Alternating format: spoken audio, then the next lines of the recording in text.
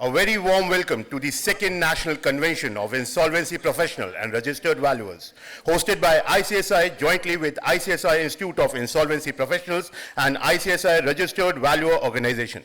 It is indeed a privilege to have all of you here as we gather to deliberate on the theme, Insolvency and Valuation, Navigating Challenges and Future Pathway. This esteemed event brings together leading minds from the judiciary, government, industry, and academia to share their insight on the evolving dynamics of insolvency and valuation in India. Ladies and gentlemen, thank you for being part of this convention, also to those who have joined us today live virtually. We would also like to thank our sponsor, RRR Insolvency Service Experts LLP and Primus Insolvency Resolution and Valuation Private Limited for supporting this convention as industrial sponsors. Our esteemed dignitaries for the inaugural session has arrived, and it is my honor to invite them to the dais. Ladies and gentlemen, please join me in welcoming them with a resounding round of applause. Shri Mahendra Khandelwal sir, Honorable Member Judicial NCLT. Shri Anita Shah Akela, Joint Secretary, Ministry of Corporate Affairs. Honorable Justice Shri M.M. Kumar, Founder President of National Company Law Tribunal and former Chief Justice of Jammu and Kashmir High Court. C.S.B. Narasimhan sir, President ICSI. Shri P.K. Malhotra, Chairperson ICSI IIP. C.S. Manish Gupta, Immediate Past President ICSI and Program Director. And C.S. Jatin Singhal, Chairman ICSI NIRC. A very warm welcome to all our dignitaries on the dais.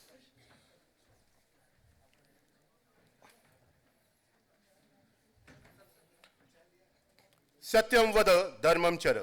Speak the truth and abide by law. The motto which ICSI and its members follow in the letter and spirit uphold the torch of corporate governance profession in India. As we begin the day, I would like to request all to rise in your position for the motto song of ICSI.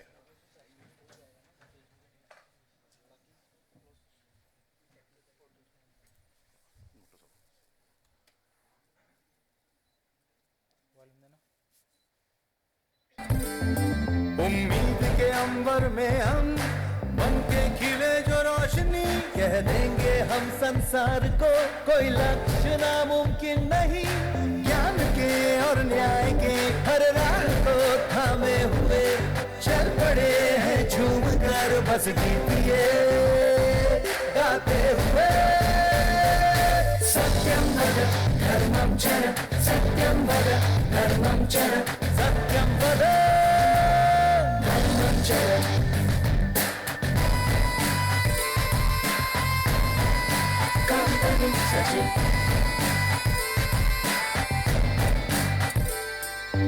कदमों की हर एक गूंज में बस जीत का एहसास हो राष्ट्र प्रगति पथ पे हो और आत्मबल की आस हो जब भी चले इस भाव से खुलते गए हैं रास्ते आवाज हमने दिल से दी है गीत ये गाते हुए सत्यम वद धर्मम चर सत्यम वद धर्मम चर सत्यम वद धर्मम चर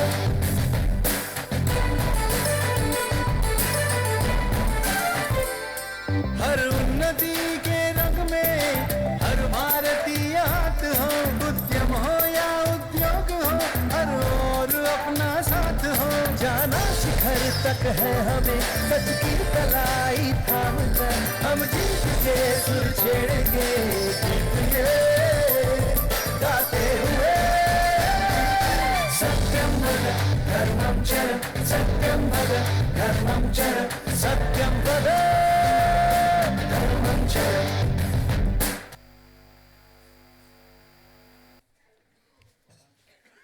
Thank you. Now may I request following dignitaries to present a warm token of our welcome to our distinguished guest. I request C.S.B. Narasimhan sir to present a planter and shawl to Shri Mahendra Khandelwal sir.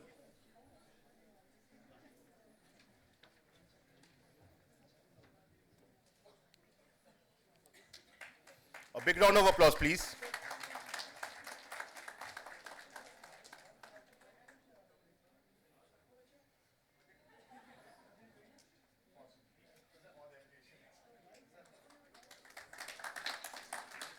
Now I request B. Narasimhan sir to kindly welcome Ms. Anita Shah Kela ma'am with a planter and a shawl.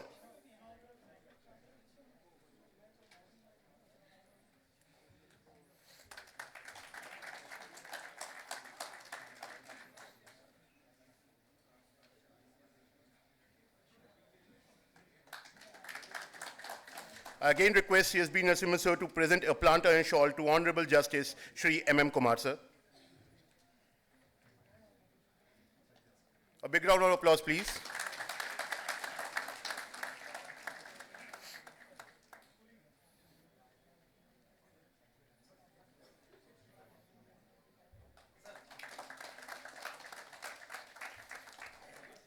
I request again, sir, to welcome Mr. P.K. Malhotra with a planter and a shawl.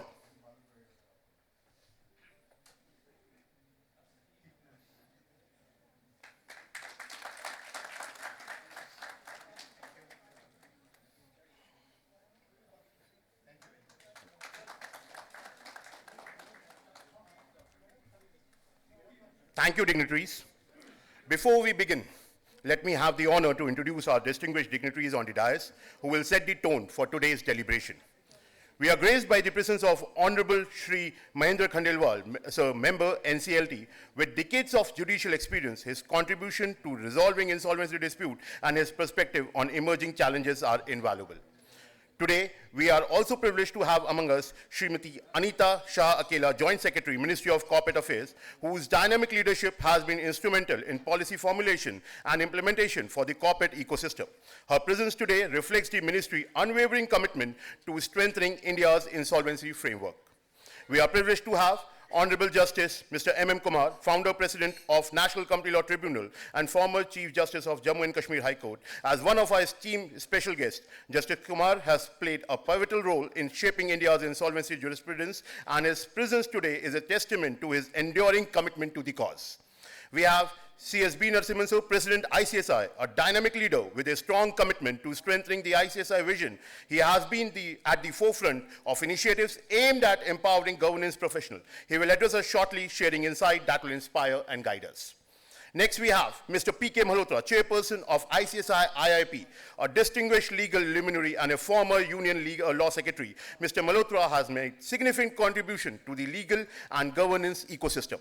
He will present the progress report of ICSI IIP, highlighting its stride and future vision.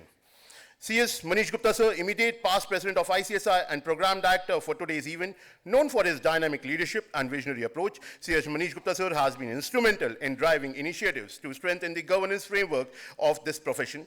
His visionary leadership and exemplary dedication has curated this landmark event. Under his guidance, the program organizing committee has worked tirelessly to ensure the success of this convention. He will soon deliver the welcome address to officially commence this convention. And C.S. Jatin Singhal, the Chairman ICSI NIRO, a committed professional and a dedicated leader. C.S. Singhal has been actively contributing to the growth and development of the northern region. His efforts reflect a steadfast commitment to advancing the profession. Ladies and gentlemen, a special thanks to all our participants, stakeholders, and attendees who have joined us today to make this event a grand success. Without further ado, let us embark on today's journey of knowledge and dialogue. And to begin, I now invite C.S. Manish Gupta sir, the Program Director and immediate past President of ICSI, to formally deliver the welcome address and also to introduce the theme to the audience, please. Sir, may I kindly invite you to please deliver the welcome address. Thank you. Thank you, Abhinav. Good morning. Dignitaries present on the dais, Shri Mahendra Khandelwal ji, Honorable Member Judicial, NCLT. Madam Anita Shah Akela, Joint Secretary, Ministry of Corporate Affairs. Honorable Justice M.M. Kumar sir, Founder President, NCLT, and former Chief Justice, Jammu and Kashmir High Court. President ICSI, Shri C.S.B. Narasimhan. Shri P.K. Malhotra ji, former Law Secretary and Chairperson, ICSI IIP. Jatin Singhal, who is Chairman NIRC. My Central Council colleagues who are present, Suresh, Dwarkanath ji, Manoj Purbe, NPS, acknowledge the presence of past President ICSI, Nesar sir. We also have with us former NCLT member, Rajesh Sharma ji. All the NIRC team who are present here in this hall. delegates, participants joined in person as well as those who have joined virtually. At the outset, I welcome you all to the second National Convention of IP and RVs being organized by ICSI jointly with the Institute of Company Secretaries of India, IIP, which is the extended arm of ICSI for the registration of IPs, as well as the Registered Valuer Organization, which is again an extended arm of ICSI. I also acknowledge the President of Vineet Chaudhary, former Central Council member, ICSI. Friends, you must be wondering why this National Convention is being organized, because we do have other various programs in the domain of ICSI. So last year we started with the unique concept of having the National Convention for IP and RVs, because till that time we were having various programs, National Convention for members, a separate program for PCS for their capacity building and handholding. We thought fit, our council thought fit to have a separate program altogether for the capacity building, handholding, and to discuss the recent reforms which are there in the domain for the insolvency professionals and registered valuers. With that thought, we started with this unique concept of organizing a separate convention for the IPs and registered valuers.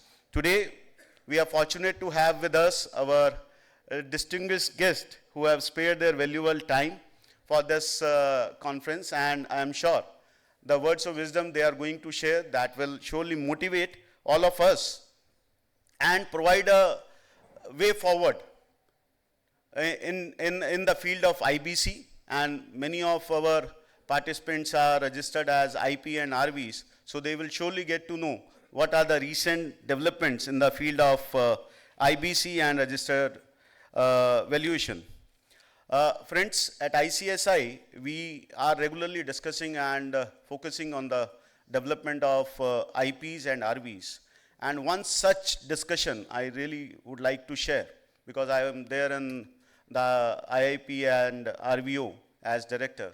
So one such discussion is we will be very soon going to make a representation to IBBI to have a uniform fee structure, because up to this time, all guidelines, rules are uniform for all three IIPs, be it disciplinary, be it registration, be it CPE, everything is uniform for all the registered IPs, irrespective of to which IIP they are registered. So we have resolved to give a recommendation to the IBBI as well as to the ministry to have a uniform fee structure for the IIP, so that there should not be any deciding criteria per se for the registered IIP to register with one such IIP, because all three IIPs up to this time are having different fee structure for registration of IPs, RVOs, and IP, which are the insolvency professional entities. So that is one thing which I was looking to share. Another thing is this year we have formed a task force on NCLT, and we had prepared a report for various practices being adopted by the various benches of NCLT, and very soon we will be handing over that report to the NCLT president, and one copy would also be served to the Ministry of Corporate Affairs. Madam, because various benches of NCLT are having various practices, different diverse practices. So we wanted to have a uniform practices to be established at various benches of NCLT. So that report has been prepared by ICSI, and very soon we will be handing it over to the concerned authorities. Another, I'm really happy to share, that was a long cherished dream of ICSI to have our own NCLT Practitioners Association. So ICSI has come up with a Section 8 company, wholly owned Section 8 company of ICSI, wherein we have, will be having an NCLT Practitioners Association, and all members of ICSI are eligible to join, and we are looking to support the NCLT benches all across India. We'll be looking for the space, the library to be set up at all benches, and through this NCLT Practitioners Association, our intent is to handhold at the ground level wherever we will be able to provide the support to the benches at large. Uh, Before I conclude, I really acknowledge the support and contribution being extended by our past President Nisar Ahmed ji in organizing this program. A big round of applause for Nisar ji. At the same time, the contribution being made by the team, Rajesh Agarwal ji and Prashant Sarangi. They are the men who are behind this entire show. They are organizing and making all the efforts for the successful organization of this program. I hope the discussion which are going to be shared in today's conference would benefit all the delegates, all the participants, and there would be many takeaways out of this discussion. Thank you very much for your participation, and once again, welcome you all to the second National Convention being organized by ICSI in association with ICSI, IIP, and ICSI RVO. And I would like to thank all the distinguished guests who are present here and would be sharing their words of wisdom with the participants. Thank you very much. Thank you.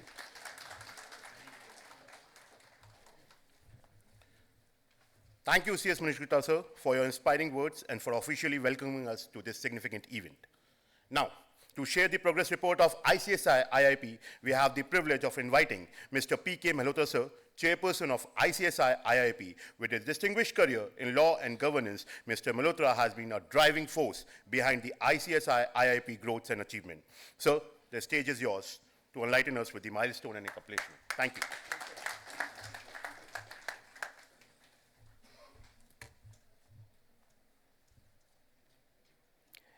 Shri Mahendra Khandelwal ji, Honorable Judicial Member, National Company Law Tribunal, Mrs.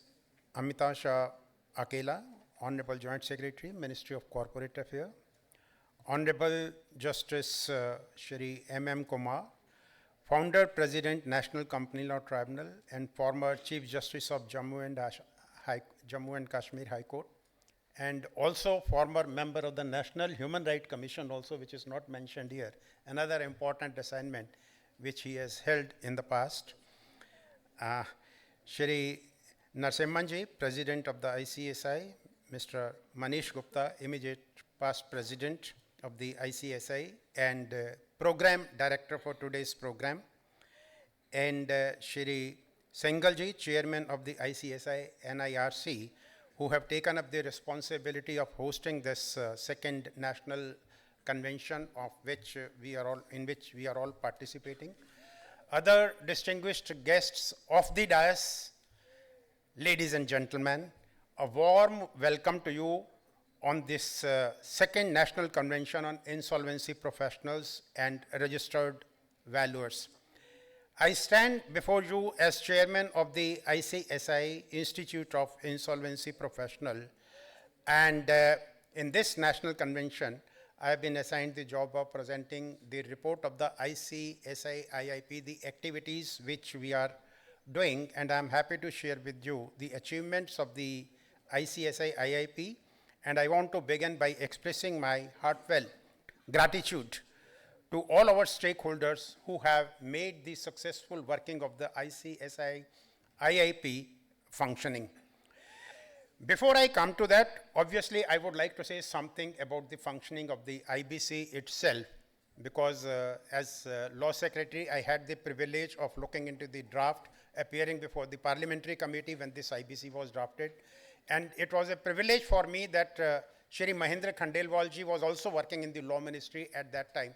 And he was also thickly involved in that. And I think that experience is also helping him in giving very good orders while sitting on the bench in the NCLT. Now, I'll just start my talk with the observations made by President of India, Shrimati Draupadi Murmu ji, in her budget speech during addressing the Parliament, when she said, and I quote, 10 years ago, to save India's banking sector from collapsing, the government brought banking reforms and made laws like IBC. Today, these reforms have made India's banking sector one of the strongest banking sector in the world. Our public sector banks are robust and profitable today. Profits of public sector banks have crossed rupees 1.4 lakh crore in 23-24, which is 35% higher than last year. The strength of our banks enables them to expand their credit base and contribute to the economic development of the nation, unquote. IBC is now, as all of know, is in 8th year of operation. And as per latest published data on the news bulletin of IBBI, till September 2024, the creditors have realized 3.55 lakh crore under the resolution plan. The creditors have realized 161.11% of the liquidation value. Under CIRPs, 8,200 cases have been admitted, of which 1,068 concluded with approved resolution plan, 2,341 were closed back to the system, and 2,630 were liquidated. Around 78% of the CIRPs ending in liquidation were earlier with BIFR and or defunct, and the economic value of most of the corporate debtors had almost completely eroded even before they were admitted into CIRP. Total 79 cases out of 2,630 cases were closed by sale as a going concern under liquidation process. The liquidators of these cases realized 3,674.14 crore and the companies were rescued. Now, talking about the success of the IBC, even the RBI has stated that the asset quality position of the banking system has shown a remarkable improvement over the past few years. Specifically, the gross NPAs of scheduled commercial banks have declined from the peak of 11.2% in March 2018 to 2.8% in March 2024. A good part of that reduction is attributable to resolution processes enabled under the Insolvency and Bankruptcy Code. Before the start of this session, I was sitting with Justice Kumar, Mr. Khandelwal, and other members of the NCLT who are present here, and we were discussing and we were saying that definitely this law has brought the change. May not be to the expected or the desired results because of certain administrative reasons, but so far as the law is concerned, it has totally changed the scenario after 2016. But at the same time, I would also like to add that delays in the resolution process, be it procedural delay or delay by judiciary, low recovery rate for the creditors, delays in adjudication of fraudulent cases, interim finance issues, home buyers' recoveries during CIRP as well as liquidation, cross-border insolvencies are few examples wherein significant steps need to be taken to make it success nationally as well as internationally, which in turn will also help in encouraging foreign investment. So I think what we have done under IBC, what we have achieved, and what need to be done, I have tried to just make a passing reference before my report with regard to the IIP on this particular areas. Now the ICSI IIP under the aegis of the Institute of Company Secretaries of India has played an important role in achieving objective of the IBC. Our membership has crossed 1,250 professionals, a diverse cohort that includes company secretaries, management experts, advocates, cost accountants, chartered accountants, and also the insolvency professional entities. Since its inception, ICSI IIP has been unwavering in its commitment to educate, monitor, discipline, train, and develop insolvency professionals. We have pioneered a number of initiatives, including the issuance of publications, monthly journal, daily learning course, and a range of educational programs such as intensive pre-registration educational training program, workshop, interactive session, and webinars that focus on practical aspects and challenges faced by the insolvency professionals. We have also developed in-house numerous publications, and I would like to refer some of them which have become very popular, not only with the insolvency professional, but with the people who are associated with this particular field in general, and some of them are Supreme Court on IBC, a compendium of landmark judgments of Supreme Court from 2017 to 2024, IBC Code and Regulations, Voluntary Liquidation, a handbook, Comprehensive Guide for Limited Insolvency Examination, IBC Digest, a compendium of research outcome, a compendium on insolvency professional. Another important publication which we have brought is IBC Learning Comes, which have become very popular. Judicial Regulatory Rulings for Stakeholders is another publication. Practical Aspects of Insolvency Law, which is the 4th edition we have come out. IRP, a handbook, again 4th edition of it has been published. Pronouncements under IBC and its issue analysis has also been done. And recently we have also come out with 100 landmark judgments of NCLAT's 2nd edition. And there are many more publications. I'm just highlighting only those publications which have been very popular with the users. Since the last convention, we have organized 90 programs for our professional members on pertinent themes for keeping them abreast with latest advancement in the field of insolvency law. ICSI IIP function to safeguard the rights, privileges, interests of IPs and stakeholders involved in the process. ICSI IIP has redressed around 130 grievances filed by stakeholders against members, and as a member of the Grievance Redressal Committee, I assure you that each and every issue is deliberated and redressed to the best of our ability. ICSI IIP is tasked to maintain a fine balance of safeguarding interest of its members and redress grievances of the stakeholder. It is also proactively monitoring and inspecting the insolvency professionals to make sure that they are working with complete independence and delivering competent professional services with highest professional conduct, since insolvency professionals are the key pillar for navigating the success of this code.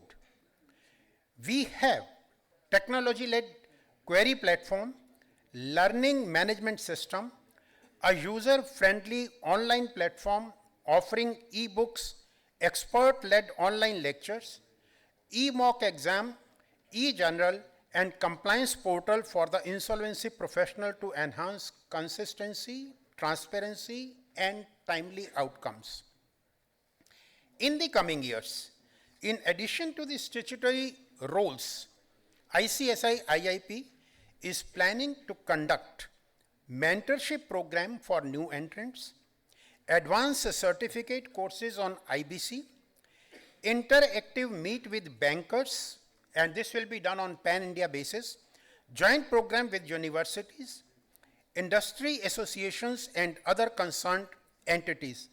And I had discussion with the representative of my parent company, that is the ICSI, and we have decided that this kind of national convention need not be confined only to Delhi. We should go to the other regions also, and maybe the next convention which we will be holding, maybe in some other region, where other insolvency professionals and people interested in this particular area can also participate and share their thoughts with the Institute of Insolvency Professionals. We are planning to bring out new publications and statement of best practices for the benefit of the stakeholders. With international insolvency as well as bankruptcy organization, it is also under consideration. Looking forward, ICSI IIP aims to uphold the highest ethical standards in our professional endeavors, embracing continuous learning for benefit of its members and collaborating effectively with all stakeholders to ensure the success of IBC and contribute to the growth of the Indian economy. I'm thankful to all the dignitaries on the dais, off the dais, delegates, and all other participants for their presence to enlighten us in the deliberation during the course of the day. Thank you very much.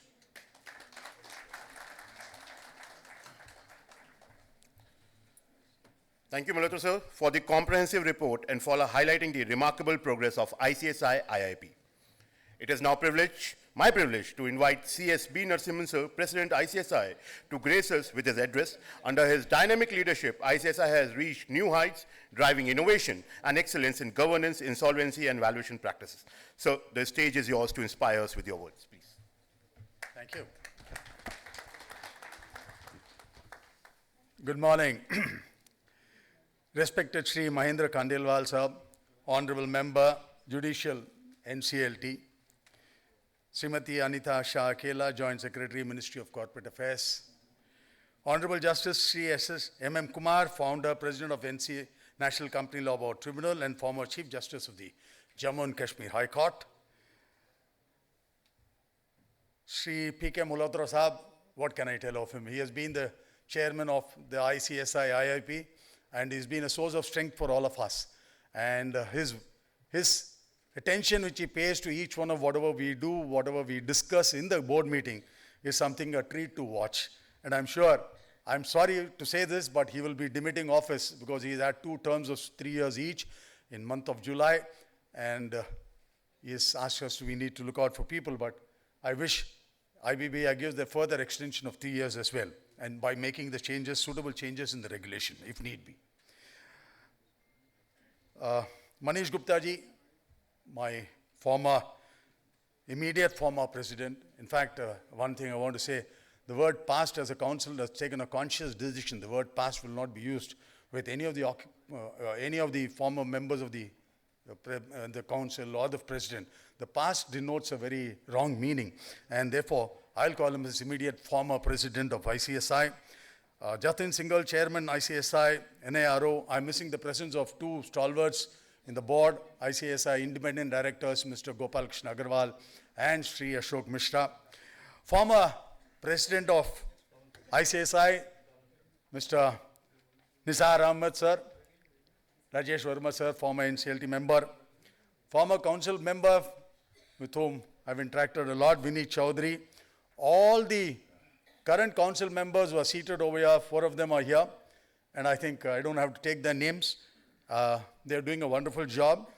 And for all the current regional council members from NARC, esteemed panelists, distinguished insolvency professional, registered valuers, friends, thanks a lot for your presence today.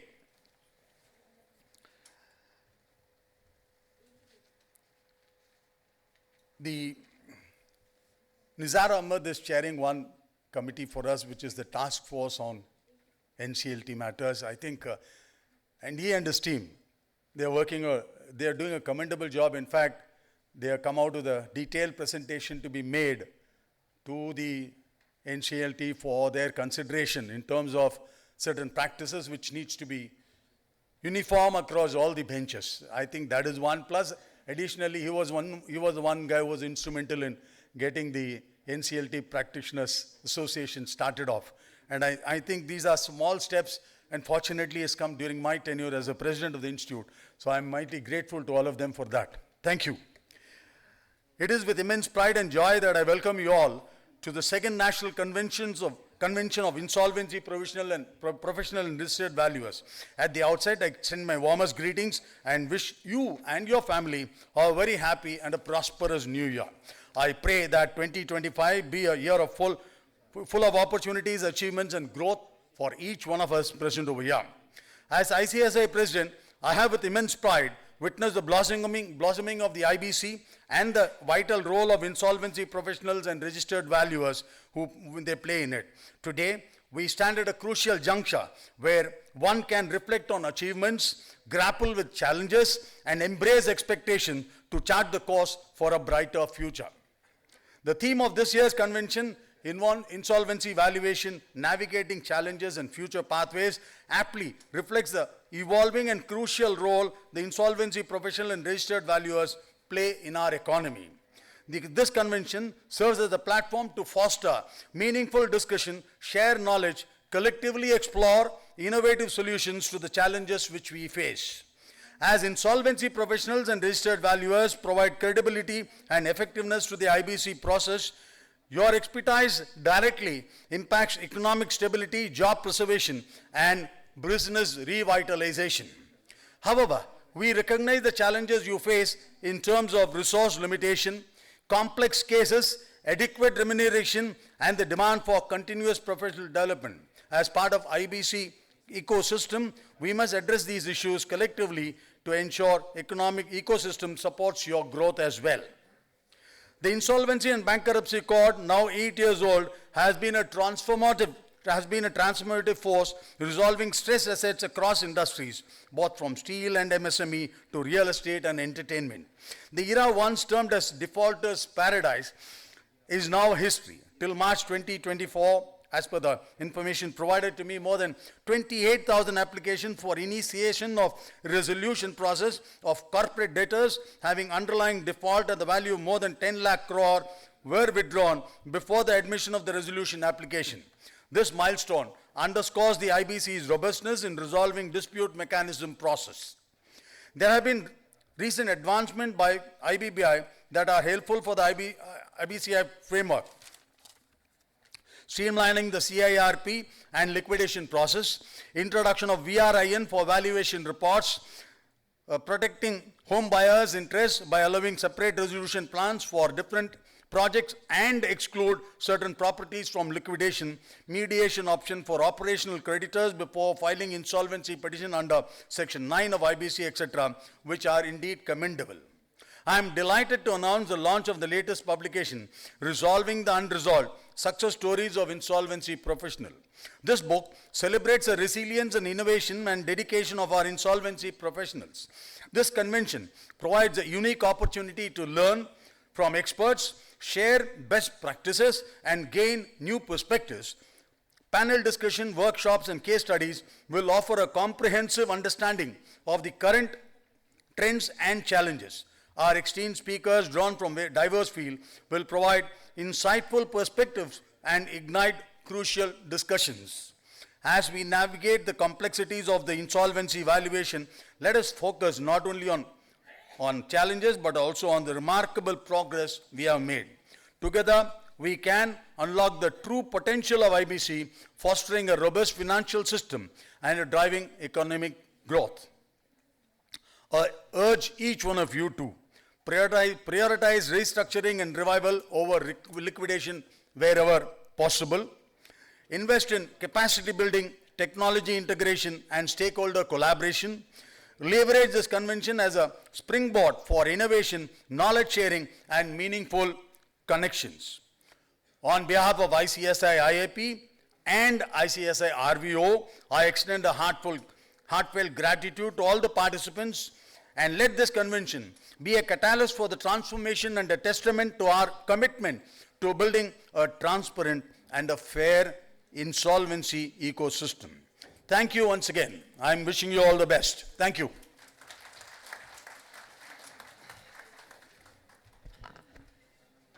Thank you, B. Narasimhan sir, for your motivating address and for sharing your vision for a progressive and robust professional landscape. Ladies and gentlemen, it's now time for a special moment, the release of ICSI IIP's publication.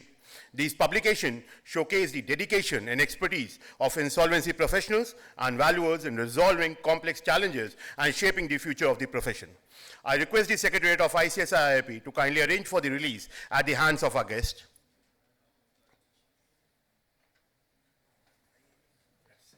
May I now request all the dignitaries on the dais to kindly join for the formal release of these publications. It is time for the first release, and I request CS NPS Chawla sir to please be on the dais. Council member, Central Council member ICSI. Yeah. It is the souvenir of the second National Convention of Insolvency Professional and Registered Valuers. It commemorates the occasion. Institute has come out with this souvenir, which contains the information about the theme, sub-theme, about ICSI, ICSI IIP, ICSI RVO, and theme articles. A big round of applause.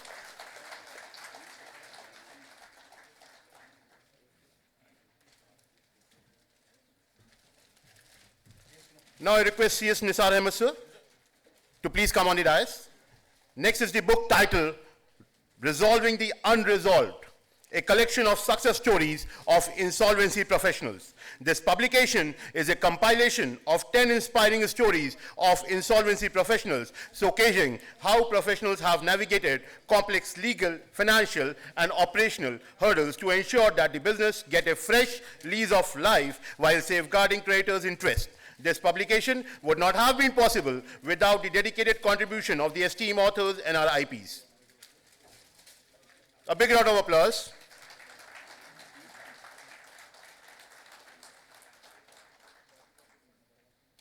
Thank you, dignitaries, for unveiling these significant publication.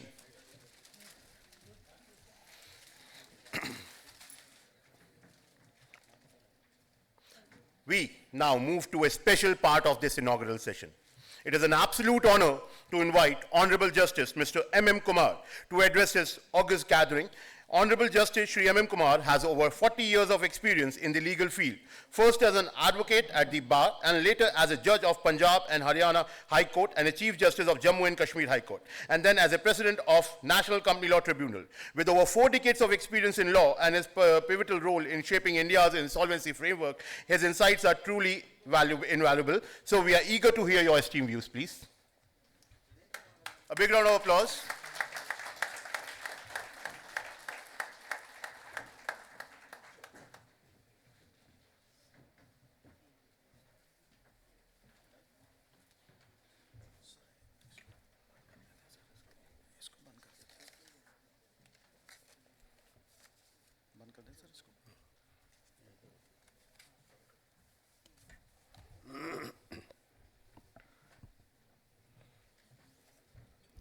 Good morning to everybody. Good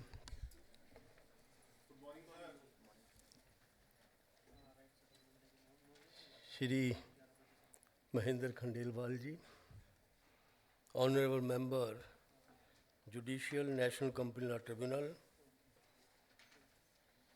Shri B. Narasimha, President ICSI,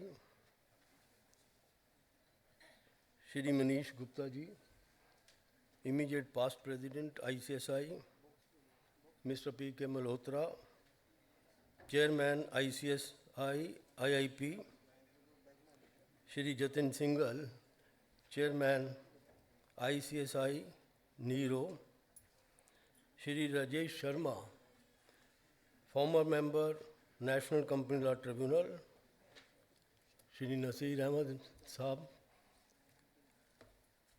esteemed panelists, distinguished insolvency professionals, registered valuers, legal experts, colleagues, ladies and gentlemen.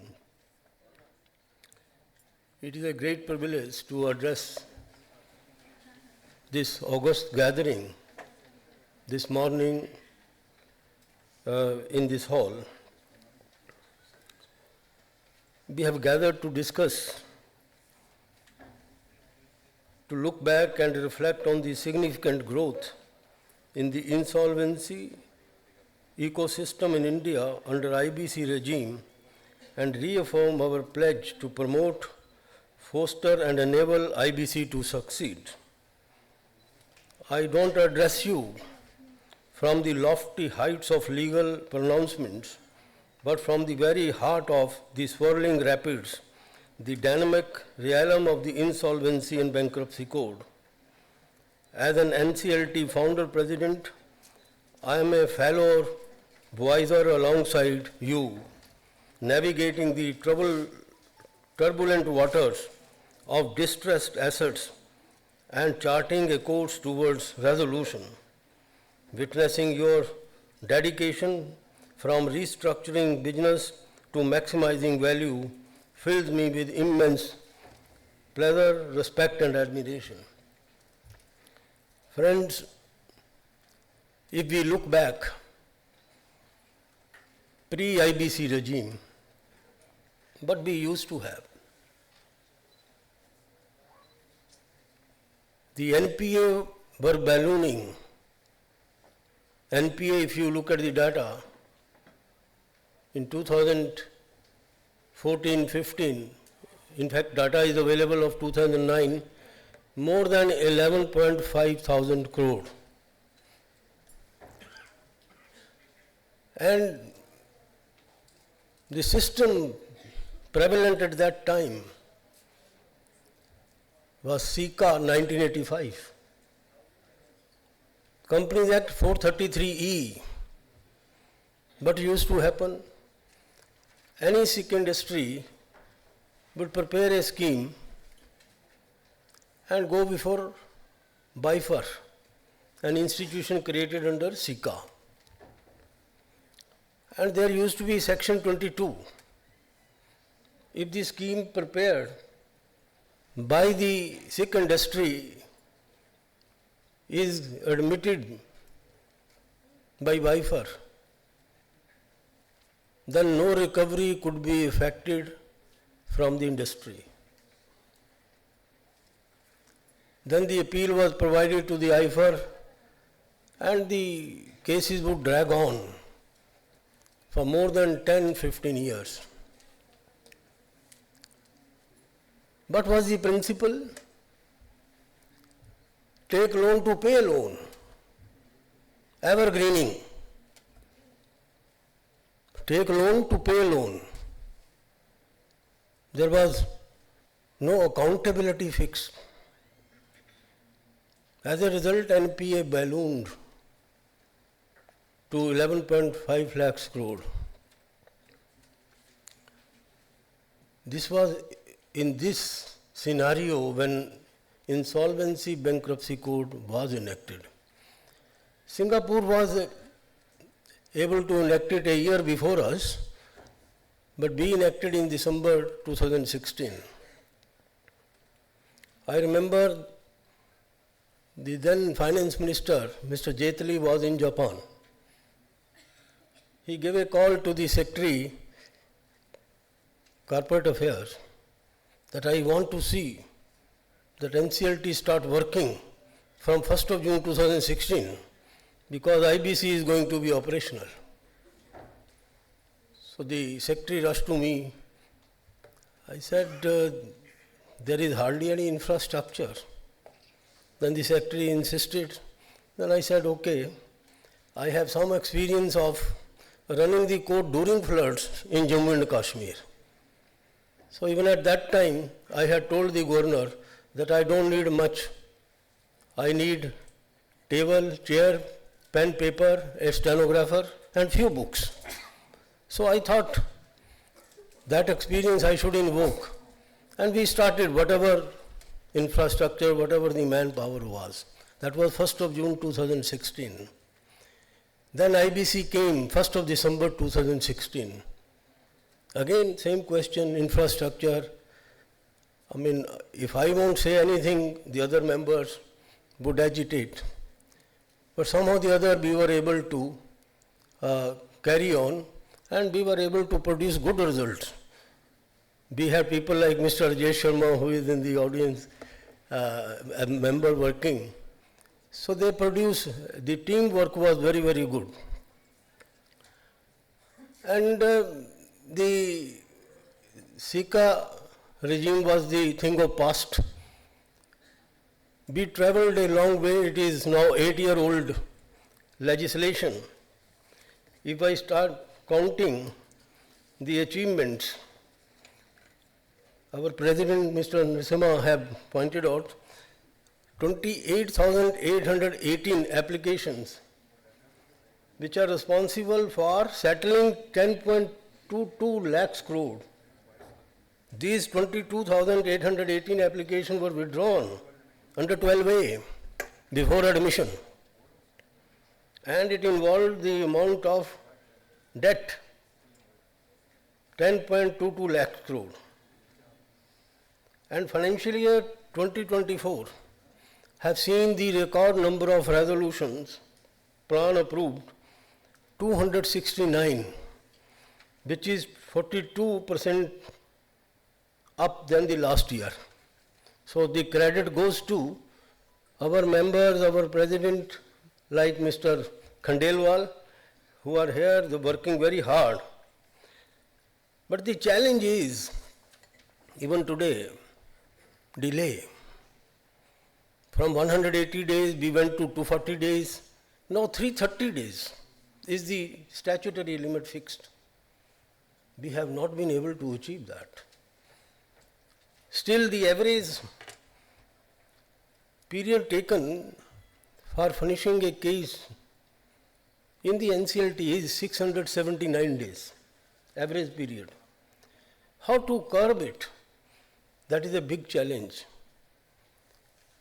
I think this challenge can be met, very easily it can be met, if the presiding officer are able to put a limit on the arguments, because you see, every presiding officer, every bench has its own style of functioning.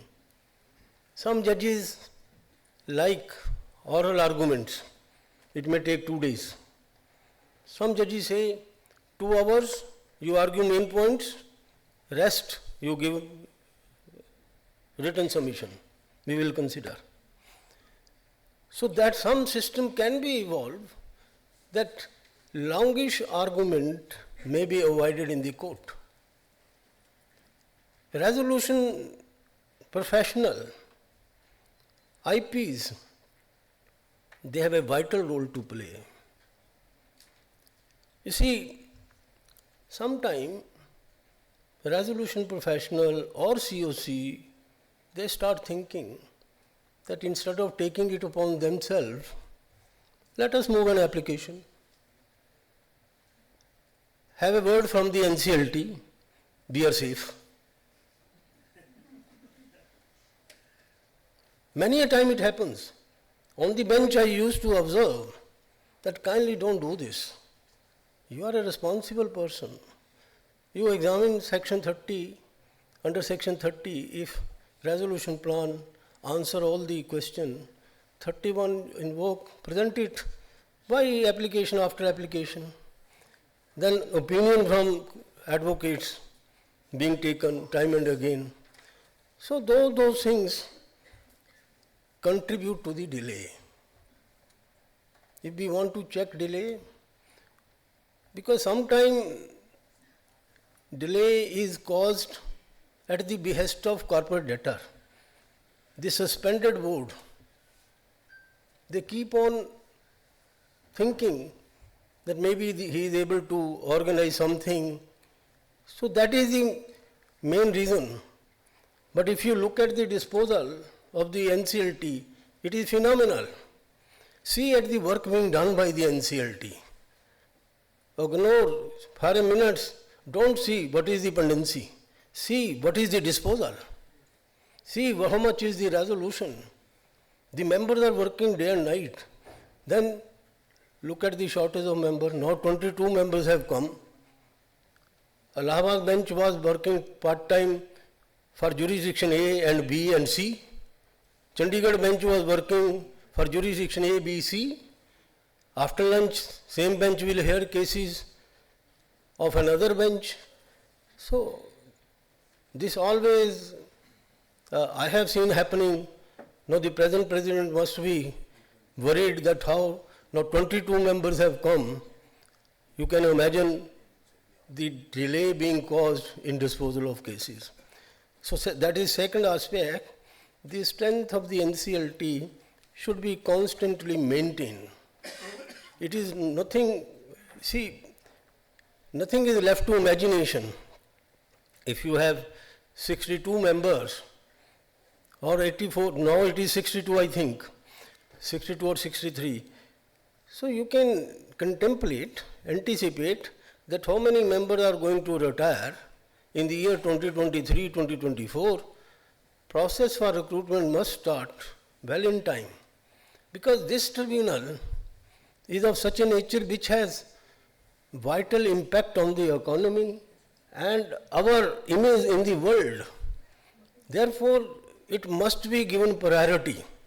This tribunal at least should be given priority insofar as recruitment processes are concerned. Now, if I start counting that how many issues were settled by, you see, NCLT, it is ever growing. Principles after principles. In 2017, question of limitation started. That when 3 years period will be counted for a person to come to NCLT. I took the view that from the date when the cause of action has arisen, simple, that is 3 years, if default has taken place in 2012 and the NCLT they are approaching in 2017, naturally I will say that this is time barred. And there were other remedies. If it is in SICA, then SICA transferred those cases to us. If it was before the High Court transferred those cases to us. So there was no question of limitation in those cases. But if a person is keeping quiet, a person who has a debt, say, of 2000, he cannot come to the NCLT and say that since NCLT has come into existence on 1st of December 2016, 3 years will be counted from that date.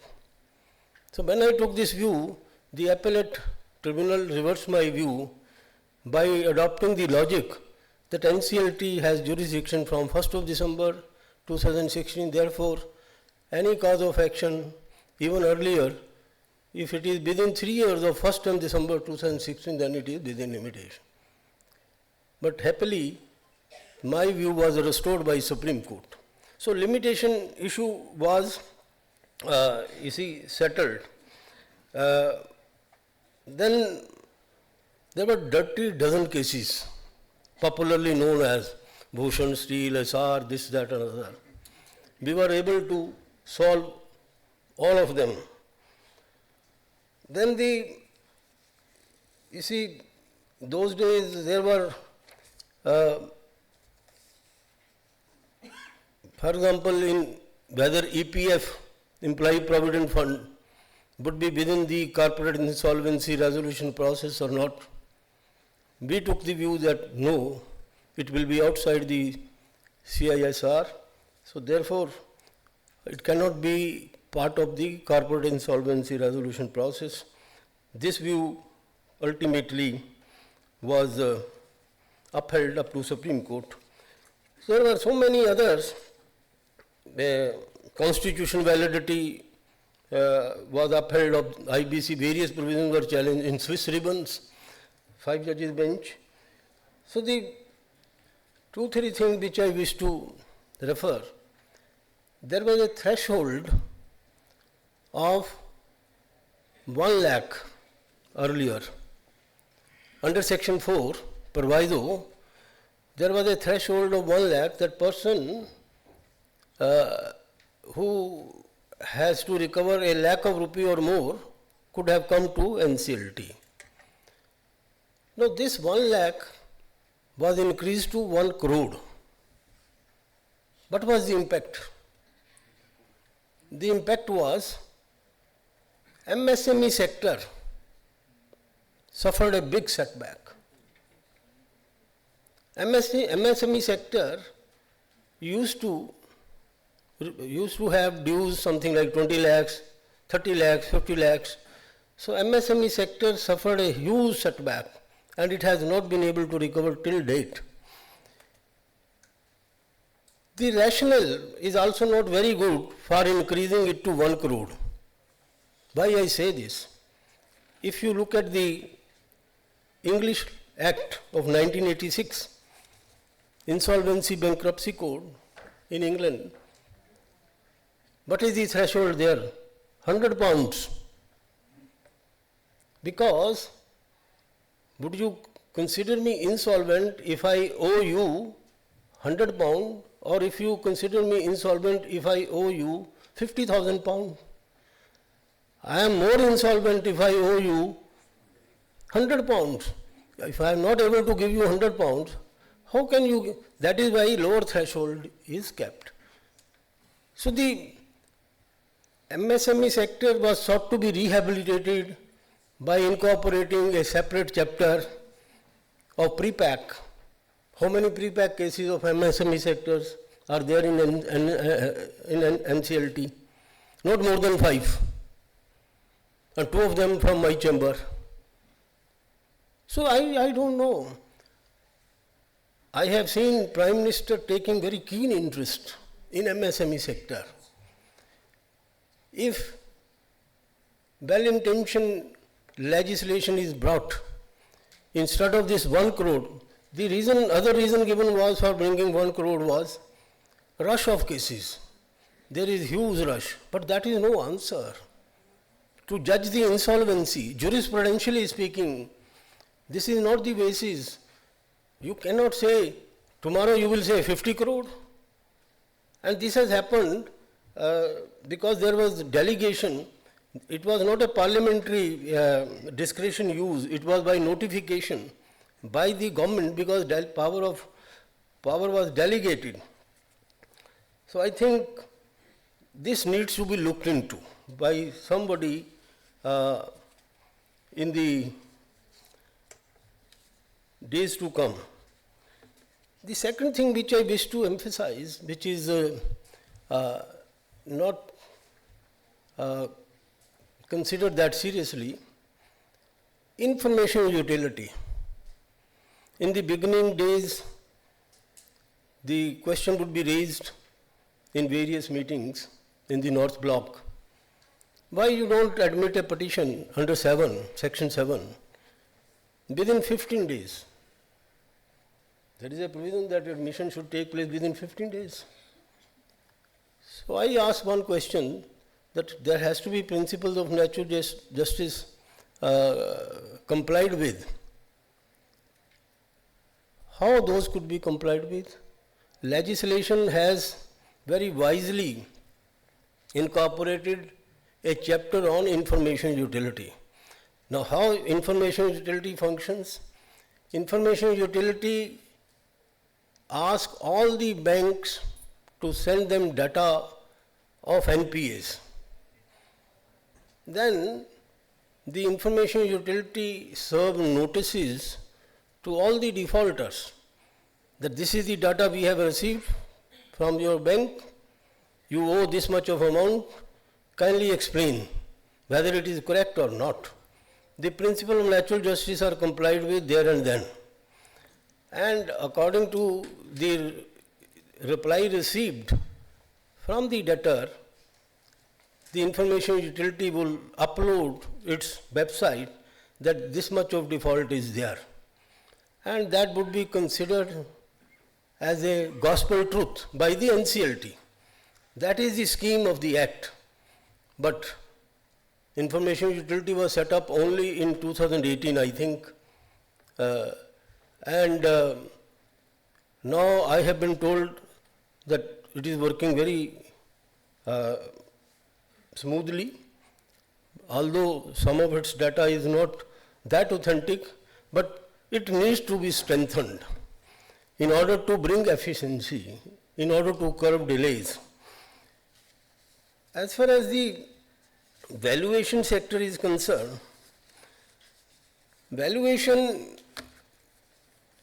has been neglected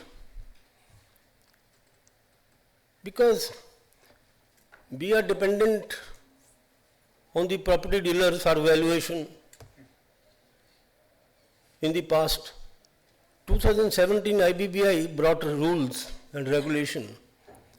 I was leading a delegation to London with Dr. Sahu and other 7 members, and we came across an institution of valuer, and they published a book called RICS, which Dr. Sahu also carried with him. But rules were published in 2017 before that book could be utilized. I think the valuation has been rightly taken up by this body. It is a very, very important issue. I came across a case where the land of a hotel hotel was assessed by virtue of its land only. So I was surprised that valuation report which has been given, it is only with regard to the land, and that is the valuation of the hotel, a running hotel. So I think some of these archaic practices of valuation have already been abandoned. That is the happy news. But still, in this sector, a lot required to be done.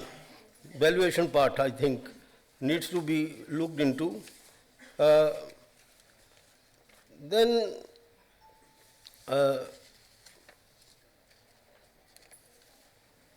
pre-pack should be encouraged.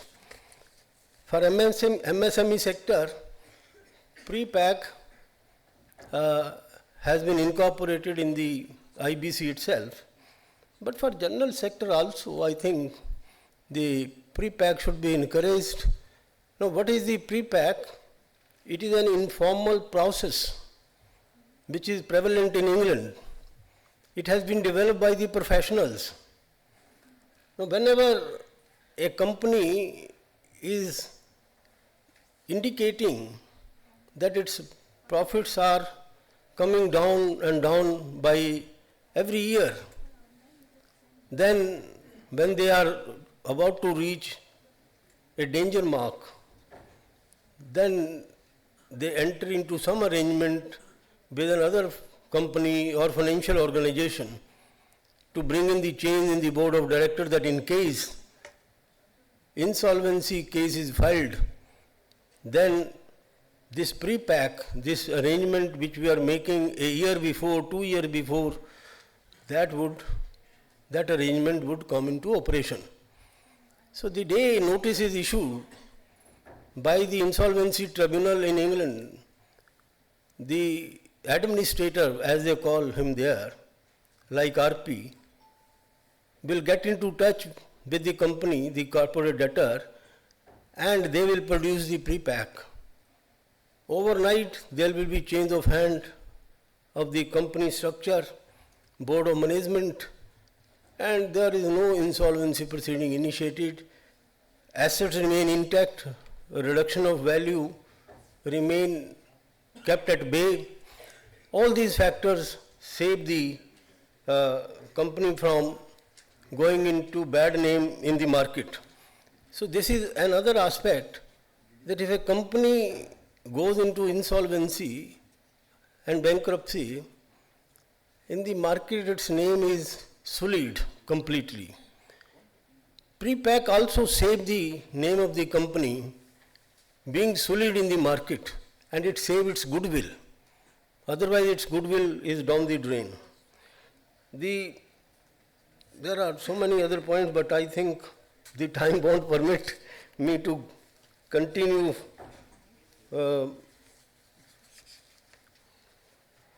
I just want to say one more.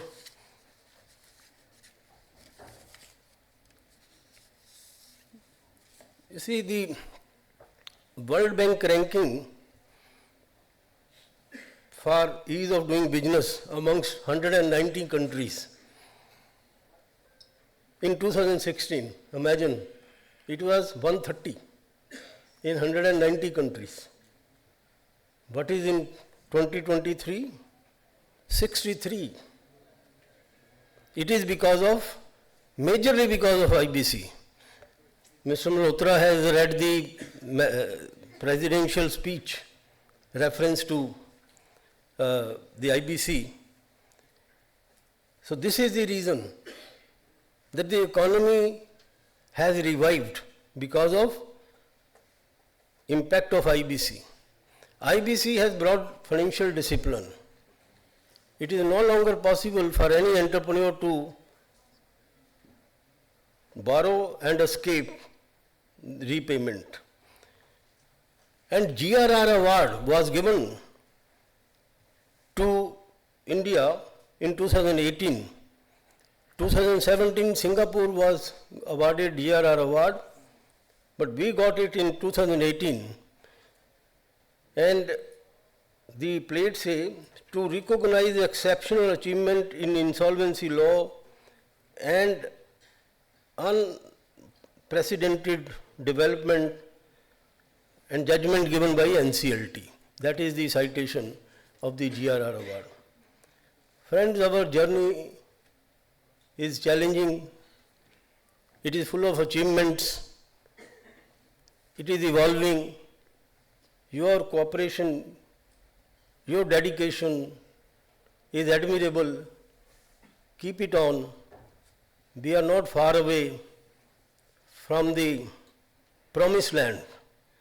We are about to reach there, but little more patience, little more work, little more hard labor. Thank you so much. Thank you.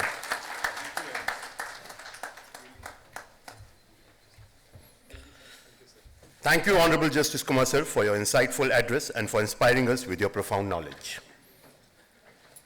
Now, it is my privilege to introduce a distinguished guest whose contribution and expertise has been invaluable in shaping India's corporate and financial landscape. Srimati Anita Shah Akela ma'am, an esteemed member of 1996 batch of Indian Audit and Accounting Service, currently serves as Joint Secretary in the Ministry of Corporate Affairs. Her illustrious career includes pivotal roles such as Director General in the CAG Office, Delhi, Internal Financial Advisor at the Department of Atomic Energy, Mumbai, and Financial Advisor and Chief Accounting Officer of the Tirumala Tirupati Devasthanam Board. Srimati Anita Shah Akela ma'am has also been nominated as an ex officio member of the governing board of IBBI, representing the Ministry of Corporate Affairs. Her profound insight and leadership have been instrumental in advancing the objectives of Insolvency and Bankruptcy Board of India. Ladies and gentlemen, it is an honor to have her among us today. May I now invite Srimati Anita Shah Akela ma'am to kindly grace the dais and share her word of wisdom with us. Please join me in welcoming her with a warm round of applause. Thank you.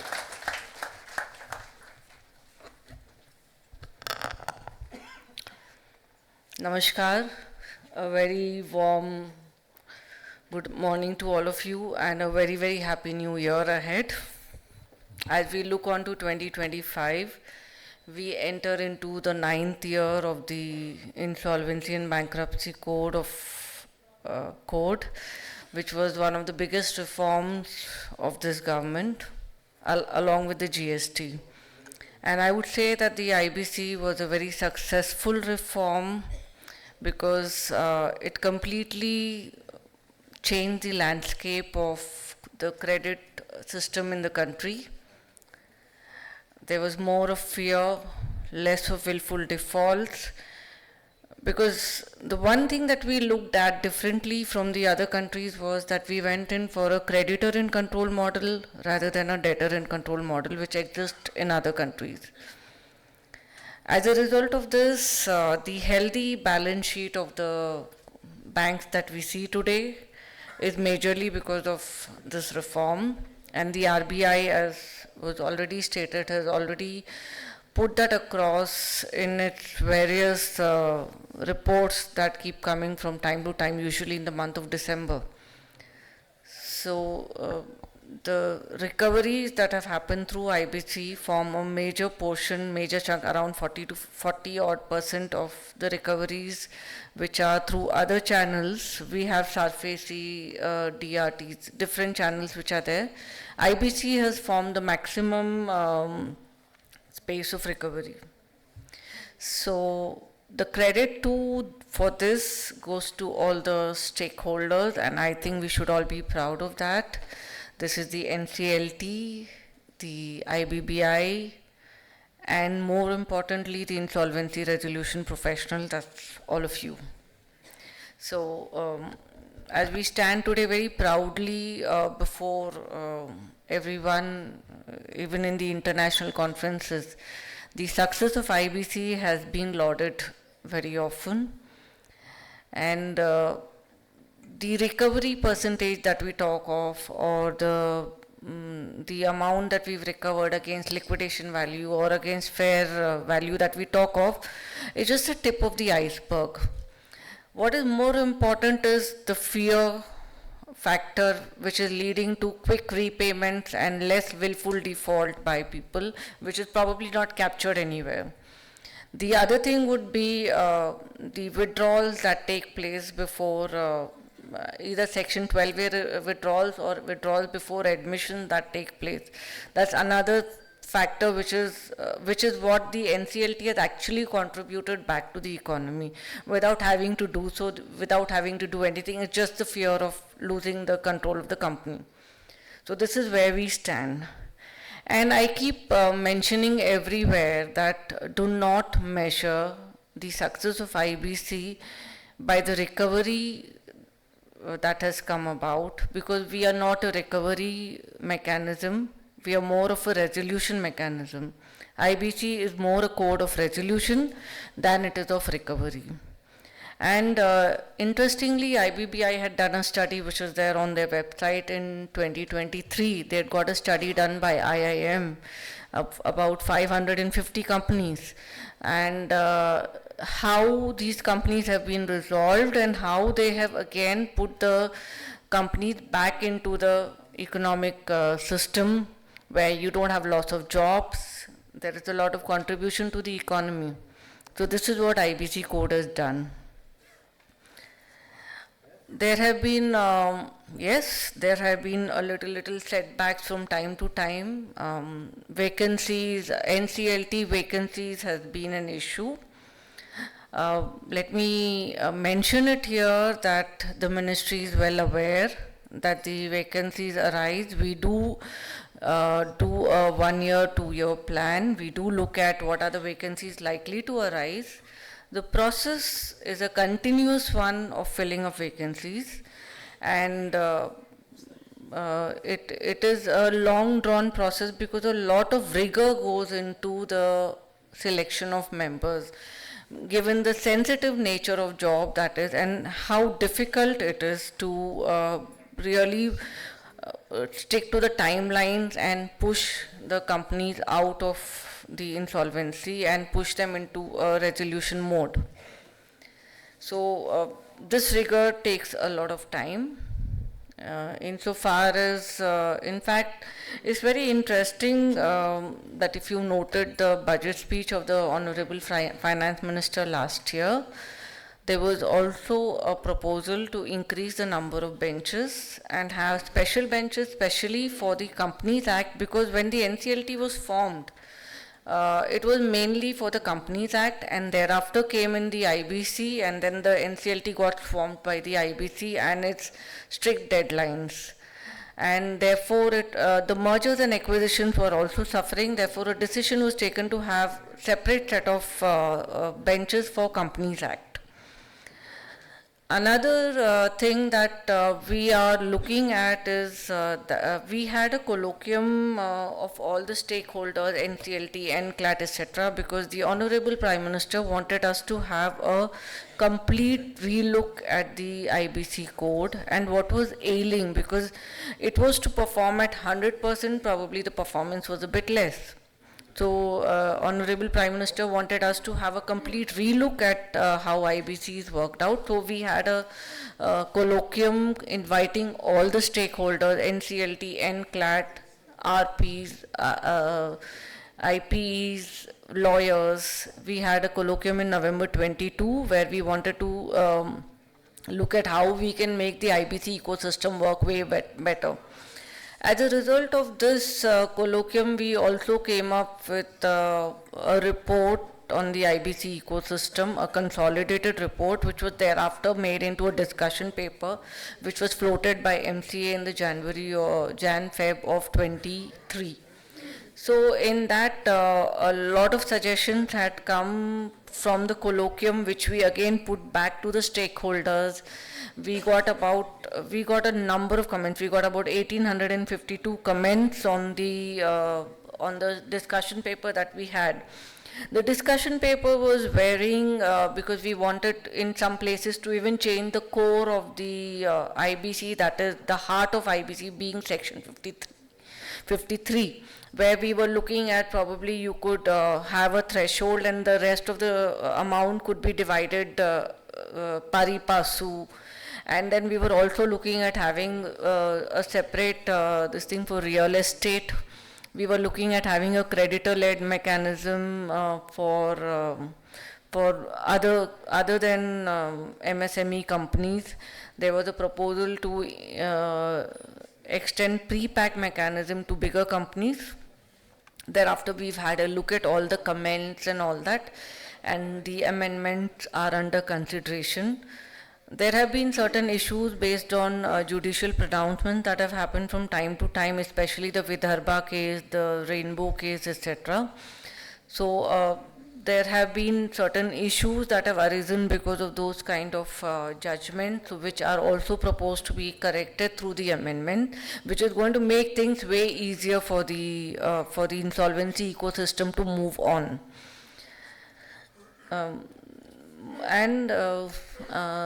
So as I was saying, that the NCLT rules were being followed by the NCLT in the absence of any specific rule of how IBC could be taken up by the NCLT. So in consultation with NCLT, now we are in the process of making adjudicating authority rules, which is a part of the colloquium suggestion, discussion paper suggestions also, that IBC deserves a separate set of rules.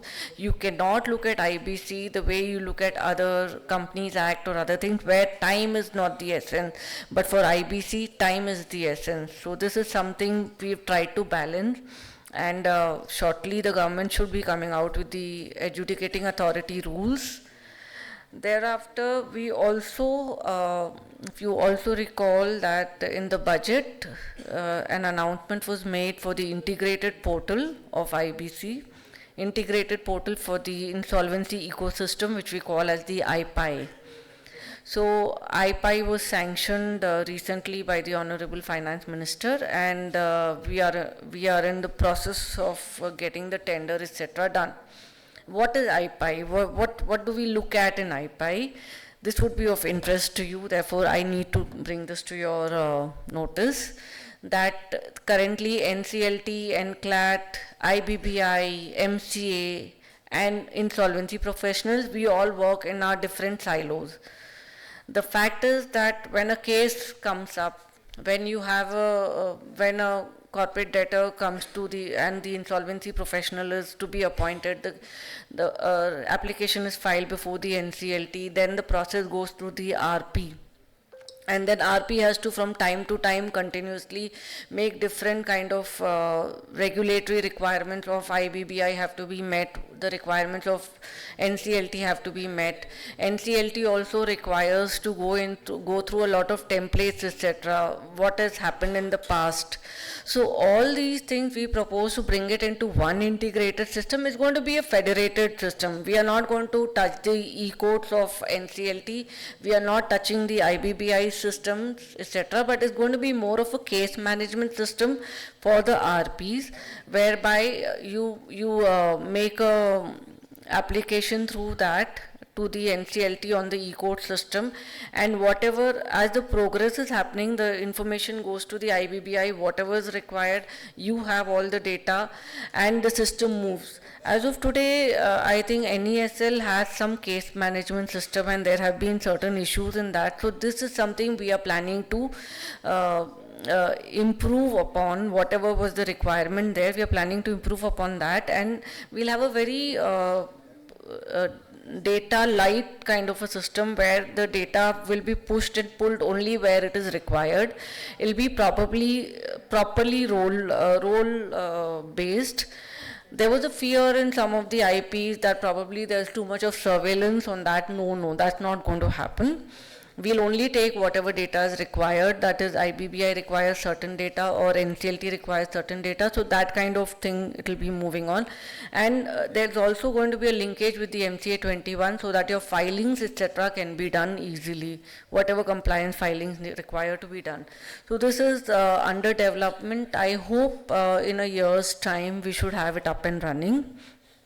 And then we are also looking at having something on WhatsApp where you can also have an app where you get the flags as to when your cases are coming up or what is next required to be done. It will have a claim management module, there will be an auction module. So a lot of things, so it's going to be your complete solution for the RPs. This is what we are looking at in IPI. Thereafter, there are certain things that In fact, insofar as the information utility is concerned, one, we are looking at the amendments for making the information utilities data to be adequate or to be sufficient to admit a case into the IBC. But on the other hand, the IBBI has also come up with a certain set of rules, regulations, which is helping in the authentication of the data in a way better manner than it was earlier. There is often a discussion that is held in the various international fora and even our in the parliament committees, etc., that there's a lot of delay in taking up the NCLT, there's a delay in admission, there's a delay in all the processes. So here we have been requesting the banks that the moment you see a default, please come early into the NCLT system, come early into the IBC system, because the more you delay, the value of the asset keeps coming down. So you're not able to then control the erosion of value. And we have even data to prove it. IBBI has put it up on their website also, that how the valuation, the value of the asset keeps coming down as the time for even filing an application increases. So that is one thing we are looking at. The other thing we are looking at is how to reduce the delays within the NCLT system, within the IBC ecosystem itself. So these are the two-pronged approach that we are looking at to tackle the delays in the system. But when we are compared with the international system, we always tell people that please do recognize that this is a creditor in control model where the corporate debtor the promoter ends up losing the company. So he tends to litigate way more than others would. Where if I were to get my company into insolvency process, then I would not litigate as much. But if it was to come, if somebody is pulling me, then I'm definitely going to litigate. So this is probably expected that there would be some kind of a litigation that happen. Now, insofar as the role of the RP is concerned, I would like to say just one thing here, that you are the doctors, to whom the corporate debtor comes to for revival. Your task is very difficult. Your task is very, different companies come with different problems, and you are basically master of all trades to that extent, because you need to know about various fields, various works. So your role being very crucial, it is very crucial that there should be continuous learning, there should be continuous professional education, and peer review should also be a part of your whatever activities that you take happen, that should continuously, you have to continuously keep upgrading yourself, especially with the international standards, what is expected out of you. I mean, if you could look at AI, blockchain, I don't know, there are various ways that your processes should be improved. In fact, we are also helping by the IPI to improve the processes that are there. Another issue is of buffet transactions, which are largely overlooked. So I would take this opportunity of being here to request you all to also look into buffet transactions. And in fact, there's a lot of value to be unlocked if the buffet transactions are also tackled. We are trying at the ministries and at the IBBI's end to see how best we can come out of it. If you all could also help us to find out how we can improve the unlocking of value of the buffet transactions, how we can get it back, and what would be required for the RPs to be able to pursue those transactions. That also would be wonderful. And with these words, thank you very much. It's been a pleasure to be here to listen to my past speakers, the speakers before me. So it's been a pleasure listening to all of you, and I'm available anytime if anybody has anything to say. I'm always available, so kindly drop in a mail or something, because I would really like to hear from you what are the practical difficulties that you're facing and where you would like us to improve. Thank you so much.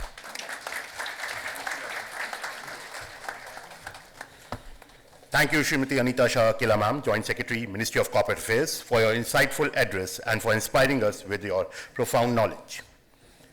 Next, we are privileged to invite Shri Mahendra Khandelwal sir, Honorable Member Judicial of National Company Law Tribunal, known for his keen legal acumen and deep understanding of insolvency matters. His address will surely enrich our perspective. Sir, may I kindly request you to please share your word of wisdom with us. Thank you. A big round of applause, please.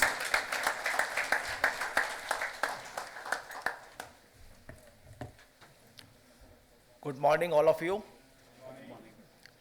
Honorable Madam Anita Shah, Honorable Justice Kumar, respected Shri P.K. Malhotra sir, President Narasimha sir, Manish Gupta ji, Mr. Singhal, Senior Advocate Shri Nagesh, Mr. Sharma, the former member, Executive Director IBBI, Mr. John Dinesh, all distinguished ladies and gentlemen, our colleagues.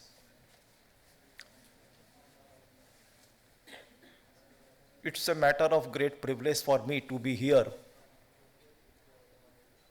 before all of you. The present program is being organized by the Institute of Company Secretary Wing about the resolution professional and the valuers. I am not here as a judicial member NCLT, but I am here as the ordinary person having some kind of idea about these proceedings. Many of the persons who are sitting here, we have interaction on the daily basis in the courtroom, but here our discussion is not on the courtroom. Here we are just to discuss what is our role and what is your role in respect of how to achieve the goal of the IBC.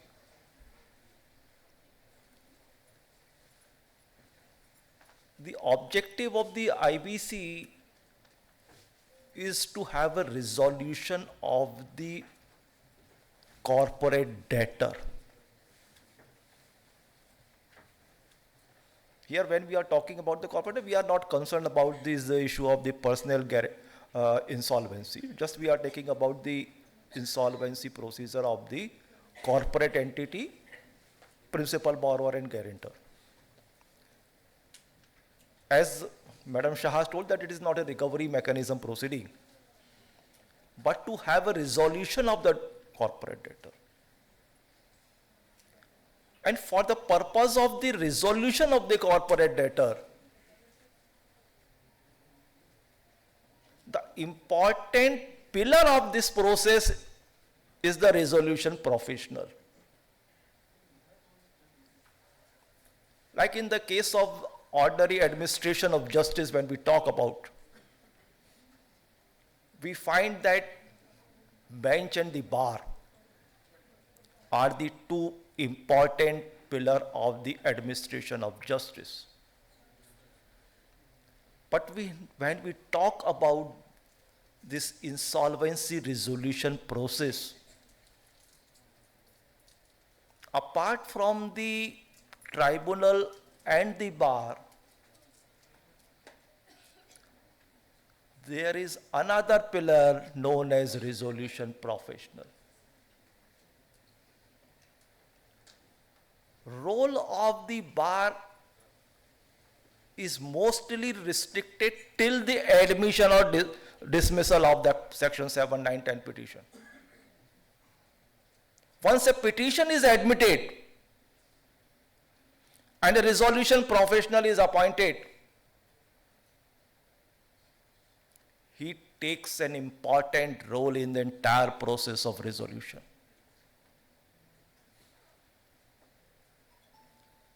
And from the stage of this taking over the management, constitution of the COC, receiving the claims,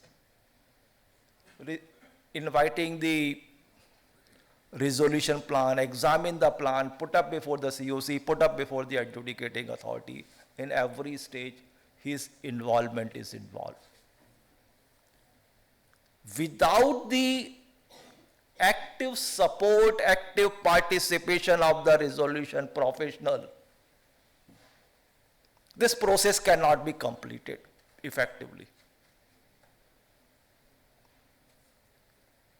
And I would like to say that the role of the resolution professional and his involvement is much more than even the members of the bar. Why so? Because the counsel who represent a client, his duty is to put forth the case of his client. We all know that under the Advocates Act, Bar Council of India has many rules and regulations framed for the professional conduct. And as per those rules, an advocate is having his professional duty to protect the interest of his client legally. Therefore, it is not supposed from an advocate to say something before the court which goes against the interest of client. But for resolution professional, there is no client. He has to take the call, he has to take a decision which is in the best interest and which is just fairer. And the resolution professional has to place before the adjudicating authority as well as before the COC the true facts and true law. If the resolution professional does his professional duty effectively, all possible resolution will take place within the reasonable time. But if he fails to do so, it is not only the failure of resolution professional, but it is the failure of entire system. Everybody blames everybody. So my request is to my fellow resolution professional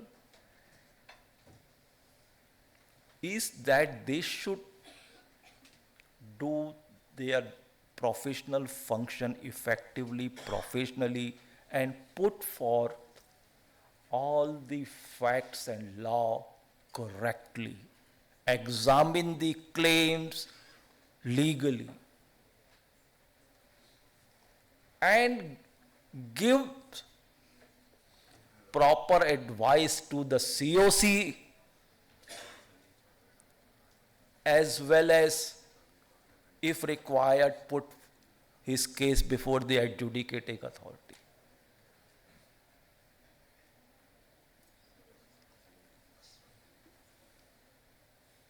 Because what we have to see in these cases, what is happening in the ground.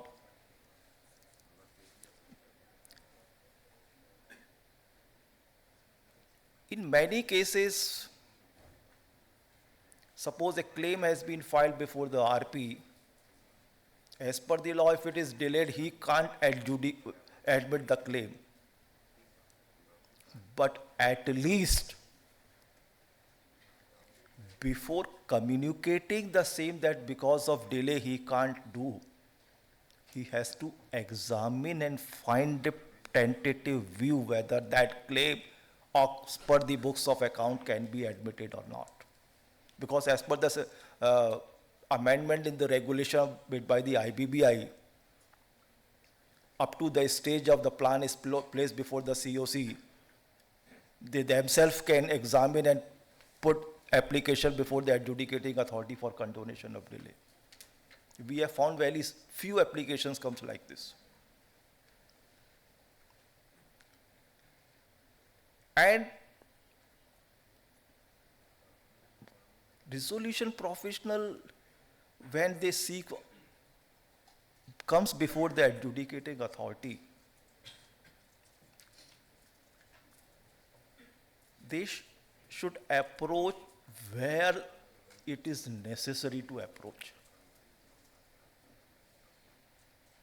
What is happening in many times, everything is being shifted to the adjudicating authority to take a decision. It delays the matter. And also thing is that applications are filed for many reliefs which perhaps is not in the domain of the adjudicating authority.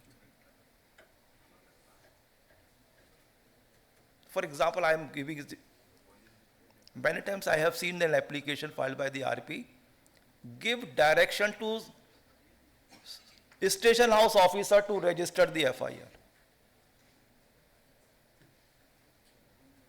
To give direction to the registering authority not to register it.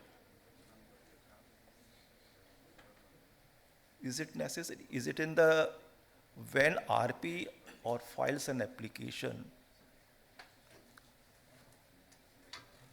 he has to see that apart from IBC, there are plenty of other laws.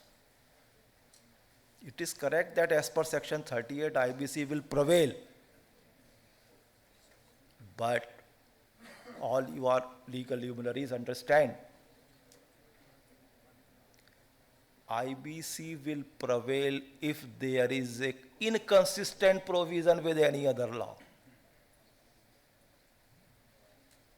But when there is a specific law to deal with a particular situation, why not exercise that? Is it not a function of the adjudicating authority to pass such an order? And two provision I would say, section 60 subsection 5, rule 11 of the NCLT rule.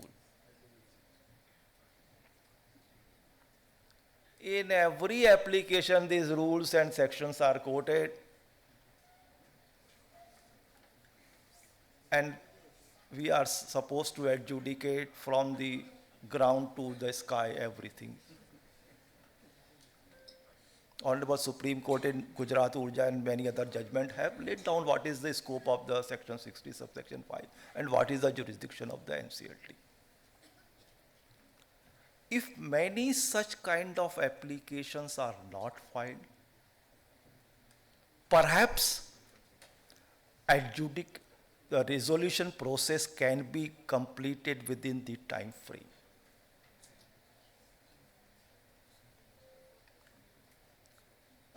As far as we people are concerned, what is everywhere it is said that there are many times are being taken in the deciding the admitting or rejecting the section 7 application, taking time for approving or dismissing the resolution plan. Although it is correct, there is a 14 days time limit. But the Honorable Supreme Court has also said we have to follow the principles of natural justice.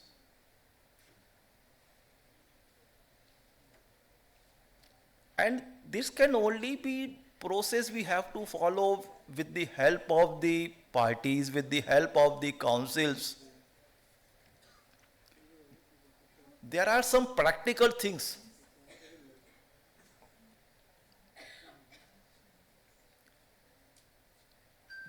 Even in a petition under section 9 Section 7 is filed, before issuing a notice, at least we have to prima facie satisfied that it is a case made out for the issuing notice. For that purpose, we have to hear the learned counsel on behalf of the financial creditor or the operational creditor. Sometimes there may be some defects in the petition. Sometimes learned arguing counsel or the person who will brief the case is not available. We have to give some time to them. Because it is a cardinal principle of the jurisprudence that whatever procedure we follow for deciding an issue, that procedure must be just, fair and reasonable.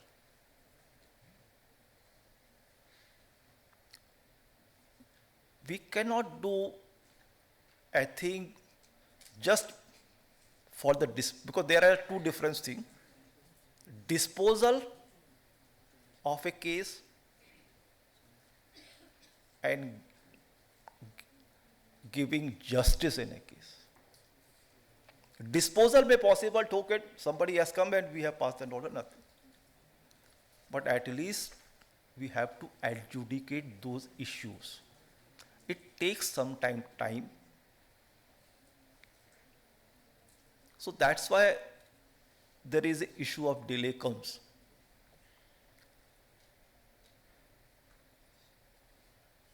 So when today we are discussing about the resolution professional, my request, one more request for resolution professionals would be that many times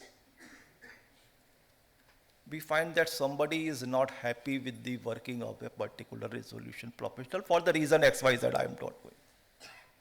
And they sought replacement.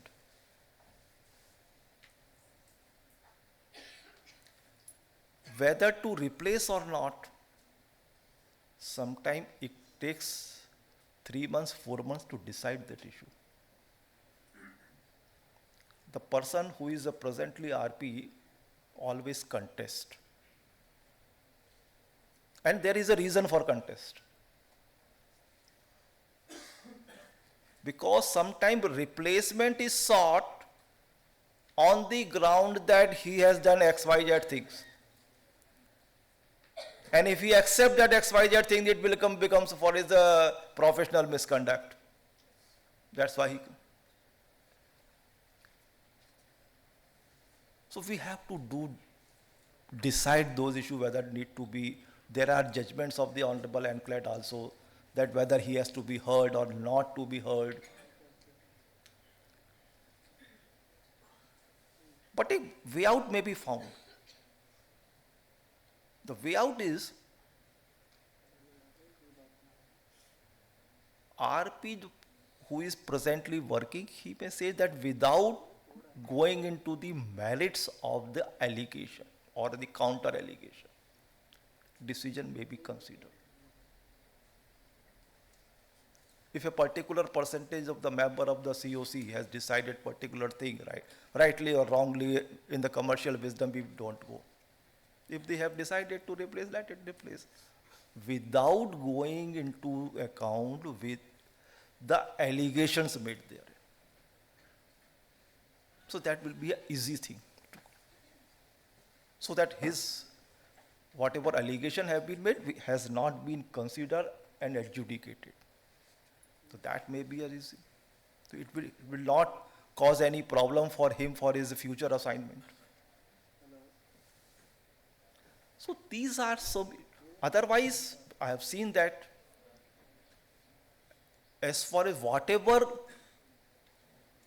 we have achieved in the IBC for disposal of cases, for approval of the plan, liquidation, dissolution, etc., I must say that it could not have been achieved without the cooperation, without the efforts of the RP or the liquidator.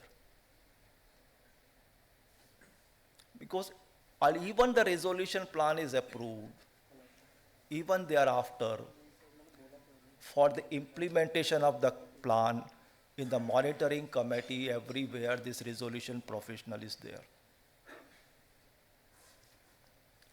So, same is the case with the valuers. Normally, valuers issue does not come in the open, but for approval of any plan or for consideration of any plan by the COC, the report of the valuers, what is the liquidation value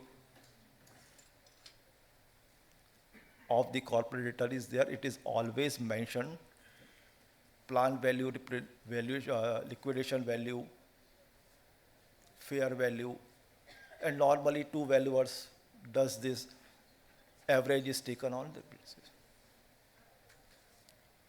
Except in few cases where it is somebody disputes that, when we approve a resolution plan, we always take into account the valuation given by the valuers.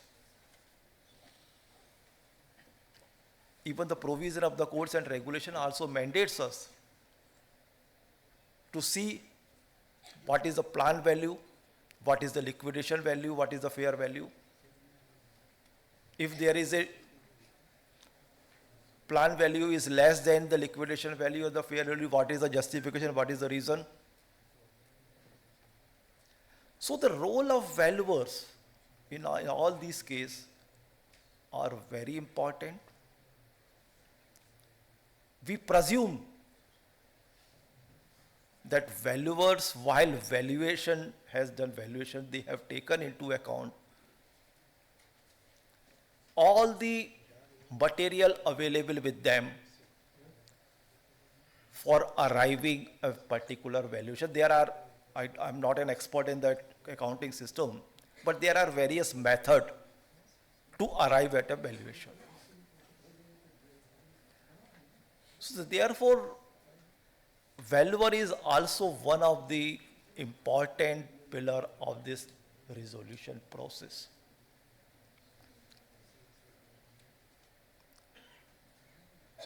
So I must say that all the persons who are present here,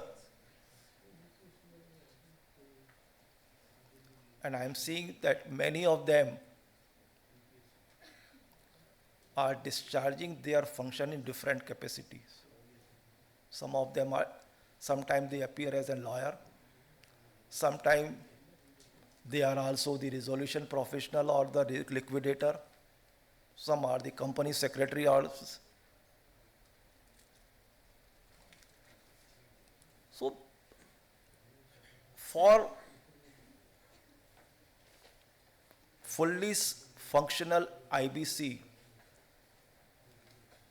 role of each is very much important, and we appreciate that whatever achievement has been done, it is all because of their endeavor, their cooperation, and their professional duties. I'm not here to give any kind of lecture. As far as my working is concerned, I can't comment on my working. It is for you people to take a call, whether you are satisfied or not. But only thing is that sometimes you may not agree with my views when we express in the court, but that's our different functions. But only thing what will, in the last I would like to say that we all should do our professional function, whether in whatever capacity all of us are doing, even ourselves, in the best manner, as per our best ability, without any ill will and without any kind of confrontation with each other, so that the object of the IBC as well as object of the making our country as a economic hub can be achieved. With all these, thanks you, because already time is over. We have to go for other technical sessions also. Thank you once again.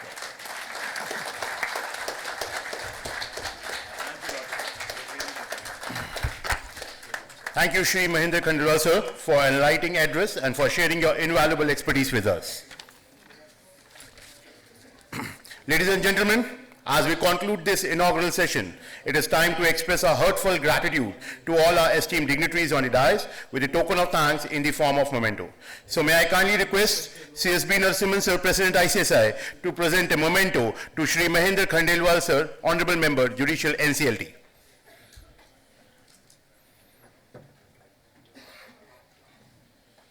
A big round of applause, please.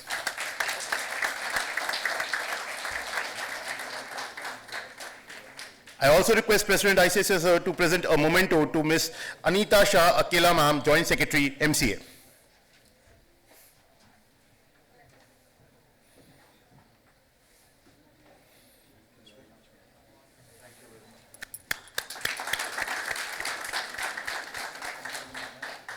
Then, sir, please, it's a request to please facilitate Honorable Justice Shri M.M. Kumar, Founder, President of NCLT and former Chief Justice of Jammu and Kashmir High Court.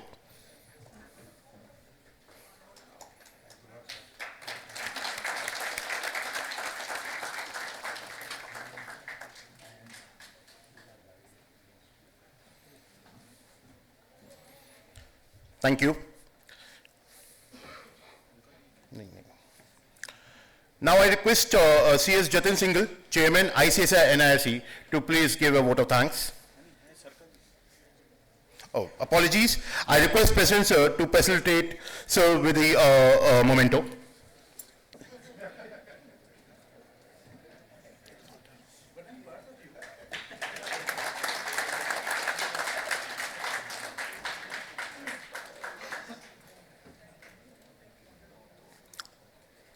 Now request CS Jatin Singhal, Chairman ICSI NIRC, to please deliver a vote of thanks. Thank you.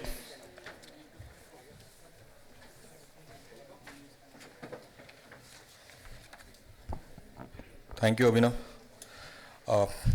I, CS Jatin Singhal, take this opportunity to present the formal vote of thanks of this inaugural session of Second National Convention of Insolvency Professionals and Registered Valuers, sponsored by Primus and RISE. It has been an absolute honor for ICSI to have such distinguished guests with us today. NCLT Honorable Member Mahendra Khandelwal ji, Shrimati Anita Shah Akela ji, Joint Secretary MCA, Justice M.M. Kumar, former President NCLT and former Chief Justice of Jammu and Kashmir, Shri P.K. Malhotra ji, Chairperson ICSI IIP.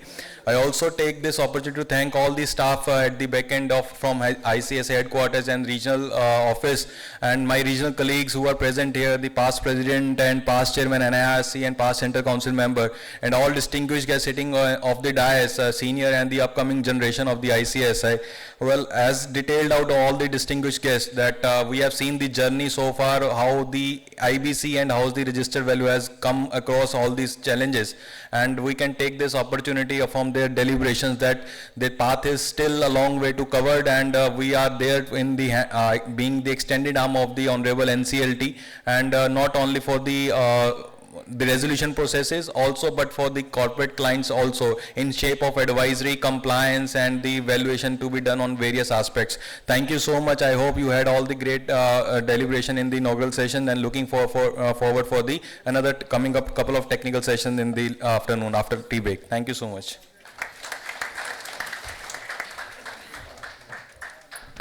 Thank you, CS Jatin Singhal, for your heartfelt vote of thanks. We'd like to thank our sponsors, RRR Insolvency Service Expert LLP and Primus Insolvency Resolution and Valuation Private Limited. We would like to thank CS Nisar Ahmed, sir, former President ICSI, for articulating the second National Convention of Insolvency Professional and Registered Valuer and guiding during the event. So, ladies and gentlemen, before we close this session, may I request everyone to kindly rise for the national anthem.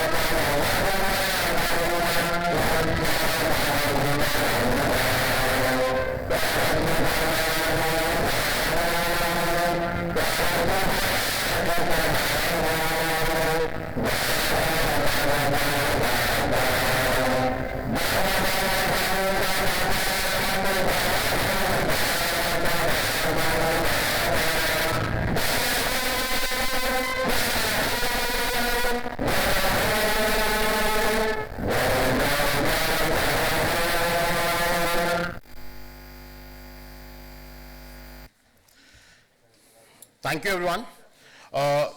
Apologies, will be cutting off the tea time and we'll be starting with our first panel discussion.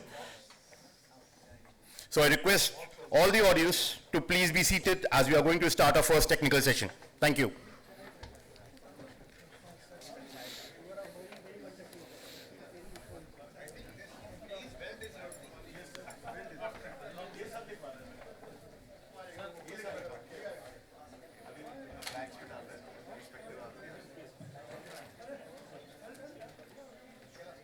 Namaskar, sir.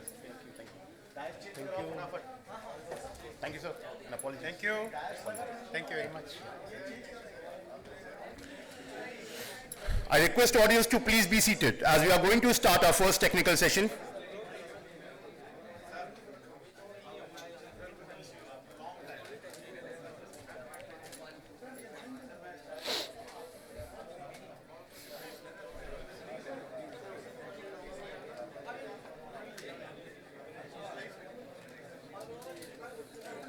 It's time for the first panel discussion of the day.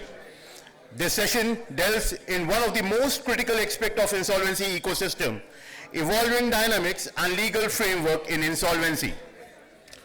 Today's discussion promises to be enriching and thought-provoking as we explore recent reforms and the challenges in the implementing insolvencies law, the transformative role of technology in enhancing the resolution process, opportunities and hurdles in cross-border insolvency and pre-pack insolvency framework, insight into sector-specific challenges, particularly in real estate, MSME, and financial services, future skill and competencies needed to navigate evolving industry expectation. To steer this discussion, we have a distinguished panel of experts whose wealth of experience and perspective will illuminate the path forward.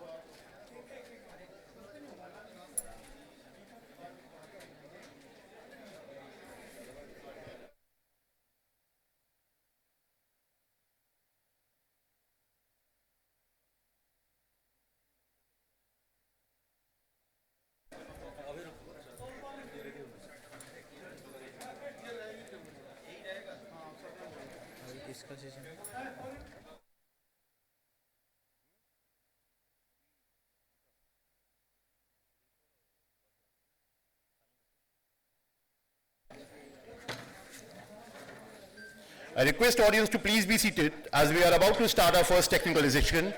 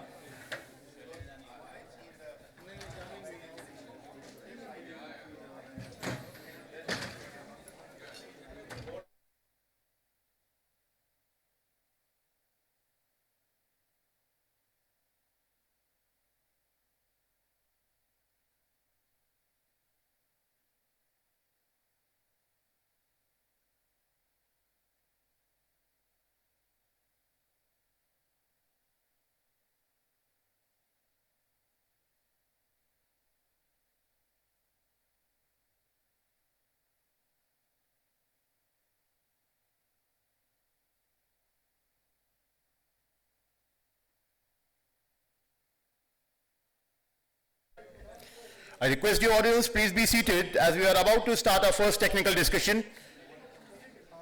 Request to please assemble back in the auditorium.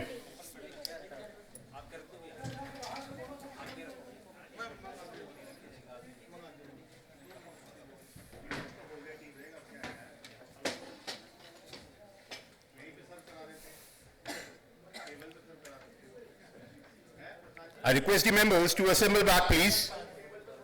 We are about to start our first technical session, please.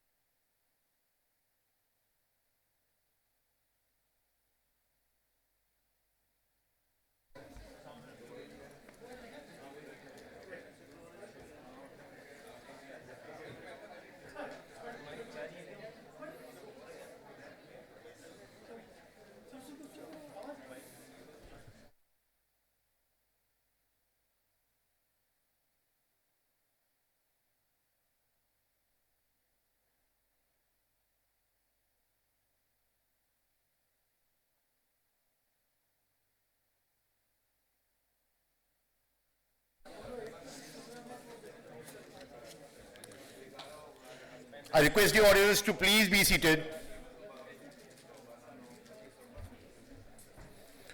Request the audience to please assemble back in the auditorium, please. We are about to start our first technical discussion.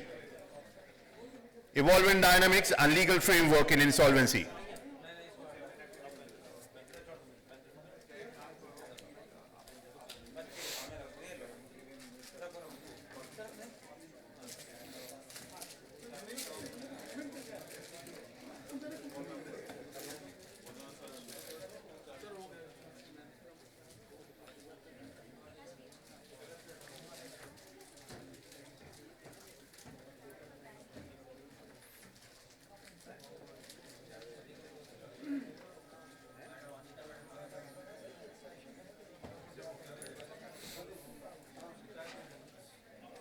I request the audience, please be seated. Please assemble back in the hall. We are about to start with our first technical session. It is time to invite our eminent panelists to the dais. Honorable Shri Mahendra Khandelwal, sir, Member Judicial, National Company Law Tribunal. I request you, sir, please come on the dais.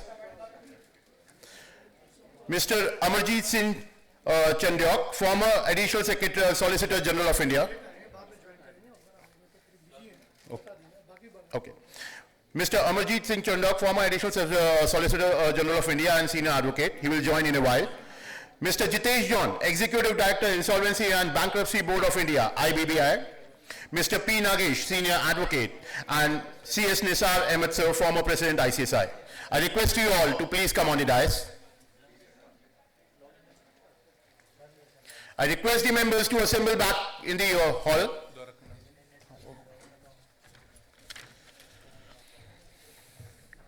For guiding today's conversation, I would welcome C.S. Dwarka Nath Chenur, sir, ICSI Central Council member, and C.S. Suresh Pandey, sir, ICSI Central Council member. With their extensive experience in corporate governance and a deep understanding of the insolvency framework, they will moderate this session with the insightful question and observation. I request C.S. Suresh Pandey, sir, and C.S. Dwarka Nath Chenur, sir, to please come on the dais. We are also privileged to have Honorable Shri Mahendra Khandelwal, sir, as a panel chair for this session. With his vast judicial expertise and deep understanding of insolvency jurisprudence, his leadership will provide invaluable clarity and direction during its discussion. I would like to introduce the panelists. Let me take a moment to introduce our panelists. who will bring range of expertise to the discussion. Panel chair, we are privileged to have Honorable Justice Shri Mahendra Khandelwal sir, Honorable Member of the NCLT as our panel chair in its first session. With a storied career in the judiciary and unparalleled expertise in the insolvency matter, his guidance will provide clarity on critical issues and inspire solution for a better future. In panel today we have with us Mr. A.S. Chandok sir, he will be joining in a while. And he is a distinguished senior advocate practicing in Supreme Court, various High Court and Tribunal in India. He is a former Additional Solicitor General of India. Mr. Chandok has also been the Principal Counsel, European Union Commission, the only Indian lawyer who held that position. He also served 6 terms as a President of Delhi High Court Bar Association, which is a record. Mr. Chandok has been conferred with many prestigious awards, including Advocate of the Year Award by the Bar of the Association 2023. He has also been awarded 2 doctorates. A legal luminary, Mr. Chandok brings a wealth of knowledge in constitutional and corporate law, providing a legal lens to today's discussion. Mr. Jitesh John, Executive Director at Insolvency and Bankruptcy Board of India, IBBI. Mr. John has a postgraduate degree in economics. He has completed more than 21 years in Government of India in various capacities. His regulatory insight and experience in policy making are instrumental in understanding the evolving legal framework under IBC. Mr. P. Nagesh, he is a designated senior advocate practicing in area of commercial litigation before the Supreme Court, Delhi High Court and National Company Law Tribunal since 1994 with extensive experience in insolvency litigation. His expertise in resolving complex legal issues will enrich the discussion. And yes, C.S. Nisar Ahmed, former president of ICSI, a stalwart in the governance profession. His strategic understanding of insolvency law and their implication for professionals will add depth to this dialogue. I welcome all the panelists and the moderators. Now I hand over the stage to our moderator to lead the stimulating conversation.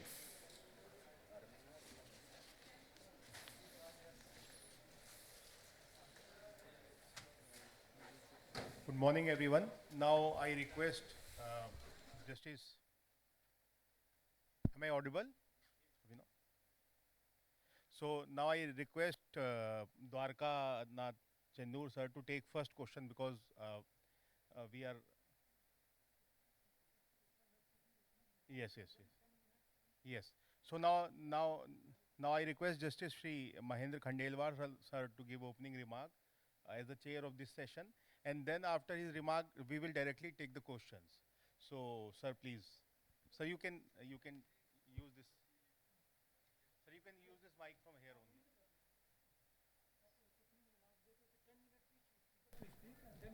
Yes.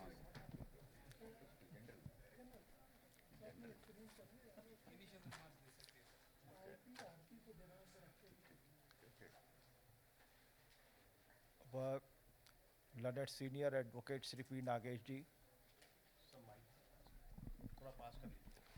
Mr. Jitesh John ji, Executive Director IBBI, C.S. Ahmed ji, C.S. Suresh Pandey ji, and all our distinguished guests, ladies and gentlemen present here. This first technical session is about the evolution of the legal framework.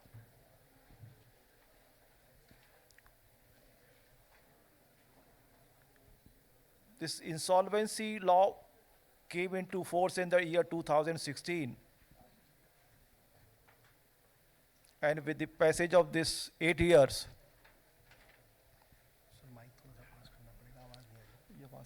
Yes, sir.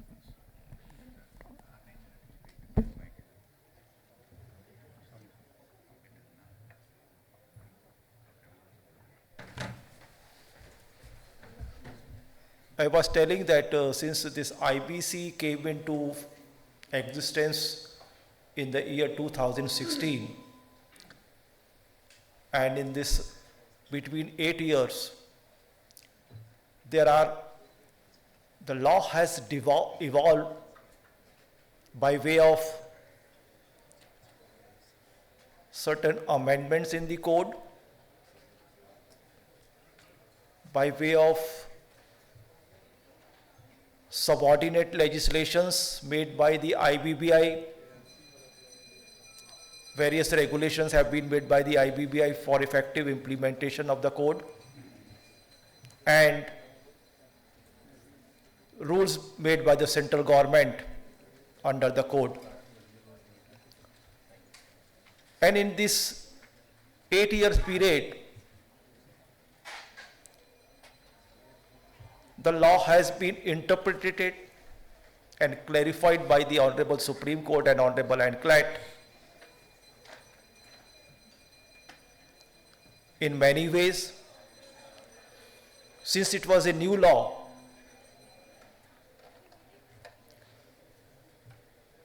its interpretation was required, and the Honorable Supreme Court, while upholding the constitutional validity of the code, has given various interpretation and evolved the principles of law.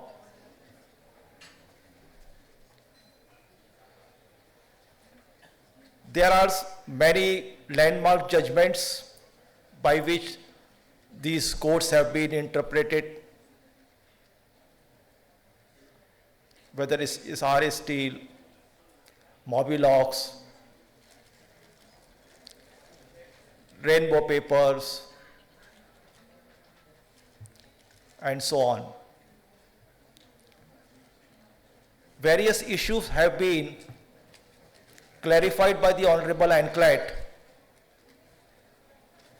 which help us in understanding the law and its application.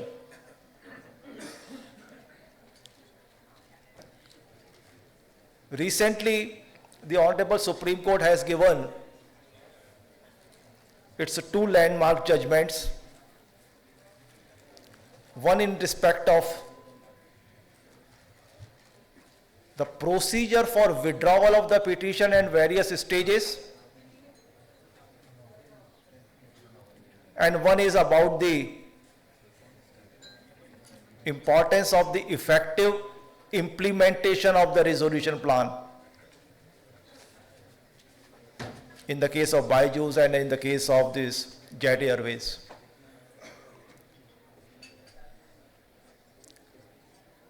We all, those who are having a legal background must know,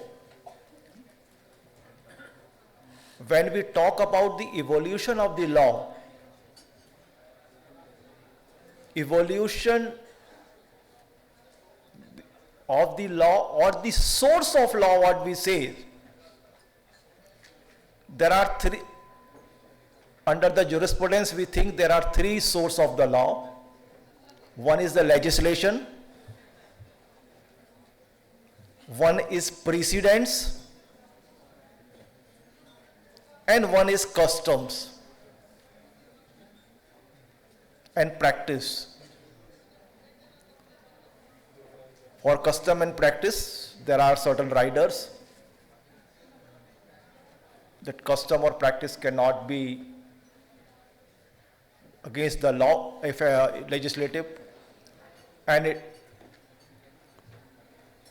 although under the IBC regime there are no more requirement of looking into the custom, but there are certain trade practices which are adopted by the parties since long, and these trade practices which are not otherwise inconsistent with the law can be considered while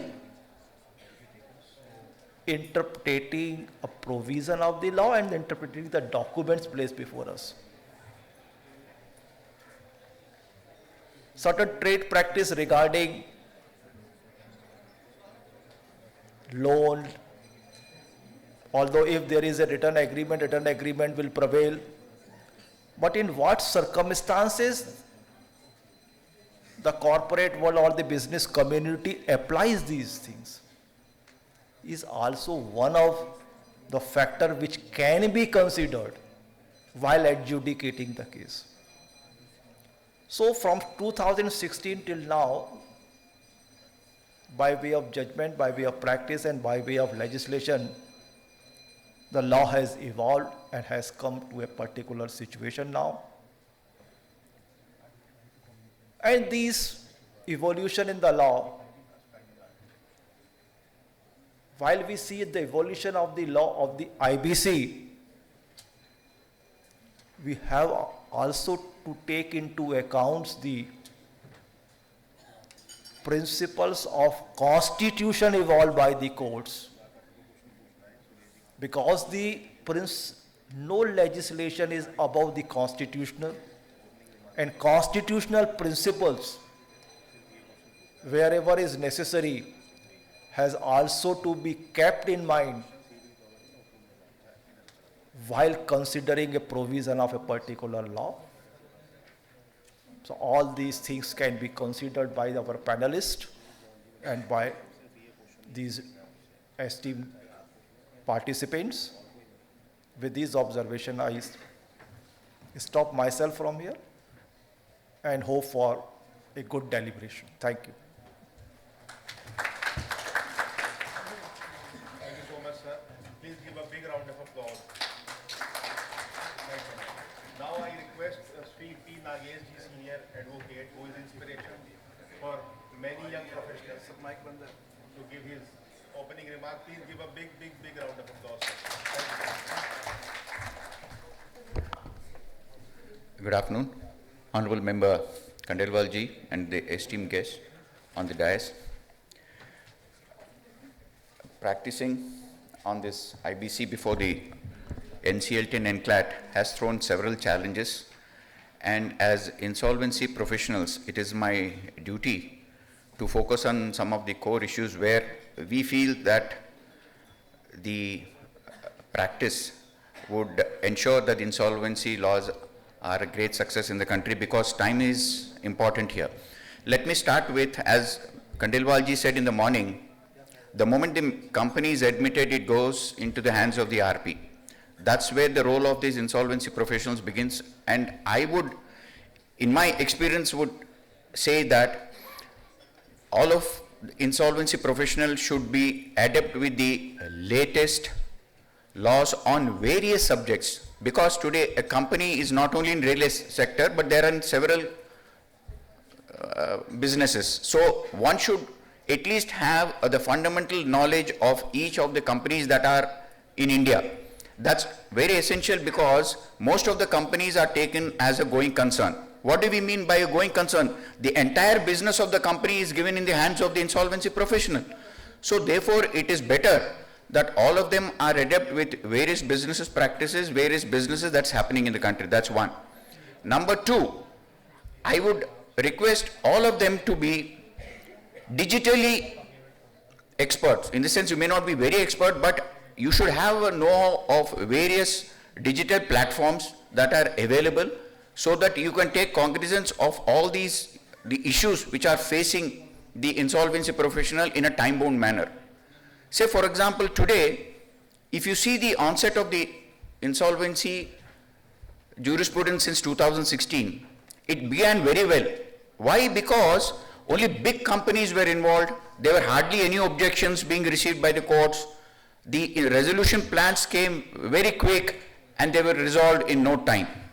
But then it's only when the real estate sector came, all of us have witnessed great amount of delays.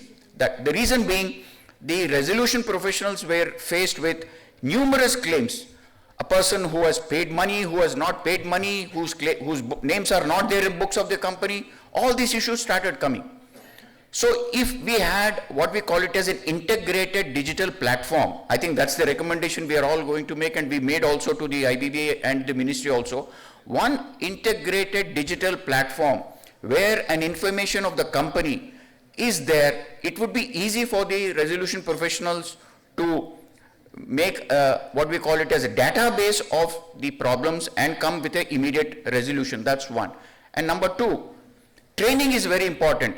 Please keep on evolving yourself, train yourself regularly to the evolving systems, and see that the entire framework of IBC is in your fingertips so that you can come with a very quick decision.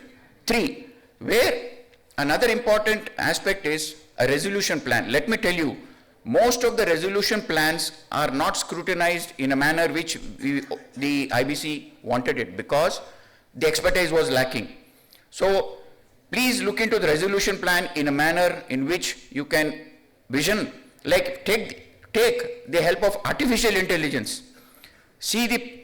Run through the resolution plan through various artificial intelligence mechanisms and see the pitfalls in that.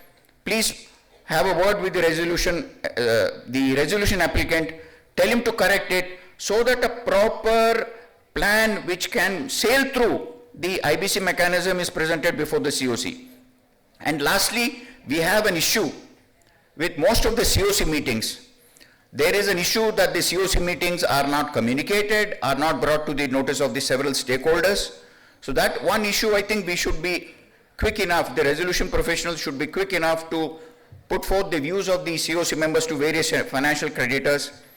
And another issue which is striking now is the project-wise insolvency. That's very crucial. I think the resolution professionals and the insolvency professionals should understand the merit of this. Today we have companies having projects across the country. It's not easy for one resolution professional to tackle all these issues. Let him take the help of the advisors or the experts and let him ensure that the project-wise insolvency with the help of the stakeholders is taken care of and decided. So there is, since it's a dynamic field, the resolution professionals from time to time, like we lawyers also from time to time, we have the benefit of judgments. We have the judgments to go through it and present it before the court. But as resolution professionals, on your own, I would request all of you on your own to see that it's a dynamic field, visualize what is likely to happen in the future, because change is always imminent. Nothing is static in the country. So be ready to face the challenges, update yourself, train yourselves, and therefore you will be able to present what is good for the system. And in the process, I think we will be doing a very good for the country. As professionals, we take a lot of help from insolvency professionals, and once you come to our aid, we'll be able to have a robust system helping the country achieve its objective. Thank you. Put some questions, we will answer that. Thank you. Thank you all. Thank you so much, sir. Thank you very much. Now I request,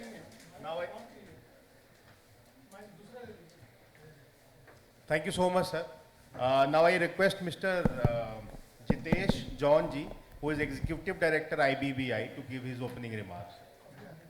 Please give a big round of applause.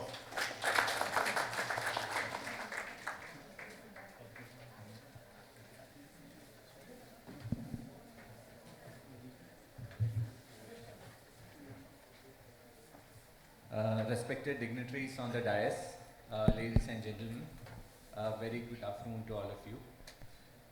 At the outset, I would like to thank ICSI for inviting me here to be a part of this gathering and share views about this very important topic of evolving jurisprudence or legal framework in IBC. So, IBC, I think, one of the most important legislations, as you all know, has witnessed one of the most sort of significant evolutions in terms of jurisprudence and law is concerned. So, like every day or the other, if you see the newspapers, you have some sort of news on some landmark judgments or the other. But I will today limit my talk to some of the key reforms in law that are likely to come up soon. So, as you all know, and as the Joint Secretary, Ministry of Corporate Affairs had said in the inaugural session, the Ministry, based on the valuable inputs from the colloquium, had prepared a detailed discussion paper on the proposed amendments to the code. So, I'll just pick up, there are a series of several path-breaking amendments that have been proposed. But I'll just touch upon a couple of them because I believe personally that it will have a huge impact on the IBC processes going forward, and you being the key, most paramount stakeholders would have a lot of say in that, would have a lot of influence in that. So the first I would just pick up is the amendments to the PRP, the pre-package insolvency resolution process. As Justice Kumar sir had mentioned in the morning, it is a fact that it has seen limited success. So, but partly I think it's due to the fact that a large number of MSMEs are not structured as corporates, and the IBC is currently notified only for corporate persons. So, a large, I think, proportion of them are out of this. And secondly, what we have seen is that during the COVID, post-COVID, RBI had come up with a once-time restructuring of MSME loans. And I think that was an overwhelming success, and many of them chose to go for that instead of opting for the IBC. Nevertheless, I think this pre-pack, I think, has a lot of potential because this is a successful sort of a policy that has been implemented and prevalent in many developed jurisdictions. So in the MCA discussion paper, several amendments to the pre-pack policy has been proposed, and the most important being the reduction in the voting sort of voting percentage. Like at the current, as per the current scheme, I think there is a 66% voting required of the financial creditors. It is being brought out to 51%. And then currently every MSME had to give a declaration about avoidance transactions. So this was coming in the way, in the sense that many of them were not confident, like what would turn up in future, and it may be, it may be deemed as a avoidance transaction, especially the related party transactions and all such things, such transactions. So the amendments proposed doing away of this mandatory declaration. And the other important amendment to the pre-pack policy is there was a threat of change in the control of the MSME. There was a sort of a potential threat that it may be handed over to the RP. So that is also being proposed to be done away with.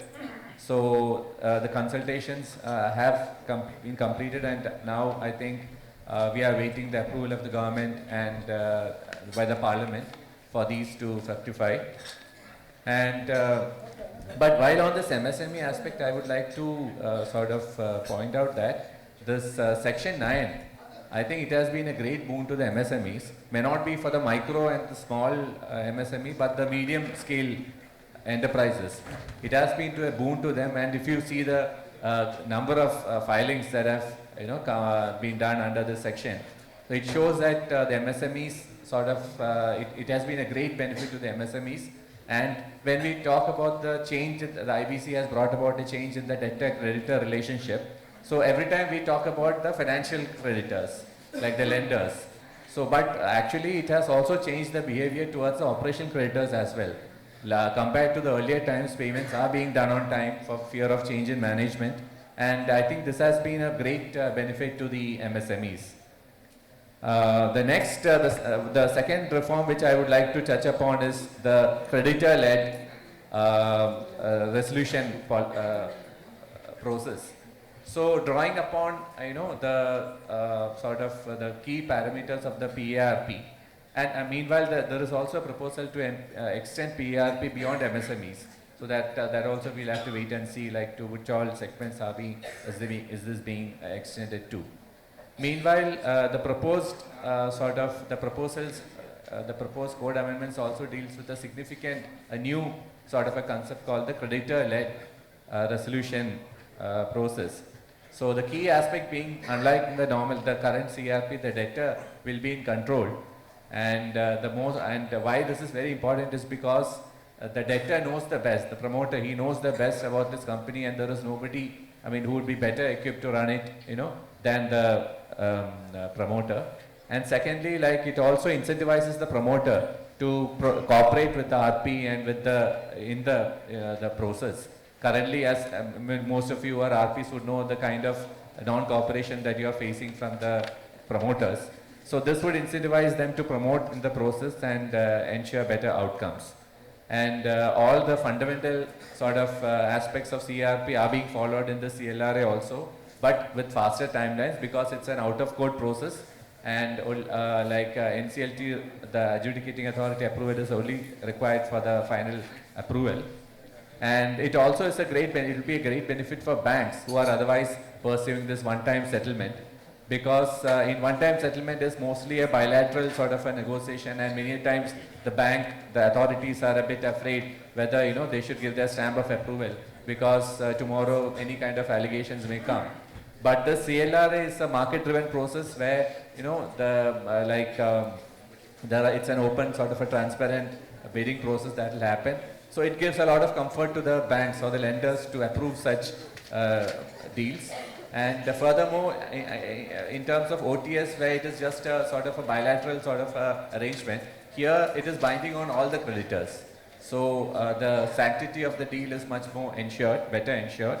And most importantly, since it's an IBC process, the deal gets the benefit of the clean slate as per Section 32A. So these are some of the code-related reforms which sort of are in the anvil, and which I thought would share with you, because you being the most important stakeholder in the process, we can have your thoughts on that, and then sort of give your views on that, because ultimately it has to be implemented through rules and regulations which will be done by the ministry and the IBBI. So at that point, so even if you sort of form your thoughts, by the time we come up, when the code amendment is passed and we come up with the rules and regulations, like everything would be in shape. And leaving aside the code amendments, IBBI with its regulatory power has done a lot of reforms in the last 1 year. So mostly it has been centered around the real estate issues. Like the last year we came out amendments mandating separate bank account for separate real estate projects. We empowered the COC to invite multiple plans for real estate projects. Then we said that if the possession has been handed over to an allottee, that will be out of the liquidation estate, so giving a lot of respite to the home buyers. And we also have come out with the concept of interim representative, because we felt that the authorized representative sometimes he gets the approval and all gets a bit delayed. So during that time there has to be someone to play that role. So we have introduced this concept of interim representative. And very recently we had brought out a discussion paper, and the amendments and regulations are sort of in a final shape, almost reach a final shape. So the most important being we are empowering the COC to invite land authorities like Noida, Greater Noida, etc. to be part of the COC and give their valuable inputs. Then we are also considering to appoint facilitators, because in real estate projects we have this concept of authorized representative, but when it's a large real estate project where there are some 10,000 of home buyers, it may be difficult for one person to interact with all of them. So we are introducing the concept of facilitators who would be a bridge between the authorized representative and the home buyers. And also we are also incentivizing allottees to part in the bidding process. We are empowering the COC to grant them some relaxations in terms of eligibility criteria, deposit requirements, etc. So these regulatory amendments are sort of very close to finalization, and we hope that it will be notified very soon. So that is it. So these are some of the reforms which in the code and the regulations which are in the anvil. And I thought I'll just share with you so that you can also form your thoughts on that and give us your valuable views and suggestions. Thank you. We'll take questions later then. After the opening remarks, we'll take questions. Thank you, Mr. John, for your opening remarks. May I request CS Nisar Ahmad, past president of ICSI, to give his opening remarks, please.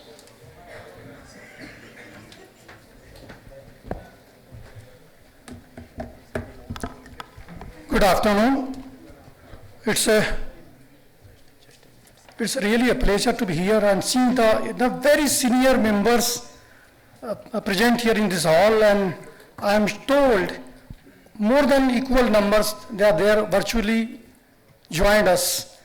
And thanks to the Institute, the President and the Council member and all the participants for joining this second National Convention on IBCs.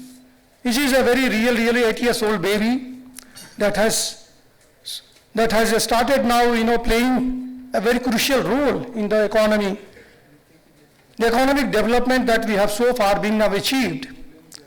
What we see that as per the latest report in the morning session, in an inaugural session has been discussed. And that discussion was with regard to the adjudicating authority has so far registered, that is a very mind-boggling, 41,000 around the cases that has so far been registered with the adjudicating authority.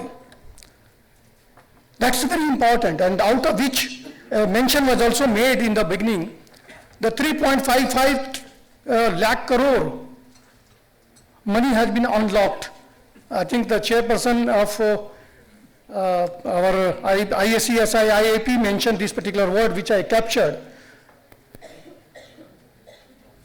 So with this kind of data, let me begin with my presentation to say I'm really thankful to the session chair for having this kind of opening remarks in the inaugural, as well as the inputs that has been given to from the adjudicating authority perspective. What is the expectation the Honorable NCLT is now expecting from each one of us as a resolution professional? Similarly, a view was expressed about various reforms Mr. John has unveiled, and so as to the Joint Secretary in the opening inaugural part. Lot of reforms, and it is a continuous process. The feedback is now being given to your institute has been now consistently working tirelessly. I can say this, the Secretariat is equipped with a able board led by Mr. Malhotra. Things are happening very well. My recent interaction with myself and Mr. Manish Gupta, we had a meeting with the Honorable President NCLT, a very detailed kind of discussions that we have, and he has given a couple of points for further research and to come out with a suggestion how best the unified practices being followed across the benches, pan-India, all 15 locations we have. So we have prepared a note, what our president, worthy president, has mentioned about. The note is already been there. Now if you look at this, and when we went there to discuss this part,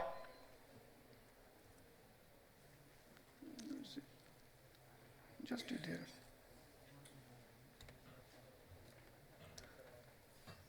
The question that has arisen here, that despite of having the 9 points which were prepared in the booklet, as a chairperson of the task force this year, the Honorable President has mentioned to me to do it next year, and we have a very senior members, both the former member of the NCLAT, former member of the NCLT, they are there working together. Some suggestions have been evolved. We have been now contemplating to have a presentation, but in between that, the Honorable President NCLT has given this task to come out with a filter with the various diverse practices being followed by the different benches, so that we can have through system we can manage this all part. Now look at this, this aspects in that quest. Now today, in 8 years time, if we are in a position to manage so much of, I think I thought leave it. I'll just, because of time frame, it's not there. So idea is that today we have the very recent kind of, activities. No, all that's been discussed, opening a separate bank account, monthly meetings, etc., voting procedures, that has already been now there. Pre-packaged insolvency, is much discussion, this will not have been a stale word. Implementation of and challenges that we have already additional process, preference for OTS, restrictions on haircuts as far as the SME is concerned. And the pre-packaged insolvency resolution, these are all hurdles that have been now, they are required to be looked into, because a lot of MSMEs not coming forward in the pre-package. So these are the, all challenges what we have now been seeing. Judgments, a few judgments I just thought of to discuss. Dinesh Associates. Then we have around Subrato Das, UK Bank. There are few celebrity judgments. What I'll do, I'll just leave it to the institute to share with all the participants the judgments of Honorable Supreme Court S.R. Tiwari, and the key point was clarified demand notice. All the issues have been now settled down. Similarly, Jindal Steel and Power, that these are key points. The court reiterated that a corporate debtor can voluntarily initiate CIRP if it is proved its inability to pay debts. Now, despite that, Section 10 applications are coming very lesser. Section 10 applications have not been seen in the way that has been now thought of. And that's perhaps the reason of few corporates, they have availed of in the past Section 10 petition, which was not being considered to be good enough for initiation of CRP, or maybe trying to hide out behind Section 10 application. But I think there has been fair chance required to be seen, and that judgment could be seen. Similarly, that Supreme Court has come with the Ravinder G. Sapkal and Glass Trust Company with regard to this guidelines for withdrawal is very important. Section 12A petition that has been now put to rest, that how, in what circumstances, as when we are going to have kind of settlement and then having this withdrawal part. So this is another landmark part. All RPs to see through, instead of going and discussing with the one particular lender who has initiated Section 7 or Section 9, once the order is passed, then you have to mandatorily go to the, and in that scenario we have a couple of issues. Before COC we can go and then get the settlement and done and come. But now with the judgment of Apex Court, things are going to be now both NCLT and NCLAT have now looking this part, how this matter to be looked. Apurva matters again, the right to maintain will be superior and overriding effect than the statutory rights. Surface, etc., that has been now dealt with in this particular judgment. Recent judgment, China Development Bank, Doha Bank, another requirement of Section 5.8, that was another important landmark judgment. This is required to be seen through by the RPs itself. What Honorable Chair has mentioned, that there is a lawyer's requirement pre-admission, whether acceptance or rejections of the petition. But the moment it is accepted, the role of RPs or IRPs now coming into the fold to look into. And these are all regulatory frameworks, as well as that of our the sections and provisions and the judicial pronouncements required to be go through very meticulously, so that at least what kind of message we are going to put forth before the COC, and as well as through COC to the adjudicating authority. So this is the role of RPs here, is manifold. So these banks' judgments required to be seen through the 24 judgment again. State Bank of India, the consortium of Murari Lal Jalan, no scope for modification of a resolution plan by adjudicating authority. COC or SRA with tranches of resolution plan is impermissible under CRP regulations. Timely implementation resolution plan is also one of the underlying objectives of IBC. So these are the pronouncements so far that have been made. This requires a very pioneer judgment. Of course, we all know, need not dwell much on, because everybody is now looked into and it is now being consumed by the members. Dilip Jwarika, the Union of India 2023, that mentioned Section 95 to 100 contains in the IBC, upholds the constitutional validity. Now, therefore, there are many more. Even the resolution plan is now approved by the adjudicating authority. The next set of the litigation has started now coming before in terms of the guarantors kind of thing.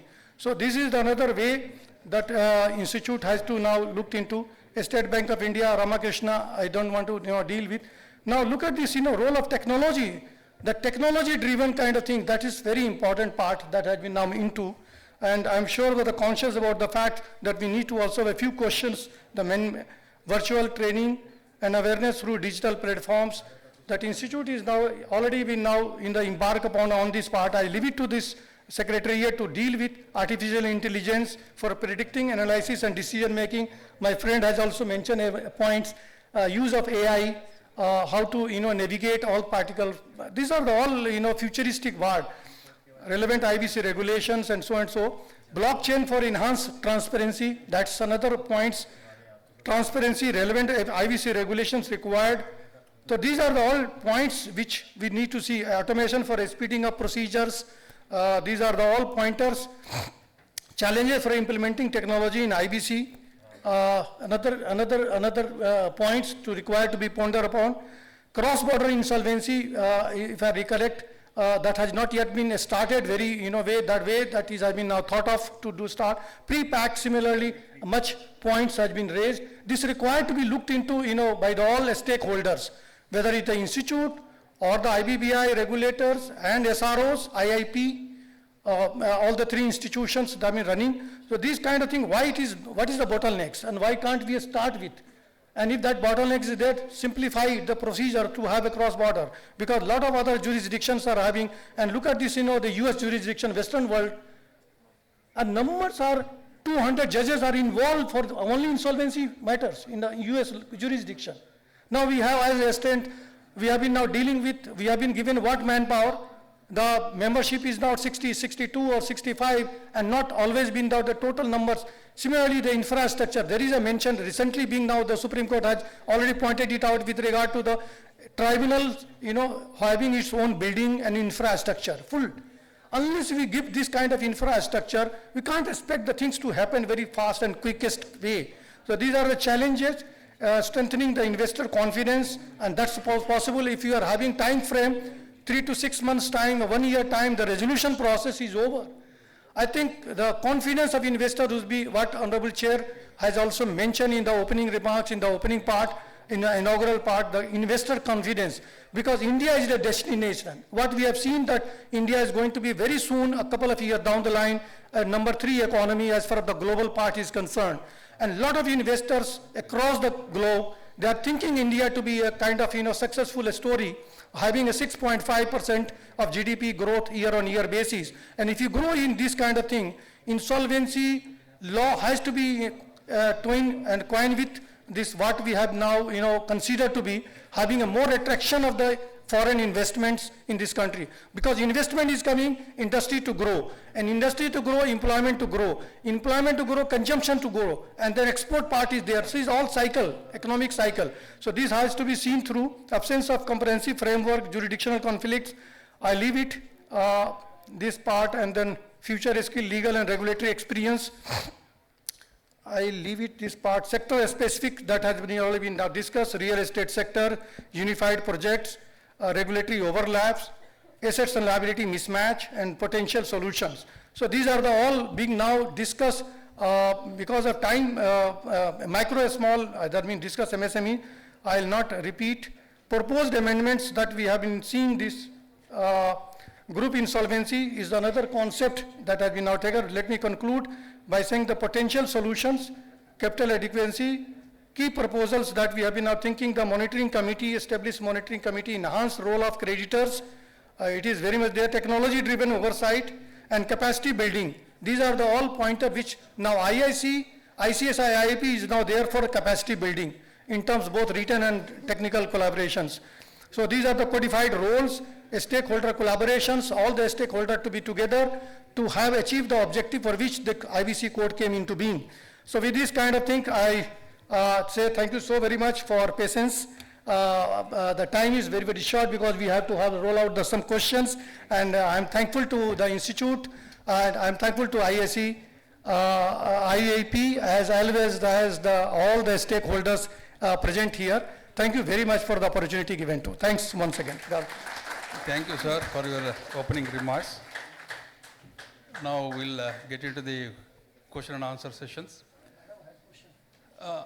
We'll have some questions to the panelists. Then we'll ask 3 questions from the participants as well, please. Sir, my first question to Sri Mahendra Khandelwal, sir. Hello. As a judicial authority, what are your expectations from the insolvency professionals and registered valuers in terms of transparency, accountability, and professionalism in the insolvency process, please?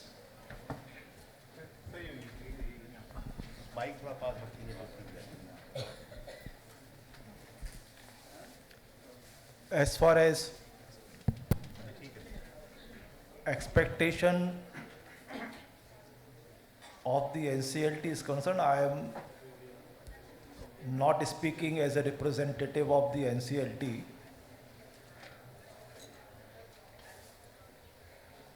But as per my experience, I am sharing something.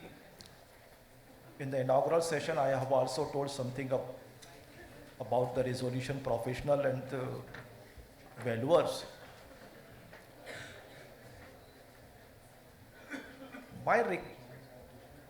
We want that the resolution professional, there are certain issues.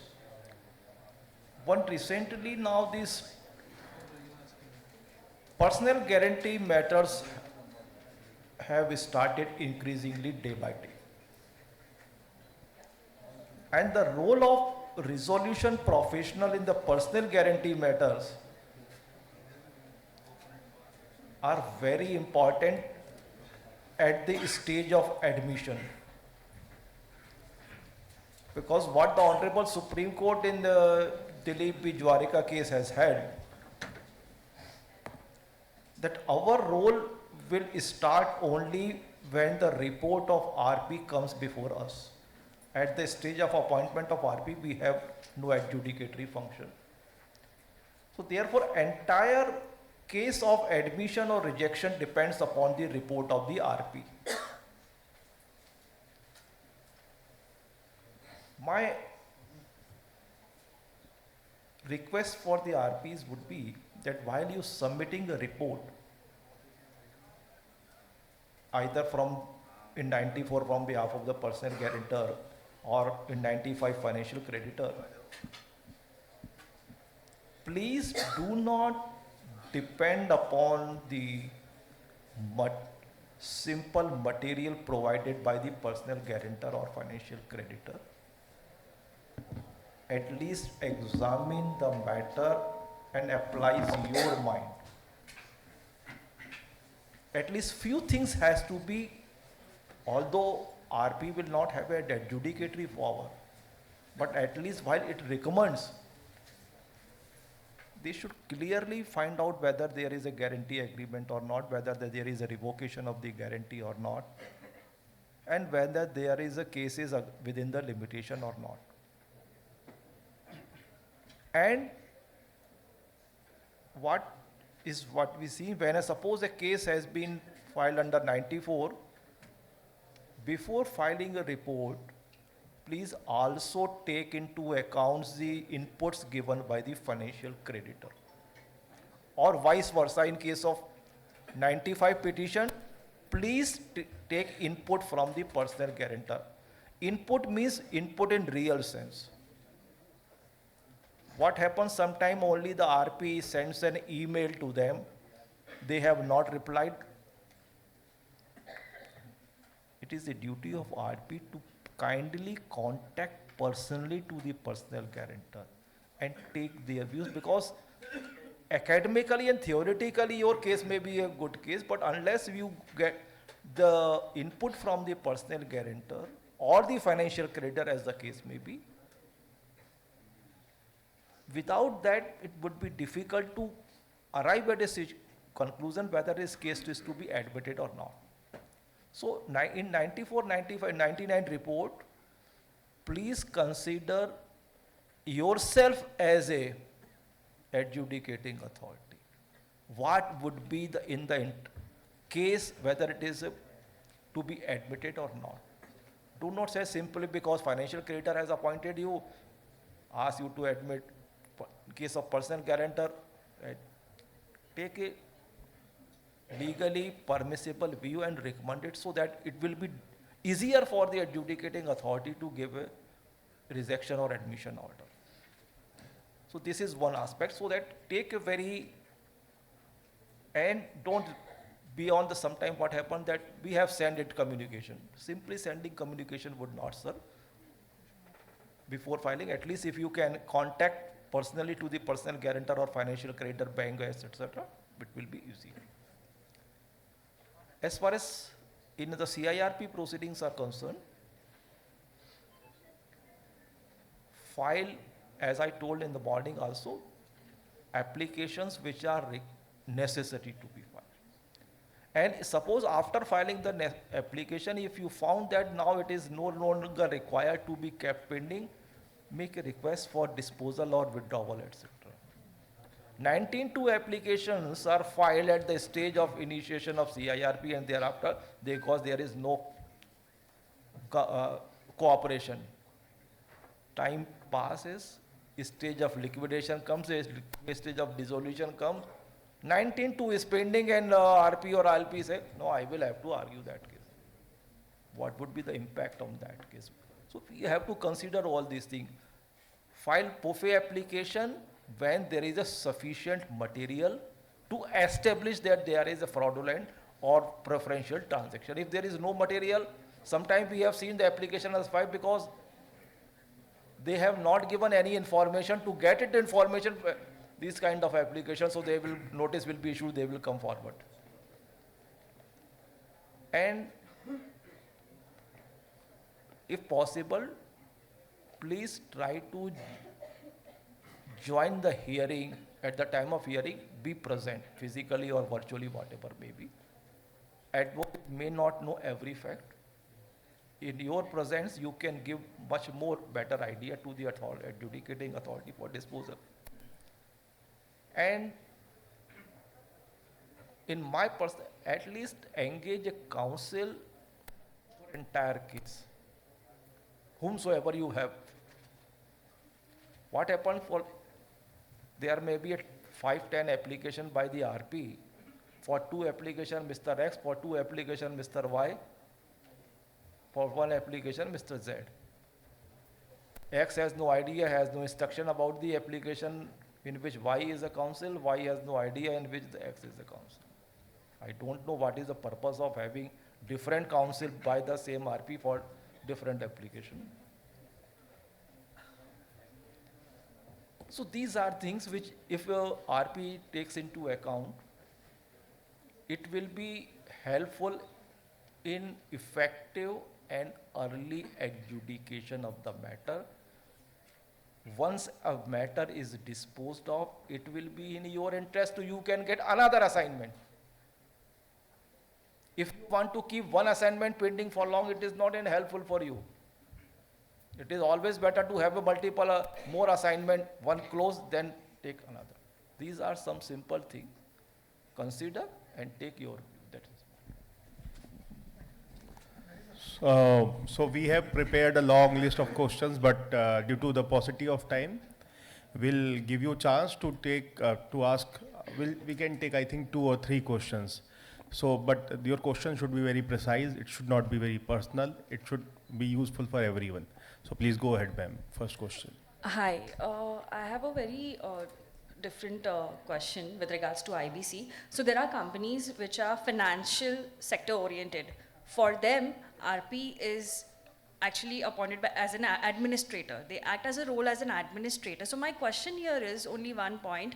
In normal cases of IBC, as rightly pointed out by the panel members, that there are non-cooperation of data in terms of promoters, we don't get usually. But in terms of financial sector bodies, companies, wherein they go into IBC process, their process are very smooth. The directors are not resigning until NCLT admits the petition.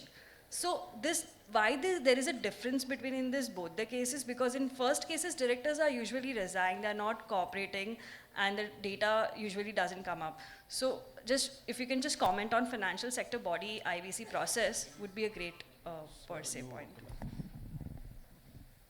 Madam, as far as we understand, there is no difference between the corporate debtor which are in the financial institution or the financial or other cases. Once a petition is admitted, in every corporate debtor case, moratorium starts, management is taken over and is given under the control of RP, whether it is a financial institution, financial company or any other company. So there is no difference between the two. Whether a particular, and we have not seen, as per the operation of law, the existing management's role comes to an end, and that their role is taken by the RP. So there is no difference, but it is our operation of law. Nobody resigns. So therefore, I don't think is there any difference between that, whether a particular director of the suspended management cooperate or not, that is a different issue, case to case. We can't say. Only thing is that resolution professional can get access to the data available with the financial creditor itself. Because the financial creditors are banks, they can give their data, they can give their, or some data can be collected from the MCA record also. So is there any other question which you are, I can't. Nagesh sir, you want to add something on? See, insofar as your question is concerned, there are many mandatory compliances insofar as these financial companies are concerned. So information is readily available.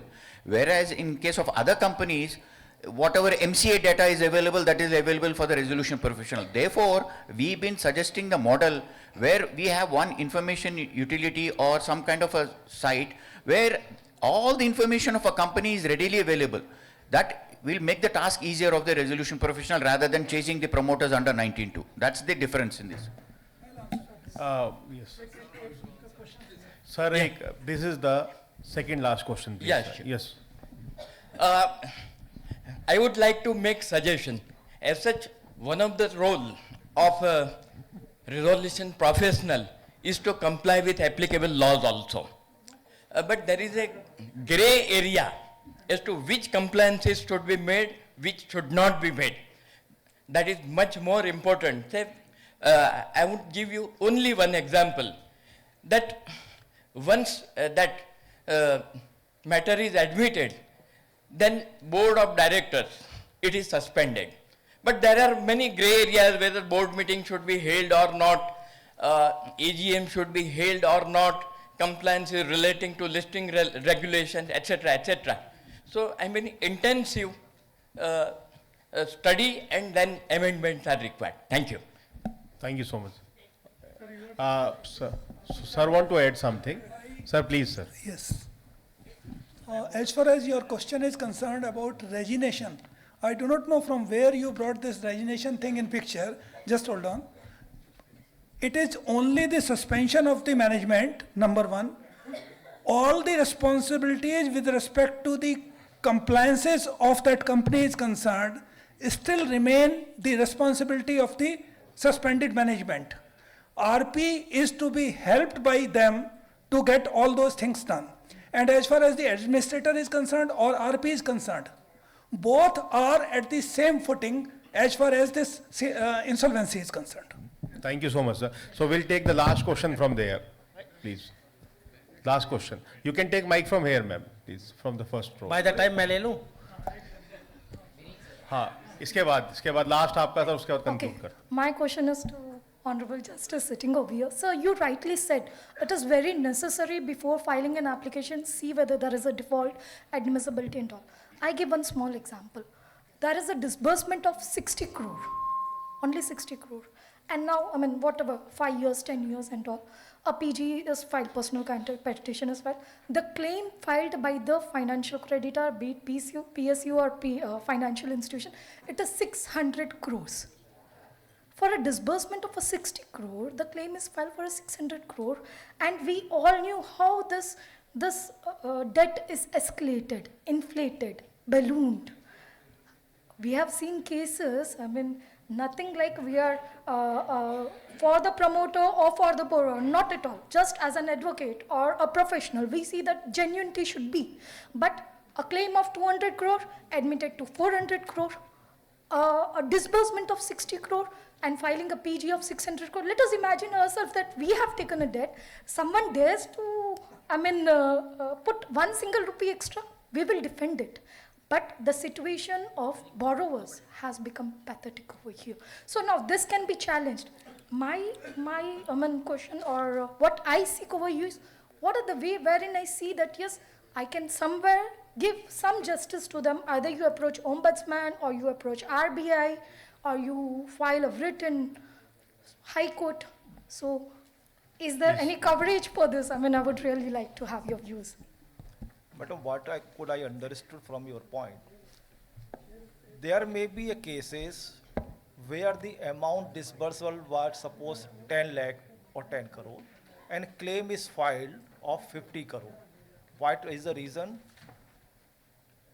The loan agreement may provide for interest, compound interest, penal interest. So the creditor will calculate all these things and file a claim. So that is why this claim of 10 crore will become 50 crore. Now when the claim is filed before the RP has to see whether the agreement on which basis this claim is claimed, whether these are the correct figure, whether there is a provision for interest, penal interest, compound interest or not. This is his duty and to calculate and admit how much, whatever is permissible and whatever is reflected in the books of account, that's all. Or if anybody has objection to that claim, suppose it is admitted or rejected, they will come to the adjudicating authority will pass an order on that. It is only NCLT wherein we go for a recourse, or we should raise our concerns with RBI? Suppose RP has admitted your claim, suppose you have filed a claim of 10 crore, RP admit only 5 crore, you can come before the adjudicating authority that they have not accepted my claim. Or suppose, there may be reverse situation, claim has been filed, claim disbursement was 10 crore, claim was filed of 50 crore, RP admitted 50 crore. Either a corporate debtor or some other financial creditor will come and said they have admitted higher amount. The application will come before the adjudicating authority will adjudicate that whether the RP's decision is right or not. So it is only on the basis of whether there is an agreement for all such kind of things. RP has to take into account and then adjudicating authority. So we need to, yes, Dwarka sir. I have a question to Mr. John, please.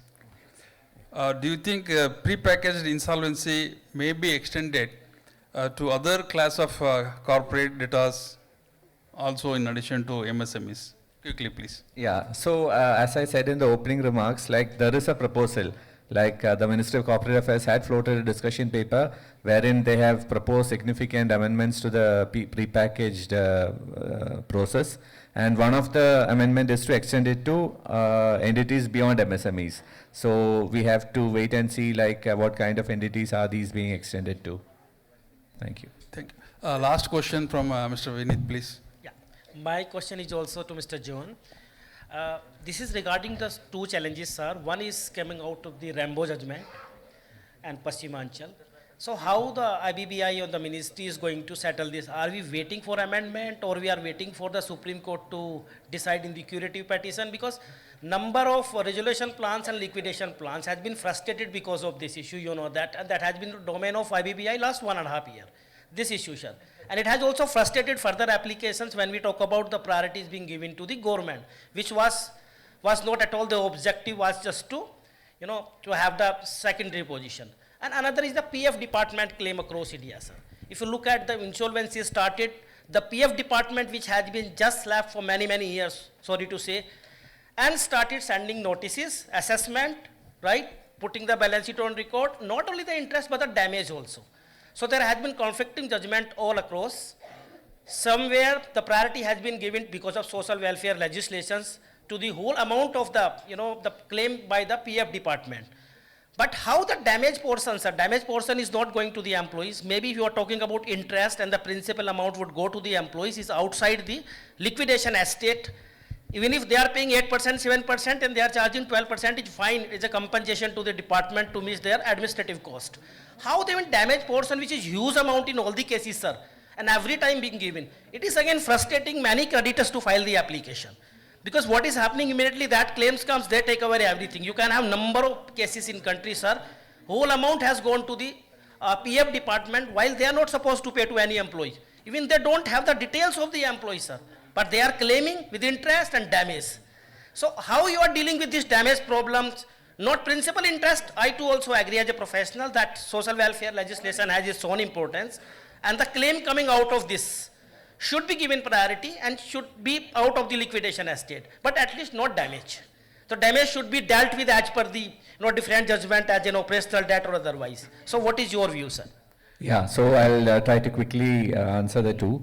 The first, that as you said, the rainbow judgment, and I mean, since these are apex court judgments, we are bound by that. But again, the MCA discussion paper has tried to address that. And meanwhile, I'm told that there is another petition that has been recently moved. So we can only hope for, that, because in the IBBI we have a limit, I mean, through regulations only we can do some things, and since it's a code-related thing, our hands are tied to that extent. And on the second, EPFO, yeah, it's a genuine issue, like which, if you would, in the last annual day, we had released a publication which carried a paper, a very well-researched paper on that, where I think we have sort of laid down what is actually what should be the position. Because the code is very clear. I mean, the code talks about a fund, and only the accruals to that should really count. But then, in light of the Supreme Court judgment in the Jet Airways case, it has been sort of expanded to many things. But that there again, like we hope for a judicial sort of remedy in that. Or code, I think currently I don't think any such changes envisaged. But within the, I mean, we will try to come out with an advisory for the benefit of the IPs, how you can handle with such, such situation. Let's see if we can bring that out. Thank you. I have last question to Mr. Nagesh, sir. It has been observed that even though the facility of interim finance is available under the insolvency code, there are few active lenders who come forward for the interim finance. How can we motivate the lenders to come forward, please? See, the concept of interim finance is mostly in the real estate projects.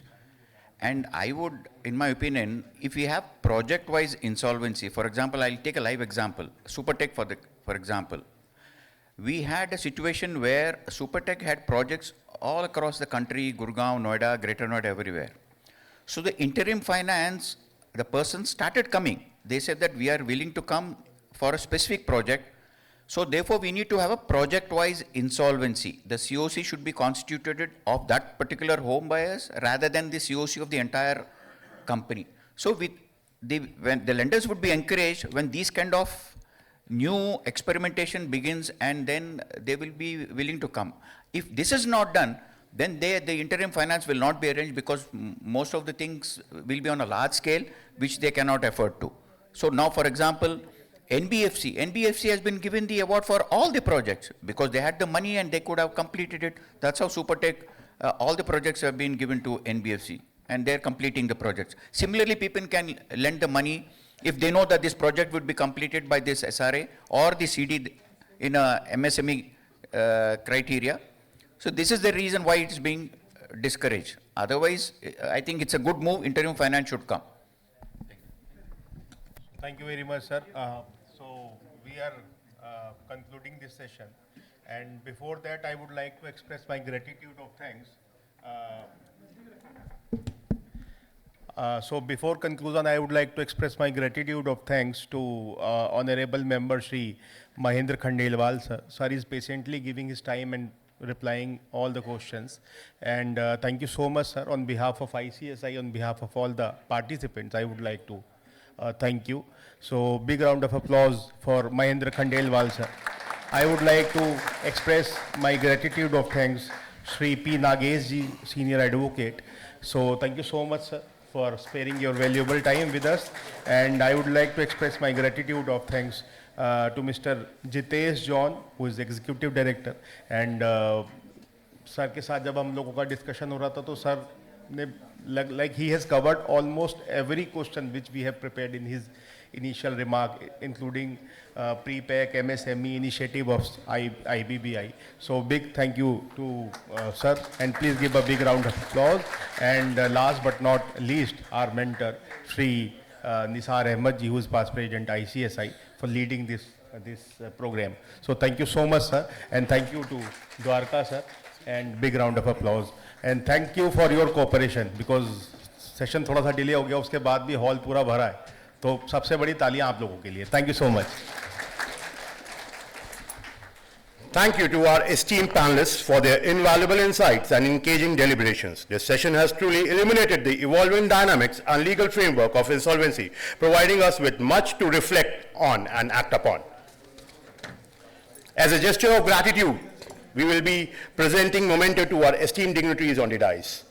So I would request CS Vineet Chaudhary sir and Deepak Kukreja sir to please join the dais for presenting the memento to Shri Mahendra Khandelwal sir.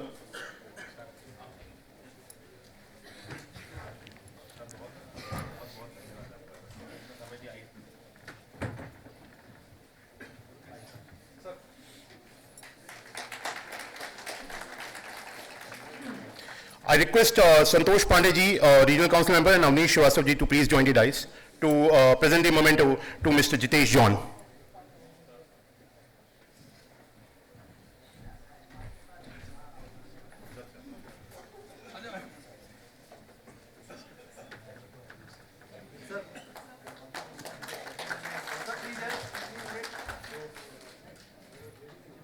I request DB Gupta sir and Vishal Gupta ji to please come on the dais and present memento to Mr. P. Nagesh, Senior Advocate sir, please.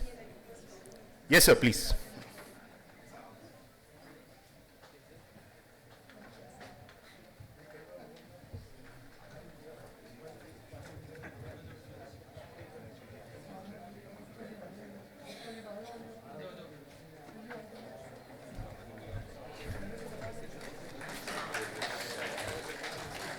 A big round of applause, please, everyone. I request CS Sudhanshu Shingal to please join on the dais and present the memento along with the dignitaries to the Nisar Ahmed sir. Thank you.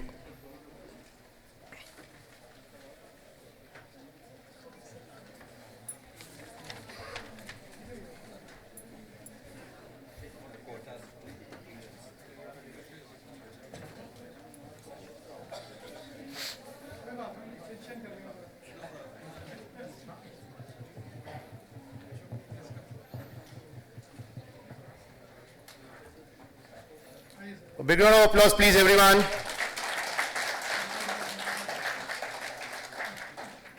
Thank you.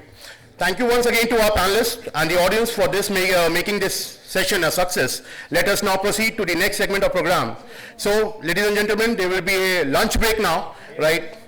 And we'll be resuming back in next 30 minutes. Thank you.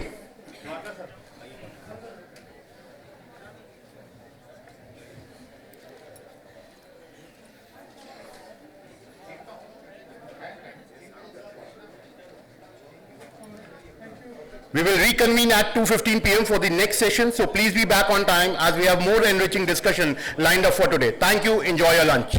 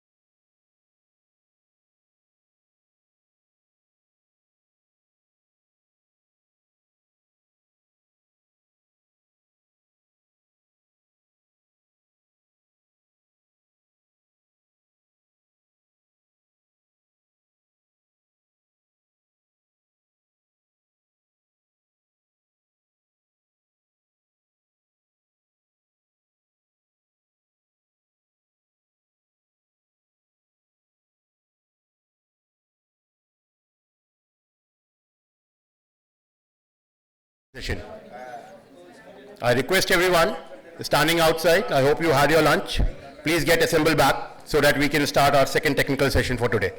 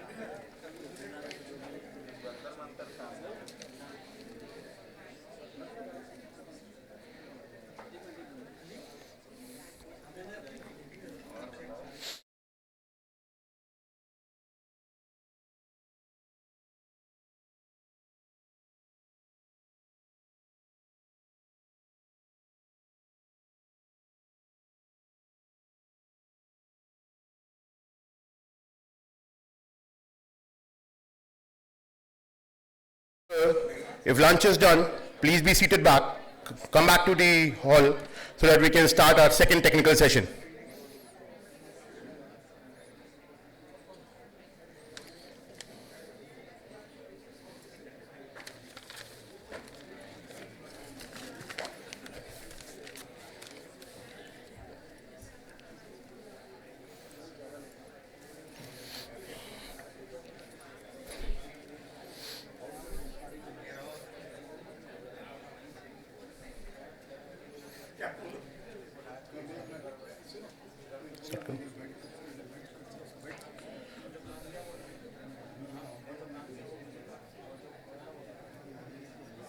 Good afternoon, ladies and gentlemen.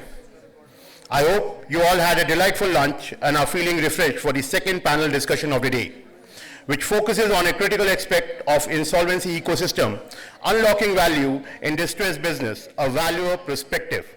In today's discussion, we aim to address several key aspects, including regulatory updates and emerging trend in business valuation under the Insolvency and Bankruptcy Code, IBC. The evolving role of valuer in resolution and liquidation process, challenging in valuing a stressed asset with practical approaches and case studies, how technology, data analysis, and artificial intelligence are shaping the future of valuation practices, bridging the gap between the insolvency professionals and registered valuers for enhanced collaboration. To explore these topics, we are honored to have an eminent panel of experts and leaders and thoughtful influencers who bring a wealth of experience and diverse perspective. It is my privilege to invite our eminent panelists to the dais. Shri Rajesh Sharma, Honorable Member, former member, NCLT. A big round of applause, please. CS Harish Chandra Damija, sir, insolvency professional and registered valuer. Mr. Rajesh Mittal, registered valuer, founder, chairman, Alamak Capital. Big round of applause, please. Mr. Ranjit Pandey, former president, ICSI. To guide today's discussion, we have Mr. Pawan Chandak, ICSI Council member, and Mr. Manoj Purbe, ICSI Council member. With their extensive experience in corporate governance and insolvency framework, they will skillfully steer this discussion with thoughtful, provoking questions and observation.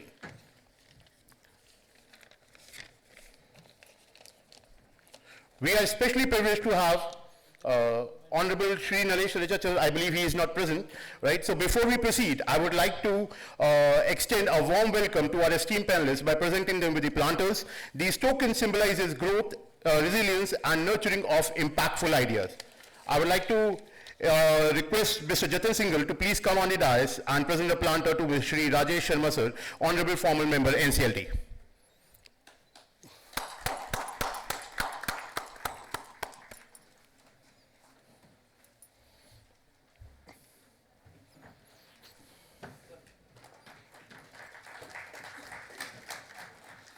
I request CS Himanshu Arbola, Secretary NIRC ICSI, to please come on the dais and present planter to CS Harish Chandra Damija sir, Insolvency Professional Registered Valuer.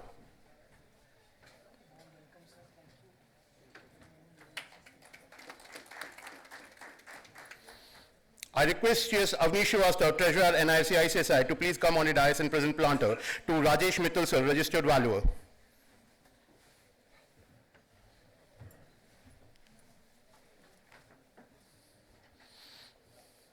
A big round of applause.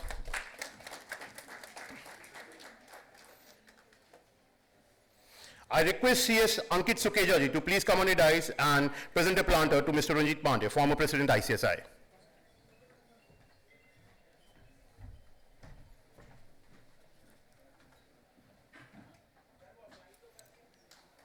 A big round of applause, please.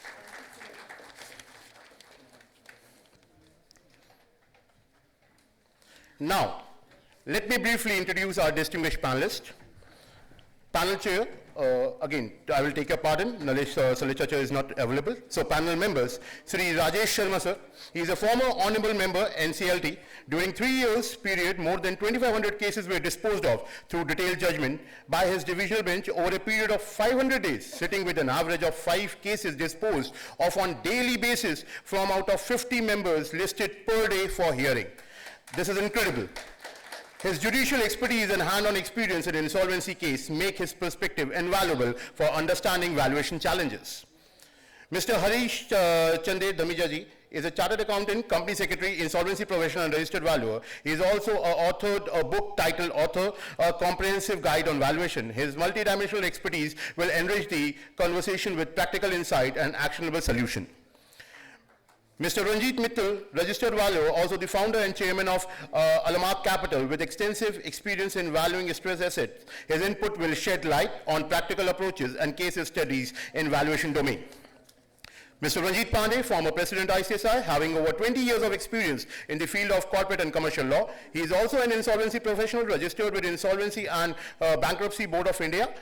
His strategic vision and professional acumen will offer a governance perspective on the interplay between valuation and insolvency. So I welcome all the panelists and I request the moderators to take it forward. Thank you.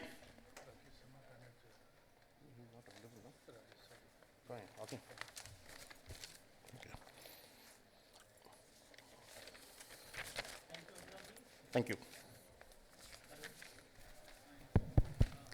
Thank you, Abhinavji, for a nice introduction and the start to this second technical session on unlocking value in distressed businesses, a valuer's perspective. Friends, in today's IBC era and valuation era, this... Apologies, panel chair, we are privileged to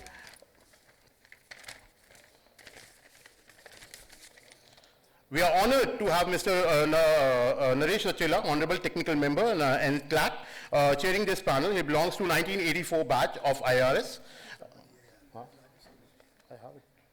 I spoke about it. Yeah. Okay, apologies. We may continue. Thank you. Thank you. Thank you, Abhinav. And back to the session, the valuer's perspective, unlocking value in distressed businesses. Today, there is a buzzword that we wish to take over the distressed businesses, and the valuation and IBC processes are becoming more and more important, which businesses to take up, unlocking the value and finding out the new good company through either IBC, NCLT route, and there also the valuation becomes very important. So let us hear from the eminent panelist about what is their take, how a decision making is to be done as a company secretary and IP and valuers. So I request Sri Rajesh Sharma ji, honorable former member NCLT, chair of this panel, to please take over the session.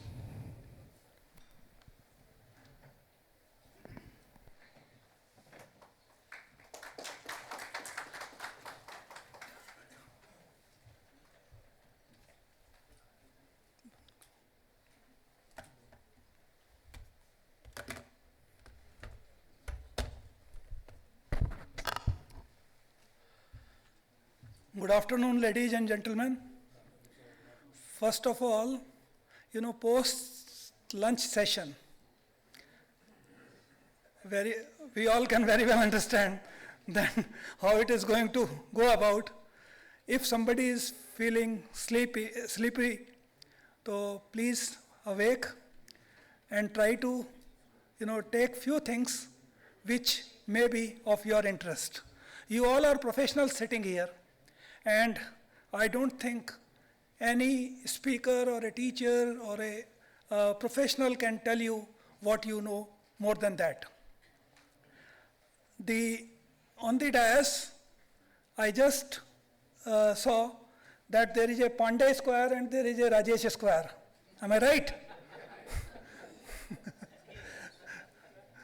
So I hope in your evaluations also, you start squaring the figures instead of giving valuations. Why I am saying so?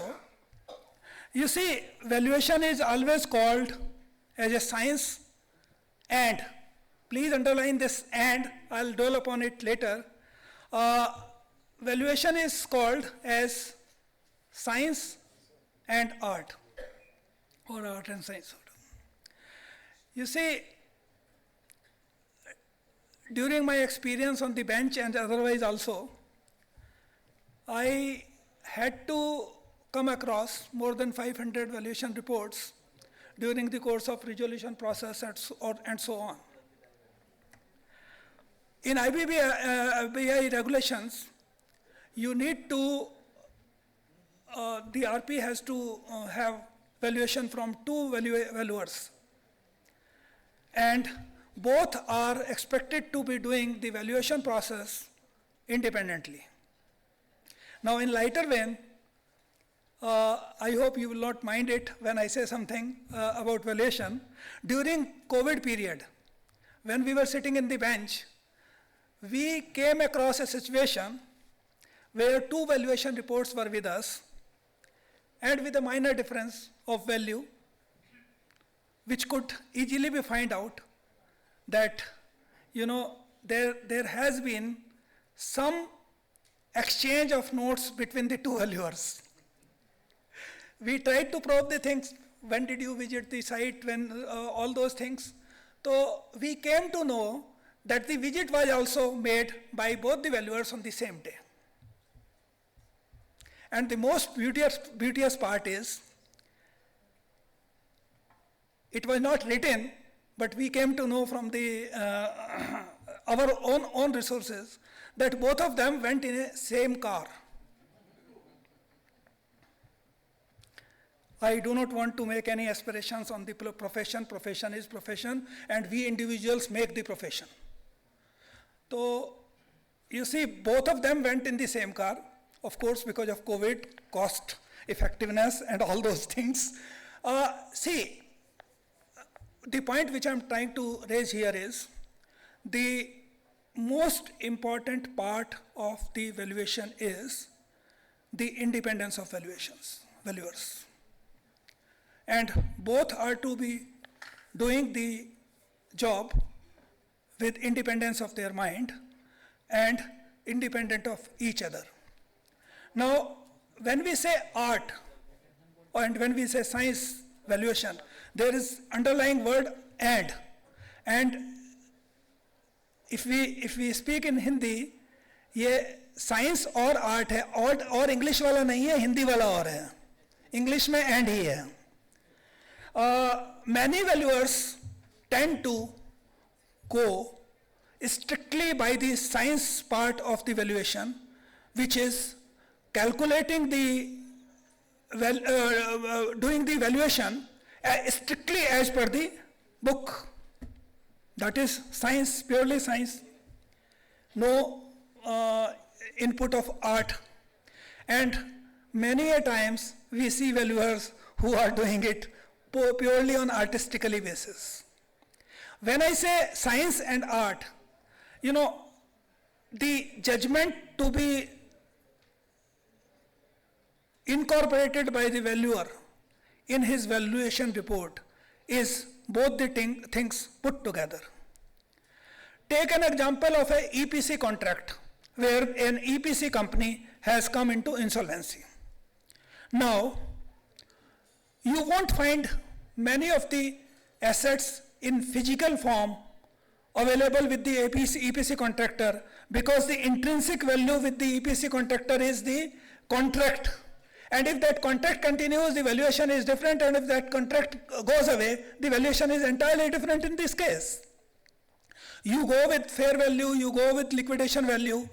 A simple request from my side to all valuers is that when you are doing a valuation of a distressed asset, you are sufficiently given the given the liberty to do the liquidation value as well as fair value. While calculating the fair value and while calculating the liquidation value, the intrinsic value of the assets of the company as a going concern or as a closed concern are to be taken care of. And can you believe, I'll give you one example. I won't name the case because, the case is still going on. It has not completed, otherwise I would have shared the name also. While we were sitting in Mumbai, there was a big defense-related company. Name I will not give. When the resolution plan came to us, they were quoting the price of the resolution applicant. It was an ARC. The COC brought the resolution plan, RP brought the resolution plan duly approved by COC for about 650 crore. When we looked at the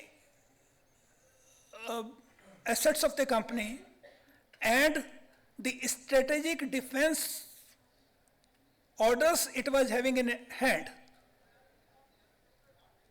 we somehow were not comfortable with the resolution plan. Although throughout the, from Supreme Court and CLAT, NCLT, everywhere it is said that NCLT is not having the power of getting into commercial wisdom of the COC. But it was not issue of purely commercial wisdom. There were few other things involved in that. And we referred it back to the COC with our observations for rebidding. They rebid it. And can you believe what was the value fetched after rebidding? 5,950 crores. Now, you can well understand that what type of acumen was required by the valuers for doing the valuation, because as far as COC is concerned, if it is above the liquidation value, above the fair value, they will accept it. But see the difference, it is more than 10 times. So the responsibility, although it is, you see, IBBI is always, behind the, basically against the RPs. All disciplinary proceedings are against RP, but not much against valuers. I don't want to say that everybody is into same field. In any profession, you will find some people who are very fair to their job, some people who are not that fair to their job. Oh, you see, but as a profession, when somebody talks as a profession, then he takes a wholesome view that, what type of people we are and what type of working we are doing. So with this, I'll just end here. And we have two practitioners, Mr. Dhamija and Mr. Mittal, who are deep into it. They will give you insight about what is presently going on and what is forthcoming with effect from 31st January. 31st January we are changing? That 31st January we are having? Yes. So it will be a beautiful presentation. Just hear that. Thank you very much. Really, sir, you set the tone for this discussion on this topic, valuation of distressed asset. And this is one of the challenging topic for every professional, because as rightly said by the sir, it is art or science. Very difficult to judge whether it is art or science. So it is a subjective matter, and it depends up to the valuer, depending on the circumstances beforehand, and whatever asset available before them to value it, and accordingly they move further. So more things are going forward, and now it's turn for the Mija sir to put forward their word.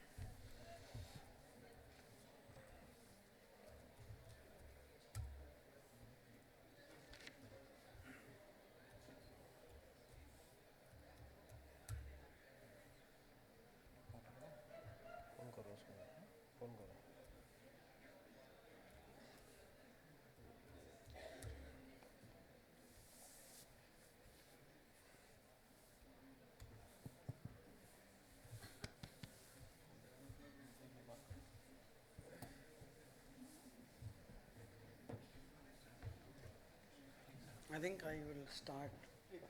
Up kar lo, in the meantime. Yes, good afternoon.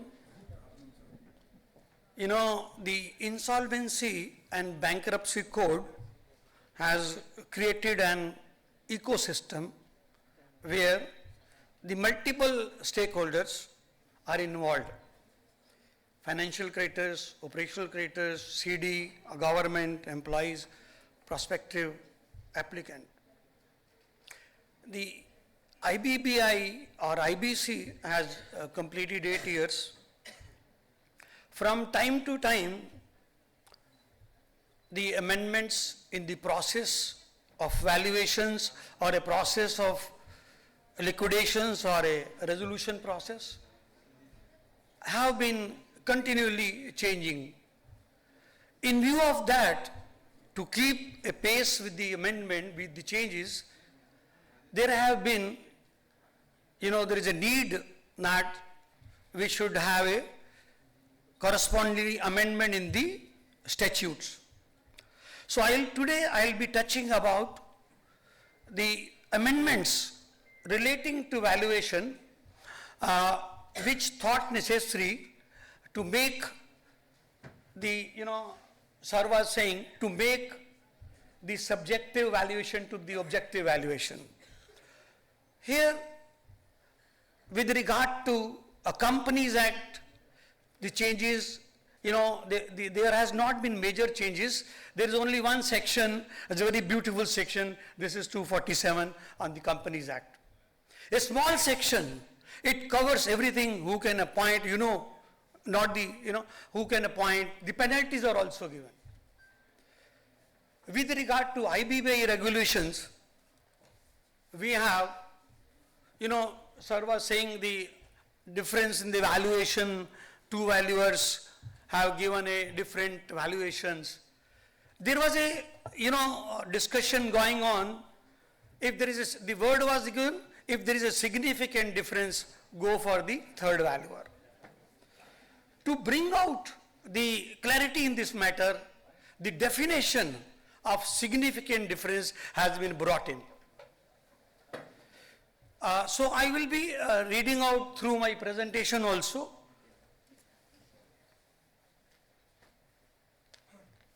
See, very important to note that here the valuation is to be done by internationally accepted valuation standards. So I will be talking about the changes which are required. IVSC.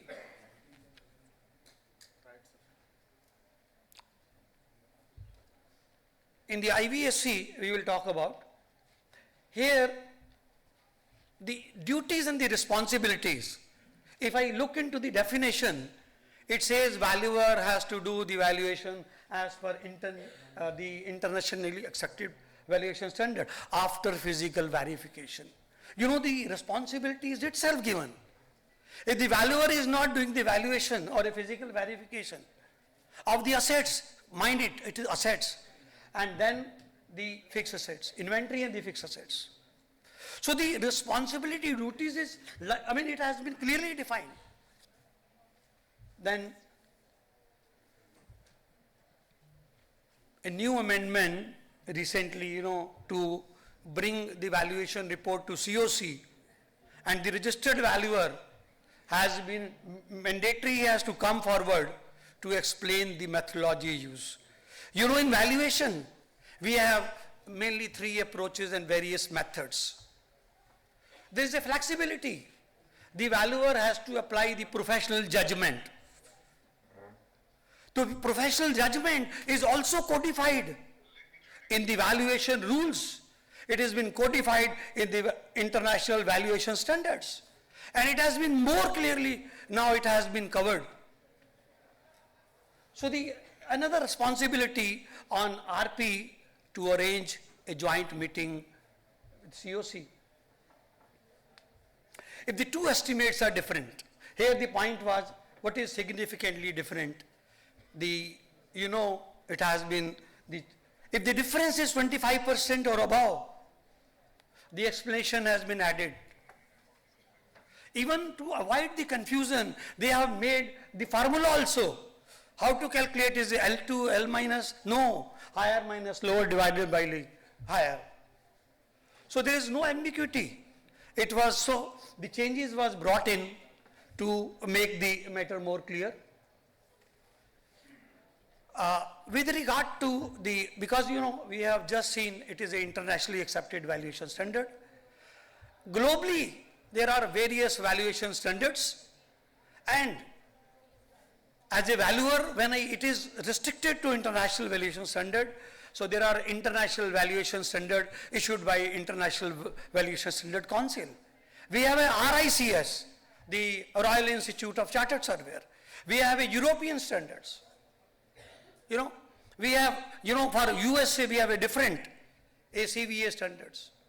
So when we talk about an internationally accepted valuation standard, because IVSC, the valuation standard issued by the council, are mandatory, have been followed. So therefore it is my duty, I thought, because these valuation standards are going to be effected in the next 10 days or so, with effective on 31st January 25. So I will be highlighting few of the areas which covers the responsibility of the valuer. It's clearly defined. See, they have divided, we have a general standard, everyone knows we have a asset standard. But to make it more clear, they said there is a hierarchy also. They said valuer has to apply a general standards, then the asset standards, plus what, in fact, for example, there is a regulatory requirement. Then it is a third one. It says you have a liberty to have A plus B plus C, provided there should not be any conflict. If there is a conflict with respect to the legal requirement, then it has to be tested, it has to be recorded, documented.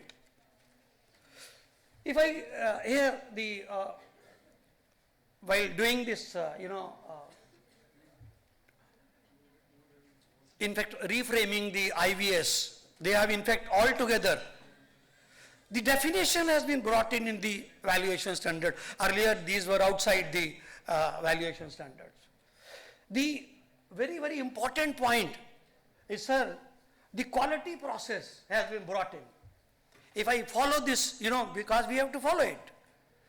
Everyone, had a quality process. Now they have brought in the requirement of a quality process for valuation. And this process can be built inside. The idea is, one is doer, another is a checker. It should be inbuilt in your firm or your valuation report has to be, it is not reviewed. Mind it, review is a different criteria. Here it says it is a quality inbuilt. So they have given the SOP, what exactly they are meaning with the quality control. If you see the third one, Even we have to engage the specialist. The word specialist has been incorporated in IVSC. It is not the expert. They said specialist. Because it is, we know that the valuation is a technical also. If you look into the definition, they have incorporated even the various judgment, just call it Hindustan Lever and in that case, it says valuation is a complex matter and technical matter. Here, the valuer is expected to have a technical knowledge also. If he does not have a technical knowledge, have the expert and assistant, the word is assistant, from the specialist organization or a specialist itself. It is not a land building valuer, no. It says suppose you need an expert because we cannot survive without artificial intelligence. You know, in the morning, we were talking about an integrated platform. What exactly this integrated platform is, have a cohesive approach, the RP, the IBBI, the NCLT, the utility, the information utility, RP, they have to brought in a single, module. So the artificial intelligence, what exactly it will do? It will foster the artificial intelligence can speed up, improve the quality, it will give you the delivery. Even if I look into that, it also says the valuer has to jump into AI area, without which there will be a delay. Even they say artificial intelligence are to be in the resolution process also. They said if you have a ratio analysis, what artificial intelligence do? They do an advanced analysis based on the future data or a number of data. It may be past data, future data. They only apply correlation, legal correlation, or so many, decision tree. So the information, the artificial intelligence can be applied at 3 stages. It can be it says pre the liquidation, pre CRP, where you have the ratio analysis. And bank is, it was in the morning also, they said, in the morning it was discussed that it is already identified through various ratio. We have heard there are a number of ratio which can tell you in how many years the company will go into liquidation. So that intelligence, the artificial intelligence through ratio analysis will help you. During CRP process also, to handle data and to speed up. In the liquidation also, e-auction and other things. So we cannot go and sit that, okay, we will have a assistance at the moment the artificial intelligence will be brought in through some statute. No, it is already there. You have heard about the speech of, Mrs. Nirmala Sitham. They have allocated, it was very much clearly mentioned that integrated platform is going to be, it is a need of the time. So without, we should start looking into start engaging the specialists, those who are in artificial intelligence. I was saying, when we talk about evaluation standard, so there is one difference, is a rule-based or a principle-based. IVS is a principle-based. They say rule means formula, 11 UA, A plus B minus C. No, a judgment is required. So if I look into this definition, they said valuer must have a technical skill, knowledge, experience. The accumulated knowledge and experience, critical reasoning. You have a data as a registered valuer. It is your duty to analyze it, to review it, to critical analysis, do the analysis. The critical examining of the data.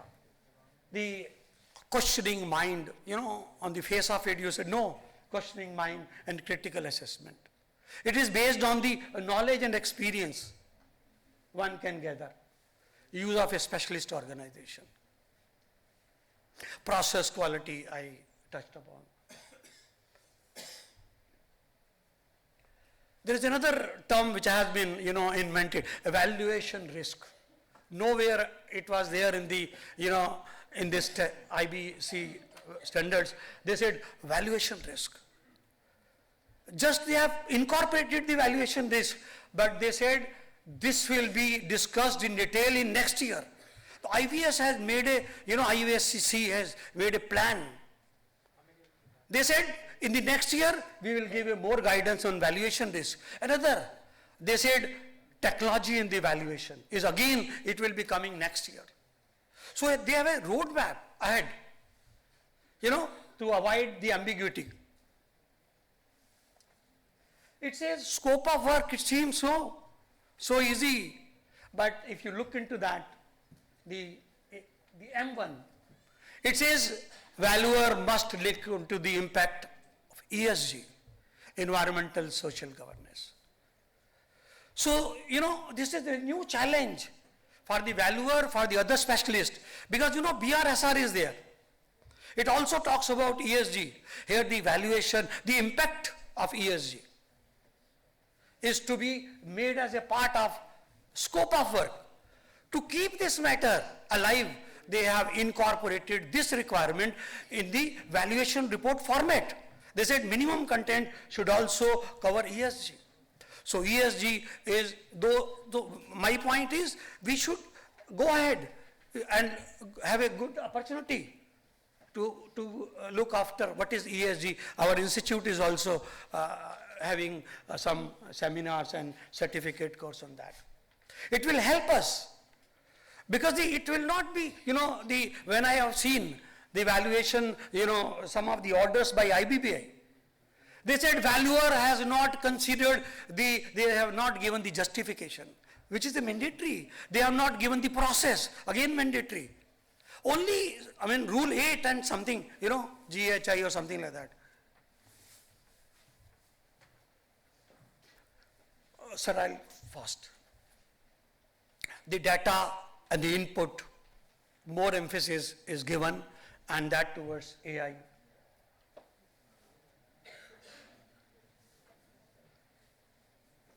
In this data and AI, they have put an extra, what is E, which is ESG separately. Model is talking about artificial intelligence, that valuer should look into the models. In the reporting, I have touched that M paragraph, the valuer should have to include. Others, why, IVSC? Because it covers the plant and machinery also, valuation relating to. Now they have added the word infrastructure. Real property, nothing new. They have aligned with the input. 410 again aligned with the requirement of input and financial instruments. Thank you for the patience. Thank you. Hello. Thank you, sir.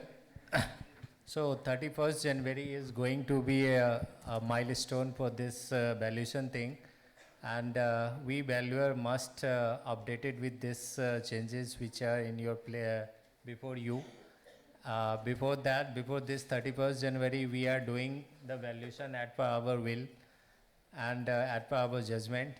But now we have a guiding factor, and accordingly we can do the valuation, and more so about the distressed asset for IBC purposes. And this is going to be a very pathfinding things for we all valuers. So now it's turn for Ranjit Pandey sir. Mittal sir. Rajesh Mittal sir, please, please 15 minutes sir. Because you see, we have a paucity of time, so we can there is an announcement. There is an announcement. You see, we have discussed among ourselves. We will try to finish these presentations and speeches as early as possible, and we will give big room for questions. Okay, I think that goes okay with you. And questions with respect to the mission or IBC, we will try to answer them as far as possible. Certainly, sir. Good afternoon to all of you. I need to make an effort to maybe wake myself and also you up. So let's begin the session with, I'll start from where Mr. Sharma and Mr. Dhameja left. couple of important points were made. One of the important point was about the valuer's duty and his independence. And Harish Dhamija ji, he talked about section 247. Now just go a step beyond 247. Under section 247, there is a registered valuer rules which have been issued. May I request the backbenchers to please kindly focus on this for next 10 minutes. It's really going to help you guys out. You are budding IPs, budding RVs, maybe already RPs and IVs. Now, under these rules, there is also a code of conduct issue. This code of conduct is part of registered valuer examination. So anyone who has passed this exam has already read through this code of conduct, word by word, and there are mandatory 2 or 3 marks questions which come out of this code of conduct. I have been privileged on behalf of ICSA RVO that I take the COP session, Certificate of Practice session, for all RVs who have qualified as RVs. And code of conduct is a mandatory part of that syllabus of the COP qualification. Only then one is entitled to sign the valuation reports. When these guys come, and a very natural question for them is, sir, आप क्या पढ़ाओगे हमको? ये सब तो हम पढ़ चुके हैं. Code of conduct तो line by line पता है. तो हमने कहा चलो ठीक है, let us test it out. So my usual practice is, I don't even change a comma or full stop. Slide by slide, I start showing the code of conduct. Clause 1, I said, have you understood it? Said yes. Then I'll ask couple of questions. And that's where the test comes. And they say, यार हमने तो सोचा नहीं था ये, ऐसा भी हो जाता है. Friends, let me tell you one thing. The entire code of conduct, each and every clause will indicate towards only one word: independence, independence, and independence. That's how it has been constructed. And that's where the challenge comes.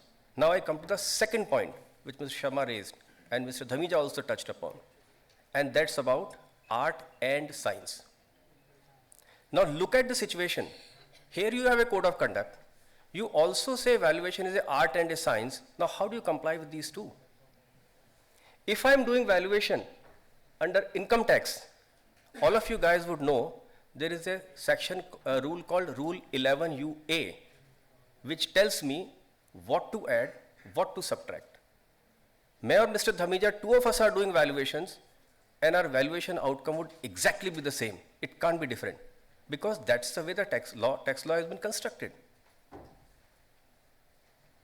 Contrary to it, this is not the way valuation standards have been constructed. Harish Dhamija ji talked about international valuation standard. He talked about changes happening to that standard. Think about it. A book of 200 pages,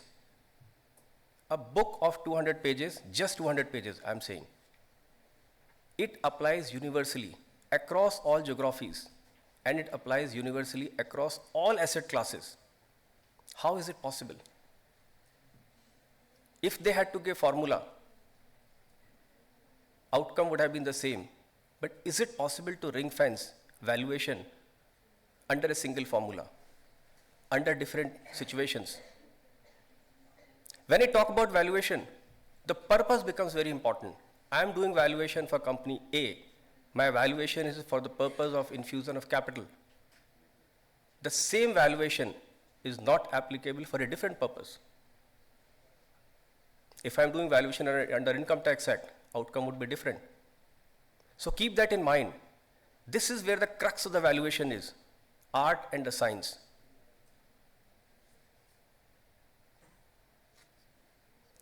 Now I talk about what should we do.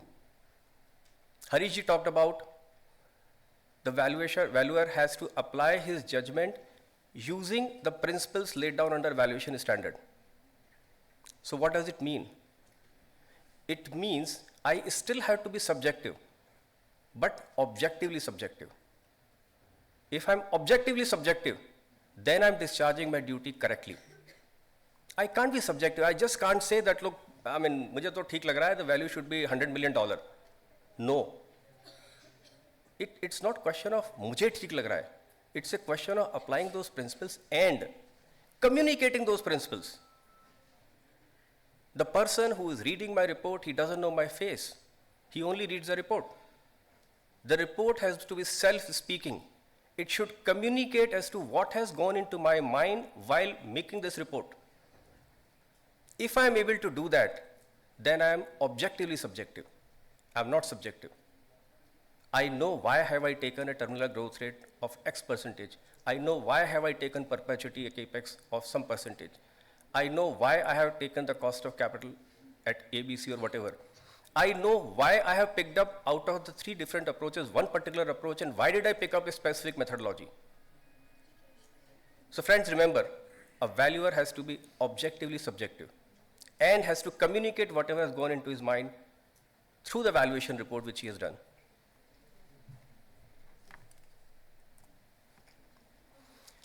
Now I come to another point. See, we have been talking about unlocking of value of distressed businesses. Now, what are these distressed businesses? Are these businesses only the businesses which are falling under IBC, for which a case is going on in NCLT for insolvency resolution? There is a vast segment of businesses who are under distress who are not in IBC. They also need to be taken care of. See the difference. Once a business or a company goes into IBC, there is a laid down process. You know how many valuers are needed. There is a regulation which governs all of that, which is both good and bad. But the moment you come to companies who are not gone into IBC, and there is a purely commercial situation where the business is under distress, and mind you, these are the companies eventually they are going to get into IBC if they are not taken care of today. So can I stop and prevent these set of companies going into IBC? That is where what we need to think about, and that's what the meaning of unlocking of distressed companies' businesses is all about. So my IBC spectrum could be X, but maybe the second box could be X cube and X multiple times. In the context of art and science, also remember one more thing. Range of value versus point of value. A science would tell me that sun rises in the east, sets in the west. That's what science tells me. It will never change. Which means there is a point. My valuation is 15 crore, 15 lakh, 17,333 rupees 26 paise. That's what science tells me. But this is not science. So what does it mean? The valuer will always have a range. You can't say that my number is A. It would fall somewhere between something. But now, the legislation expects something different. Therefore, a valuer has to arrive at a specific number. Otherwise, how the shares will be issued, how the transactions would take place. So keep that also in mind as a valuer, the dilemma of range of value versus point of value.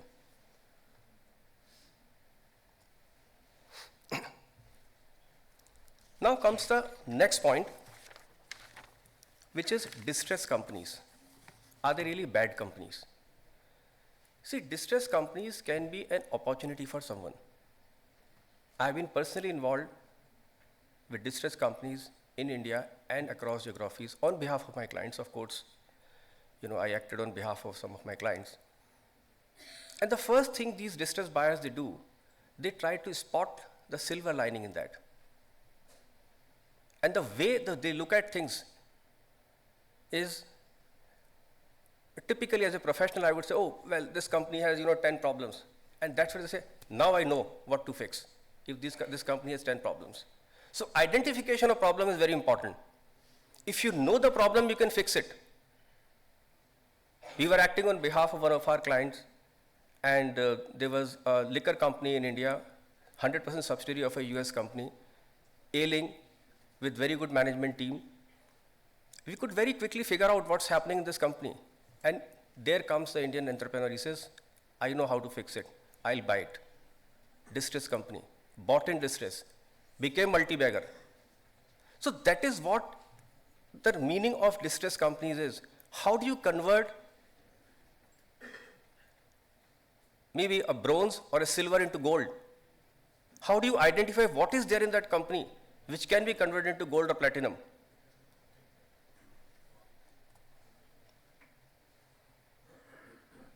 constituents. Now let me come to IBC. In the context of IDC, the fulcrum is corporate debtor, and every other constituent is hovering around corporate debtor. So you have resolution professional, he has a role to discharge. You have a committee of creditors who wants to maximize their own return, right? What is the interest of committee of creditor? That they should be paid the maximum. You have a resolution applicant. Now in any transaction, there is a buyer and a seller. Someone is selling and he believes I am realizing the value. Someone is buying, he believes I have a capability to build value from there onwards. Then only I am buying. Otherwise, why would I buy? So therefore, resolution applicant is someone who wants to build from that point onwards. And then comes the registered valuer, who has to give a valuation report. Now imagine a very high valuation, what will it do to the resolution? The valuer has not discharged his duty in the diligent manner, and the resultant valuation is very high.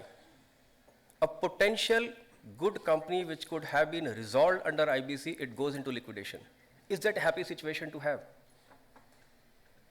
Answer is no. Converse is, valuer has not discharged his duty correctly and the valuation is very low. Sir just now mentioned about certain cases. What would happen? The value which should have been X, it becomes X by 2, or X by 3, or X by 4. That's also not a happy situation to have. So therefore, valuer's role is very, very crucial and independent and important. And from a viewpoint that valuer out of these 4 or 5 boxes is an independent body. He has no interest in buying or selling of asset. He can't do it under code of conduct. Resolution applicant has a vested interest. Committee of creditor has his own interest. And resolution professional, you guys are resolution professional, many of you, you know the kind of challenges which you face. You are handling a company which failed because of an entrepreneur who knew the business, who has been running it for ages. His generations have been running it. Still the business failed. Now it is expected from you that you take over the business and you make it suddenly profitable. Is this a reasonable expectation? Can this be met? The huge responsibility has cast upon the resolution professionals on our shoulders as to how we can convert this silver or bronze into gold.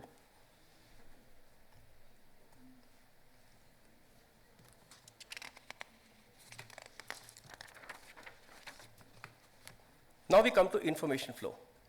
Again, in the context of IBC. Information in case of IBC companies is usually deficient. You will never get the full information. Accounts are not ready. So you have to operate within that limited information. Make inferences out of that. There are 2 registered valuers, A and B. Now I come to a different scenario.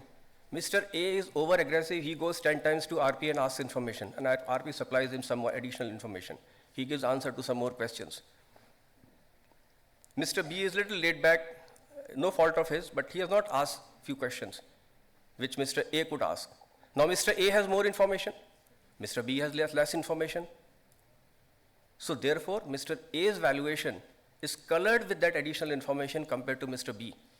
So the valuation outcome would be different. So as RP, what should we do? Both, even if Mr. B has not asked for that information, supply him that information also which Mr. A has asked. So at least both on the information front, they are at the same level and same plane. And the outcome is not colored by lack of or additional information. Then comes IM versus information to RV. There is a provision in the code which says that resolution professional has to prepare an information memorandum. Now this information memorandum is prepared, I think 95th day or something, right? Valuer is appointed within 7 days after the appointment of IRP. So a situation would arise where information memorandum would be released subsequent to the valuation having been completed. Now let's look at the situation. Here is a resolution applicant who wants to apply for that company. Now his level of information is based on information memorandum. Your registered valuer did not have benefit or advantage of the information which has gone into the information memorandum. So his valuation and the resolution applicant's valuation could be 2 different things. bit of challenge. Good thing is that there is a new CIRP regulation which came up, I think, in February 24, 36(2)(ka), which says fair value should form part of IM prepared by RP, except where the COC may decide not to disclose the fair value, if, for reasons to be recorded in writing, it considers such non-disclosure to be beneficial for resolution process. So fair value has to form part of IM. Earlier, the value was kept confidential and secret and was not shared with the resolution applicant. I think metrics of value I'll skip. Now comes the value versus price. First of all, let's understand there is no concept of auction under IBC. There is no auction. And IBC envisages maximization of value and not maximization of price. Let's understand this subtle difference. The value improves if business is continued and its assets are used more effectively and more efficiently. That's where the value improves. And efficiency may improve by way of multiple things. There could be sell, buy, restructuring of ownership, restructuring of capital structure, restructuring of balance sheet, turnaround, buyouts, so many things can happen. And what is the role of COC? Resolution plan has come. COC will apply its mind about the feasibility and viability of the resolution plan, and it will also check the capability and credibility of resolution applicant.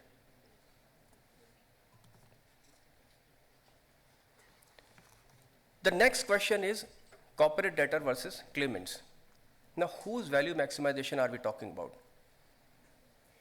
There is always a dilemma. There is a body called COC, whether the resolution plan should maximize value of the assets of the CD or realization for claimants or both. Question is whether to maximize the interest of CD or of the claimants. Infusion of funds into the CD, it may improve the value of the business, but it may not improve the realization for the claimant. Similarly, a lower haircut, it may improve realization for a claimant, but it will not improve the value of assets. Thus, maximization of value for claimants may not always result in maximization of the value of the assets of the CD and vice versa. A resolution plan, it may also yield different realizations for different claimants. There could be multiple classes of claimants. Now, if you are forming a part of COC and you are representing a particular class of claimant, then you are taking decisions on behalf of the other claimants also. Very quickly, last couple of slides, resolution value versus enterprise value. So we all know what enterprise value is. Enterprise value is a value belonging to both debt holders and equity holders of a company. Resolution value is also the full value of the business. So to that extent, both resolution value and enterprise value, they are the same. But there could be situations where resolution value could be lower than enterprise value. There could also be situations where resolution value is higher than the enterprise value. It could be higher if there is an additional infusion of cash or funds envisaged in the subject business to enhance the value of that business. It will be higher. Enterprise value is 100 crore, additional 50 crore is infused in the business to improve the value of the business, it would be higher. And likewise, it could be lower if there are some stakeholders or some shareholders are left in the business.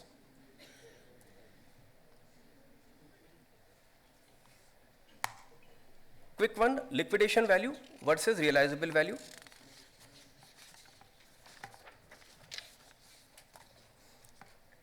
Liquidation value is the estimated realizable value of the assets of the CD if it were liquidated on the insolvency commencement date. While taking a decision whether to accept a resolution plan, one often considers LV as the default outcome. This is based on the premise that LV would be realized on liquidation. So that's the minimum amount which should be captured or recovered. There is no provision in the code or regulation which prescribes that the RV has to match the liquidation value, and that the object behind prescribing the valuation process is to assist the COC to take an appropriate decision on a resolution plan. Once a resolution plan is approved by the COC, the authority relies on commercial wisdom of the creditors, which sir just now mentioned, rather than assess the resolution plan itself. With this note, Thank you very much for your patient listening. Thank you. Thank you, sir. Again, a new concept, subjective to objective. Sir, concept you had given, subjective to objective. Objectively subjective. So again, we value focus on this objectively. Subjective and objective makes the entire difference. Yes, exactly. You had made, sir, more clarified of this point. So again, the point raised by Mittal sir, very apt point. And again, point overall thing is that how real the valuation is, how near to the fact is. So this near to achieve the subjective things towards the objective, very critical one. And here point lies. So more point are going to be clarified by our panelists.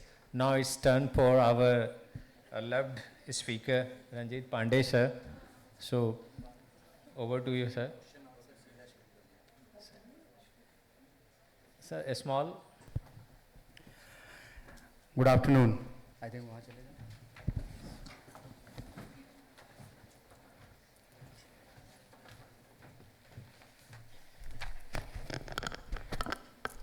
Good afternoon. I think in the entire panel, I consider myself one of the misfit here. But yes, being resolution professional, I consider the valuation done by the registered evaluators like Mr. Mittal and the Mijaji every day in, day out. And from their presentation, what I was able to gather, that very important thing is independence, transparency and fairness. That is what is required to be followed by both the professionals, registered evaluator as well as insolvency professional. And being insolvency professional, what difficulty we face when valuers are not able to perform their duty, what they are been prescribed to them. And in fact, if you refer various Supreme Court judgments and NCLT or NCLAT judgments, you will find that time and again it has been reinforced by the legislature that what, and in fact Rajesh Sharma ji has rightly pointed out कि and और का difference जो है वो बहुत ही important है. Science और art का जो combination जो होना चाहिए, it is not say numerical accuracy. It is not only the numerical accuracy, but what the opinion of the valuer, that is the most important thing. So being resolution professional, what we are supposed to do is that we need to provide the proper, transparent and accurate information to the valuers. That is one. Secondly, whenever they are asking for the follow-on information, that is also we are required to convey and we are required to give them. Then only they will be able to say realize the potential and value. Today morning I was reading one of the Supreme Court judgment, Maharashtra Seamless versus Padmanabhan Venkatesh and others. And in this, Honorable Supreme Court has laid down a very good say criteria or principles for the valuation. And if you see, and I can read out for you, I think this is what I wanted to share also here, that there is no provision in IBC or IBBI regulation which brought to the notice that bid of any resolution applicant has to match the liquidation value. What happened in this case, that 674 crore is one valuer's valuation, another valuer is 457 crore, another one, third one appointed is 352 crores. So there was a very big mismatch, and that is why rightly the new law or new standard which is coming, which is defining that what is the significant difference which has been, which should be considered as a significant difference between the valuations. So these three valuations has been say considered by the NCLAT, and then NCLAT has said that you revise the valuation and you revise the offer also. Then they went to Supreme Court, and in Supreme Court they have laid down the principles which says that there is no need to match the, say, liquidation value. Valuer's job or resolution professional job is to assist the COC to apply their commercial wisdom. And this commercial wisdom concept is very, very important, which we need to understand that it is the businessman or in fact insolvency law, whole insolvency law is based on the, say, entrepreneurship of credit. And if it is entrepreneurship of the credit, then let that particular entrepreneur who is coming into the shoes and he is trying to run the company, let them decide that what is the right value for them. I'll give you one small example. One of the resolution plan we were preparing, and in that resolution plan, one of the resolution applicant has brought the, say, plan of 350 crore. 350 crore, another resolution applicant which has asked for the, given the plan of 300 crore. So there was a difference of 50 crore between two plans. Technically, if we'll go and analyze as a resolution professional, we'll find that maximization of the value, so 350 is the maximum value.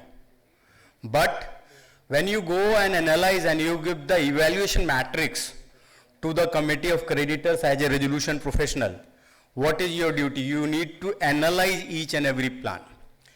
And what we found that capital infused by one of the resolution applicant was only 1 lakh rupees. And another one has infused the capital of 8 crore rupees. So this is the first difference, striking difference we are able to point out. Then secondly, time period taken to pay the debt. What is the refund amount? Whether intention of that particular resolution applicant is run the business, or whether he want just to buy out the asset and thereafter sell it to some third party. So whether they want to build the commercial space, whether they want to build the residential say property, or hand it over in the time bound manner of 3 years, 4 years, 5 years, whatever they are providing in the resolution application, or not. So that we need to analyze. And there comes the, say, role of the valuers also, role of the insolvency professional. So what point I am trying to say, in that case, we were able to conclude that 300 crore is the more appropriate, and kindly mind, we are need to, say, keep in mind that going concern is also important. The moment you put time value of money into play, you will immediately understand that whether 350 is higher or 300 is higher. Exactly. This is the point. So if you are delivering the project in 5 years, or if you are saying that I will buy out everyone and I am going to build according to my whims and fancies, so that means intention is that you just want to pay all the, say, commercial or home buyers or whosoever is there as a debtor, and thereafter asset will become mine, and whether I will sell it off or build it or not. So going concern concept will be defeated. So that is what we need to concentrate. So coming back to this case, one is liquidation value is not the sacrosanct thing. It should not be, say, required to be whatever valuation or whatever value you are giving, it should not be above that. Our job or job of the registered valuer is to assist the COC. Third one is requirement of section 30 subsection 2 and 4 is 100% complied with. Then last but not least, that NCLAT or NCLT or adjudicating authority will always rely upon the commercial wisdom of the COC. Whatever they have approved, I think they will not interfere into that unless and until there is a gross violation or, say, miscalculation into the whole process adopted by the registered valuer and insolvency professional. So what I want to convey through this particular forum, particularly to resolution professionals, that we are the fulcrum of the whole thing, entire IBC process. We need to be vigilant, we need to be careful, and careful in supplying the information also, and thereafter once the valuation report is received from the two valuers, analyzing it in great detail and thereafter submitting it to the committee of creditors with the proper information, and of course align with the evaluation matrix of the whole proposal, whatever resolution applicants are bringing, and thereafter bring this particular distressed asset or distressed company to the greater resolution. Thank you so much.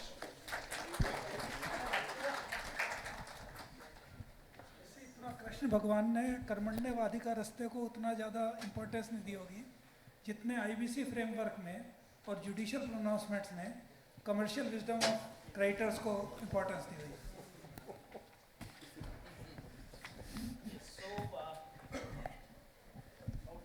As per the panel chair, the forum is open for the question answers. We will take all your questions, and I'll request all the panelists to please answer your questions.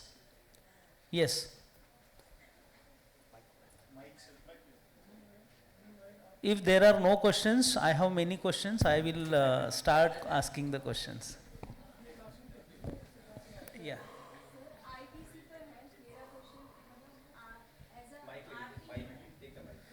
Please take the mic. You are free to ask any question with respect to the subject matter of this, whether it was previous session or this session. Yes, sir. Sir, my question is there कि suppose the Khandelwal sir was saying कि RP was not have filed the section 60 subsection 5 applications day by day they are filing, so the volume of work have increased. But when we will go for the bank to release the lien on the on our funds, the bank are not releasing the lien. When we will go to the police to take the complaint, when the CD is giving the threaten to us, they are not registered the complaint. So what will do the IP in these conditions? So if they have not take the order from the court, so how the IP should proceed? Continue doing what you are doing now. Thank you, sir. Sir. Okay. Hi, Rajesh Shara this side. One side I was just on a lighter side. Rajesh Sharma ji, Rajesh Mittal, Rajiv Pandey. So 3R, RRR are there. so RRR, 3R is there. So RRR is. Let me first complete the question. So it is like this one company which is a subsidiary company of a listed company, limited company. 3 directors were there. Because it was a material subsidiary company, one independent director from the material subsidiary company of the listed entity. So from the listed entity, one independent director was appointed on the board of that company. That company has gone into IBC. And only 3 directors were there. That gentleman who was independent director, he has completed his tenure in the parent company. And recently there was AGM, so that IP wanted him to continue. He said, how come I can continue, because I have already completed 10 years. But nobody else is also ready to join in because it's already in IBC. So company, although limited company, left out with only 2 directors. Even the second director who was retiring by rotation, and IP asked him to give his consent to continue as a director, he was also reluctant. So in that kind of situation, you know, how the board is going to work? Board effectively left out only with 1 director.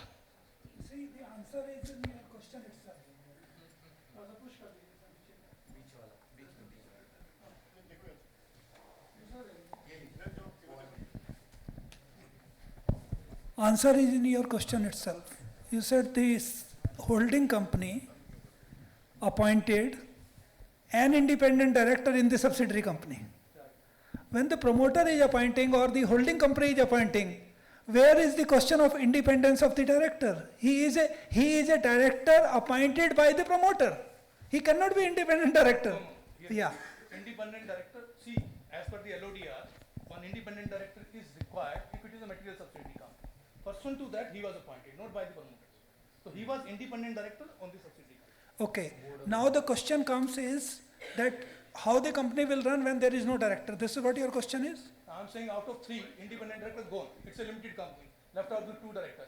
Other director is also not reluctant, is reluctant to give. No, it depends upon the date of origination, date of CIRP, and all those things will come in play. You need to look at the documentation, and if needed, go to the NCLT for direction. But date of CIRP and date of his resignation, these are crucial things. Not resignation, cessation after 10 years completion. Cessation is which date? It is before CIRP or after CIRP? Suspended board है ना वो तो. After CIRP, even if it is suspended board, you need to take approval of NCLT for appointment of new director. They can't appoint an independent director. No, they can't appoint independent director, but you need to ask the order from NCLT that whether do we relieve him or not. That's 10 years completed, he has gone. Question of his relieving doesn't arise.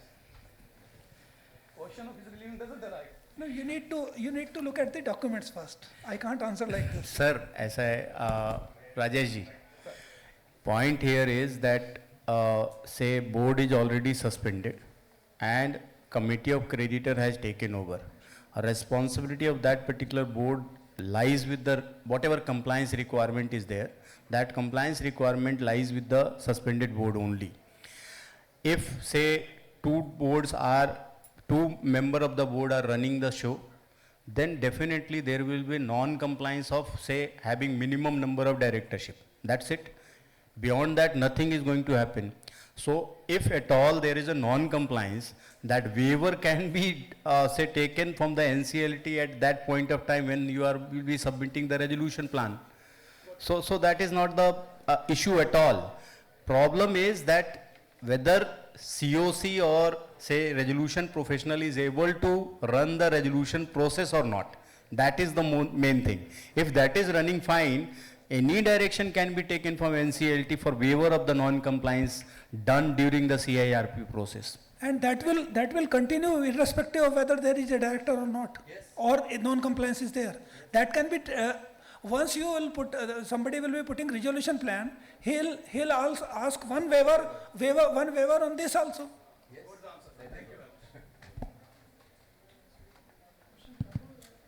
So my question is limited to the valuation. There is a case which I am handling. There is a company whose valuation was done under Regulation 35. Two valuers are appointed. Valuer gave the average value of 70 crores. COC was not impressed by the valuation. So they conducted a third valuation. A third valuation was conducted which gave a valuation of 110 crores.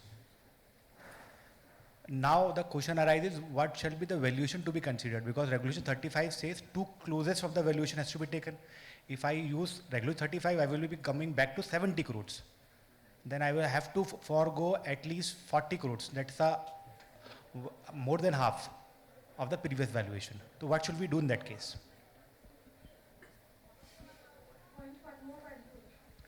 And another valuation appointment is not there in the provision of the code.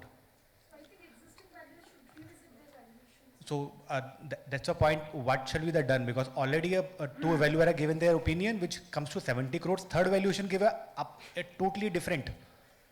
It is a 110 crores. It's a live case. It is before the NCLT. We are thinking to file it, but we are understanding how to go ahead.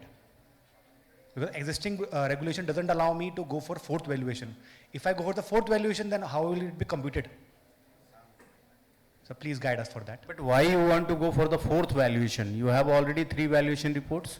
But Regulation 35, sir, says two closest has to be taken. The two closest are coming to the 70 crores. Two closest are the 70 crores. And the third one gives me a totally different value of 110 crores, which is COC is impressed. COC is saying we have to go by the third one, but regulation doesn't support us. Have you brought this thing to the notice of COC, third evaluation? COC only. What COC says? COC is supporting third one. Commercial wisdom is supreme. Actually, they are supporting 110, but the regulation doesn't support them. So then you can put it before COC and take orders from them that we are going to NCLT on this. No, of course, adjudicating authority will have to answer it. Of course, the answer will finally come from adjudicating authority only, but let them apply their commercial wisdom, then let them say that 110 is required, and once they resolve it, then take the approval of NCLT. So we have to move to NCLT, sir. And CLAT, NCLT. NCLT. Yeah. Thank you, sir. You see, all bucks are stopping in NCLT. Don't worry about it. Whatever you can't do, go to NCLT. Just want to add whatever sir has suggested. Actually, as a resolution professional, it is our duty. In fact, whenever valuation reports are coming, it is not only that you will just put the say mathematical value to the table of the COC. I think you need to do the analysis of the whole report, all three, why this kind of difference are coming. Put forth these differences before in front of the committee of creditor, and then let committee of creditors has to decide that what is say there in the each valuation report which is bringing the so different reports and so much of the difference in the valuation. If at all you are not able to say resolve those differences and you are finding that valuation report itself is defective, then you can go and as say sir has suggested, you can always go and approach NCLT and seek direction for the conducting the whole valuation process afresh. You don't appoint for 1, 2, 3.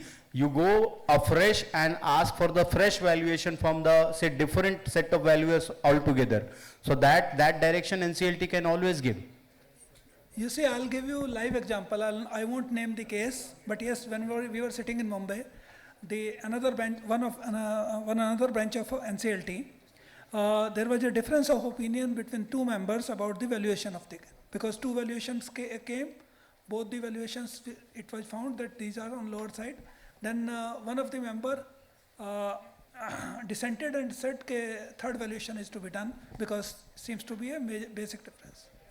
The third judge was appointed and she ordered for another valuation.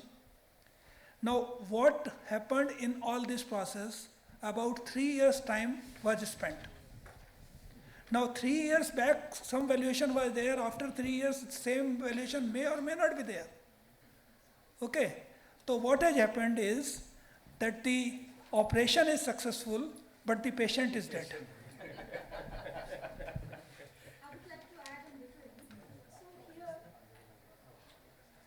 Valuation is just a benchmark. So it is only a negotiation card that yes, this is the valuation, what is the resolution applicant offering.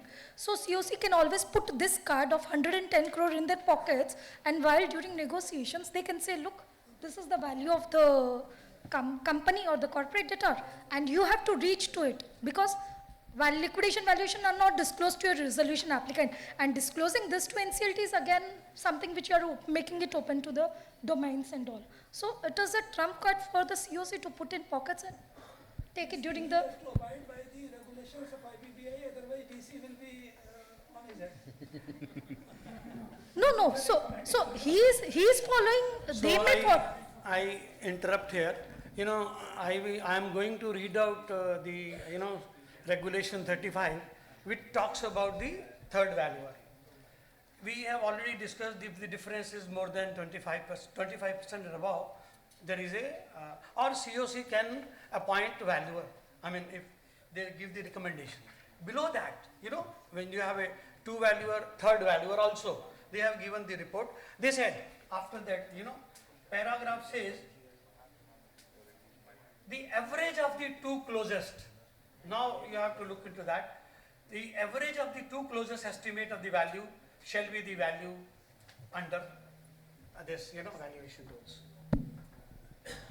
So 1, 2, 3, okay. Then closest of the two. I mean, then you have to look into the facts and figures of the individual case, which is closest. Even again the ambiguity is there. What means closest? But you have to apply your, judgment and knowledge. Thank you, sir. Thank you. Good evening, sir. It has been a very interesting and knowledgeful session, and thank you for that. My question is in respect of operational creditors.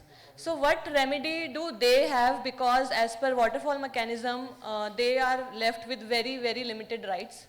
And even if they go to NCLT, I think maybe near to 1% of their dues are admitted and dispersed. So what is the remedy for them? You see, as far as operational creditor is concerned, he is king till the time the case is not admitted. Once the case is admitted, he is a beggar.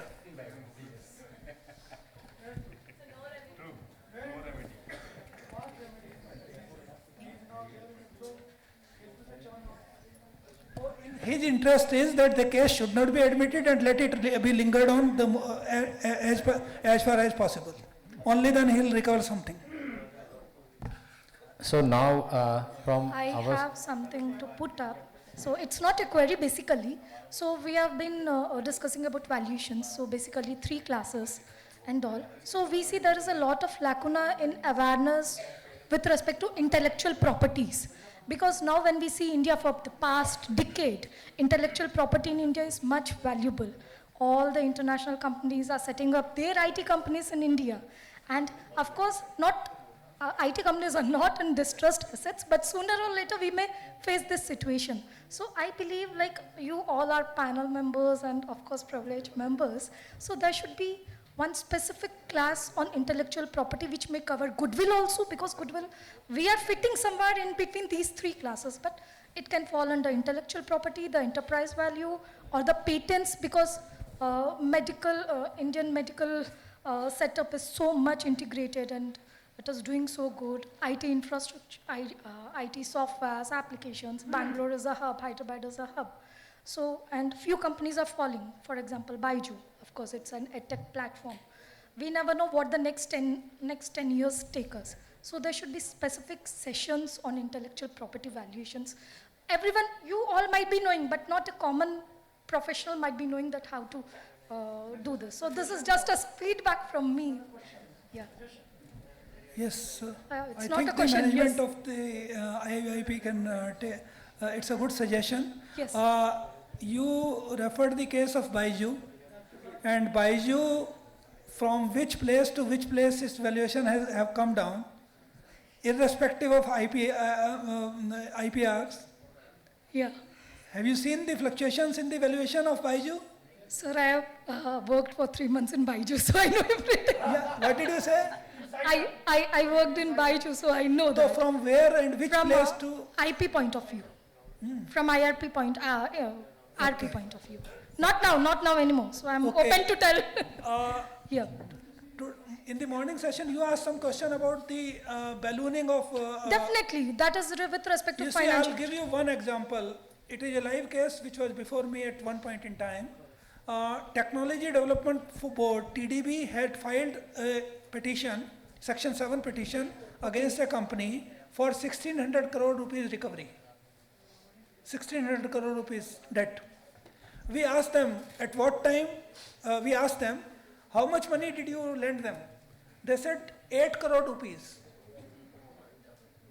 8 crore रुपए disbursement करी थी 1996 में, जो बढ़ बढ़ के 2019-20 में 1600 करोड़ रुपए हो चुके थे. तो from the bench itself I asked a question from him. I said, you are from Technology Development Board? He said, yes, but we have taken over this loan on assignment basis from SIDBI. I said, show us your ledger account where this 1600 crore figure has come. They said, we have taken it over in 2012. After that, we have ledger account, but before that, we don't have ledger account. But I asked them, are you sure rupees 8 crore were disbursed by you? Yes. In which year? 1996.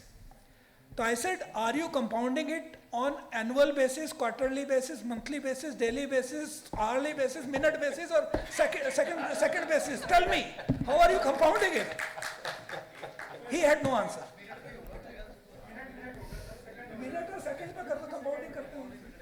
So with this thing, just to answer, just one second, just to answer your question about, you asked a question about the programs or intangible valuations. I think ICSI and ICSI RVO's teams are here. And regularly these kind of programs are conducted which also cover the valuation of intangibles. So you can attend one of them.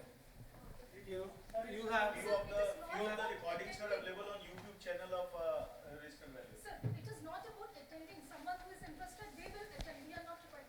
Awareness is most important. It should be readily available for anyone to access. Just like IBBI is a platform wherein you can see everything. So it is just. That is all available on the YouTube channel of ICSI. That is available free of cost. Anyone and everyone can go and watch any of the sessions which are available there. Sir, my suggestion is let us have one more different class. My suggestion is that. Let us have a different class. So that makes more transparency rather than the IP thinking what is your to whom you should approach, whether there is any panel. Yeah, you have touched a very good question. You know, when we talk about a service industry or IT industry, 80% of the value is coming from intangible only.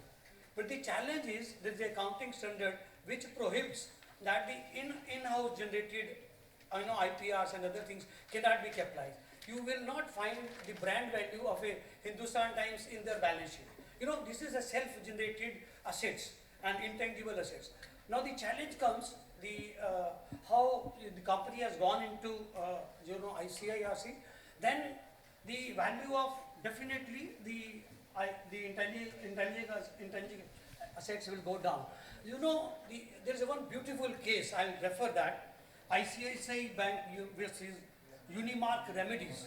You know, here, it's a running company, it went into difficulties only, financial I was difficulties. quoting Unimark Memority only. Yes, in this case, what happened, you know, very interesting case, they got a notice from the US FDI. They said there is a non-compliance, only they have issued a warning notice. The valuer has considered it as a zero. Even then NCLT said, by giving a warning letter, the export only in one country is going to be affected and not the other 16 or 17. So in that case, you know, when you talk about the intangible assets, definitely the input from the promoters. You know, when I was just discussing in the panel, you know, the vendor code has a value because, you know, the company has taken a vendor code from auto sector. It's very difficult to get the vendor code, new vendor code. In this case, the vendor code was valued. It was insisted, and in the judgment, I have been told that in the judgment it said that the vendor code will also be transferred. You know, such a intangible, powerful, because, you know, it is difficult to get a vendor code. Sir, I would say reality, yes, even it's a patents, I would say reality, even patents are not valued for many companies. Yes. So, Yeah, it is. Please, Tangible assets means tangible and intangible. Sir, due to paucity of time, our panelists have so many things to express, and the topic it is IVC as well as the valuation. So we can sit here and discuss so long, but we are. It is. More questions can be asked. Yes, if anybody from else this side, kindly give the mic to this side. Wado.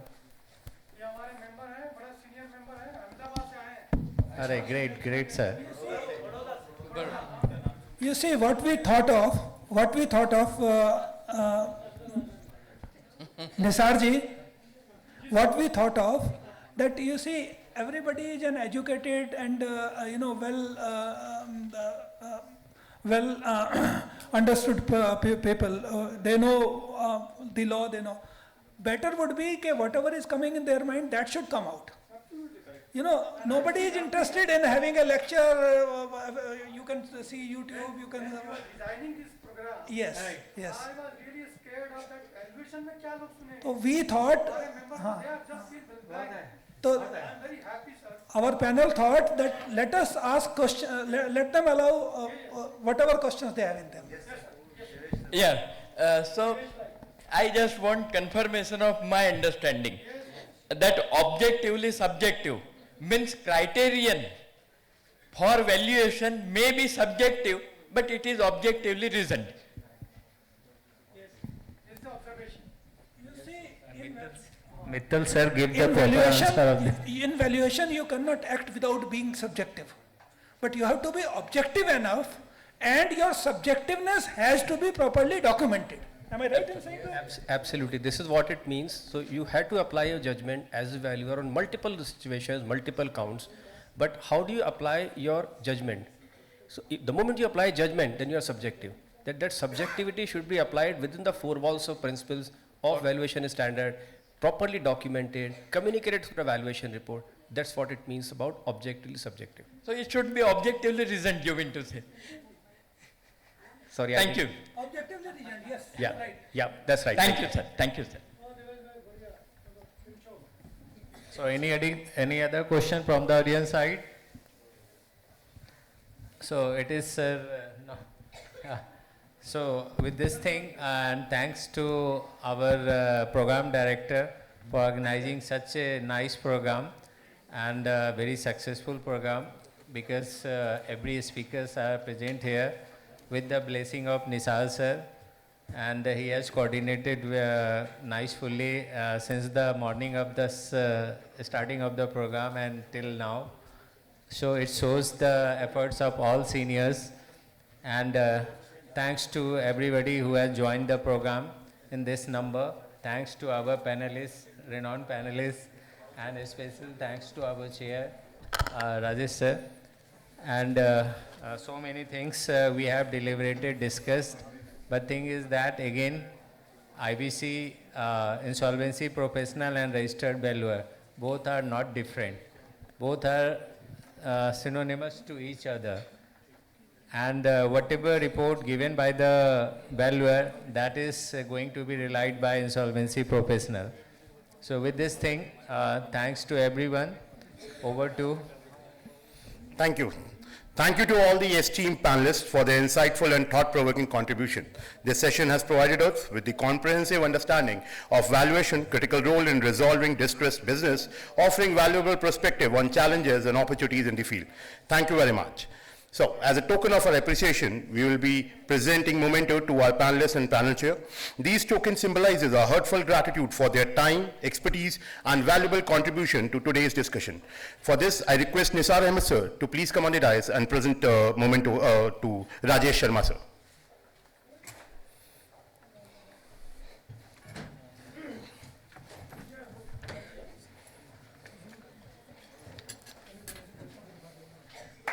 I request the audience to give a big round of applause, please.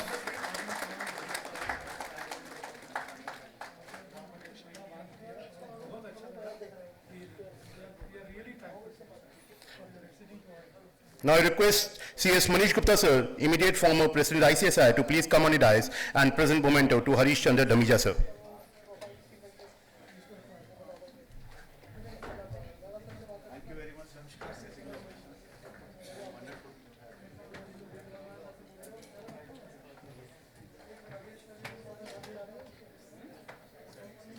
A big round of applause, please.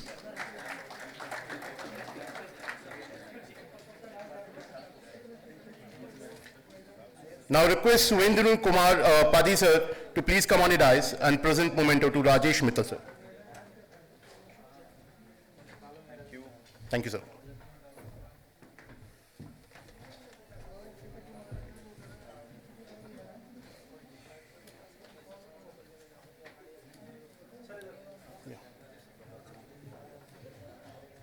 A big round of applause, please, everyone.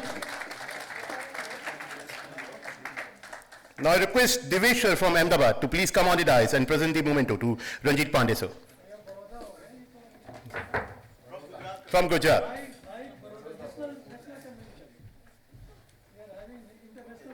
Please, sir.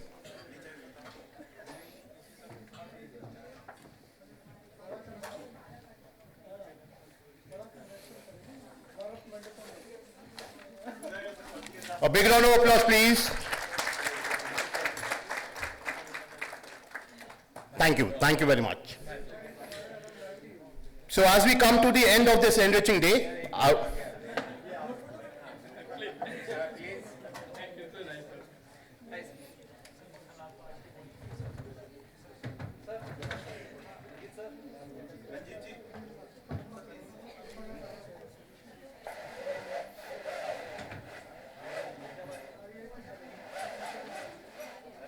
Thank you. So as we come to the end of this enriching day, I would like to extend my deepest appreciation to all our dignitaries, panelists, experts, council members, and participants. Your collective engagement has made this convention a resounding success. Once again, thank you to everyone for being a part of this important event. We look forward to continuing this journey of growth and learning in the insolvency and valuation ecosystem. Thank you, and I wish you all the wonderful evening. Thank you very much.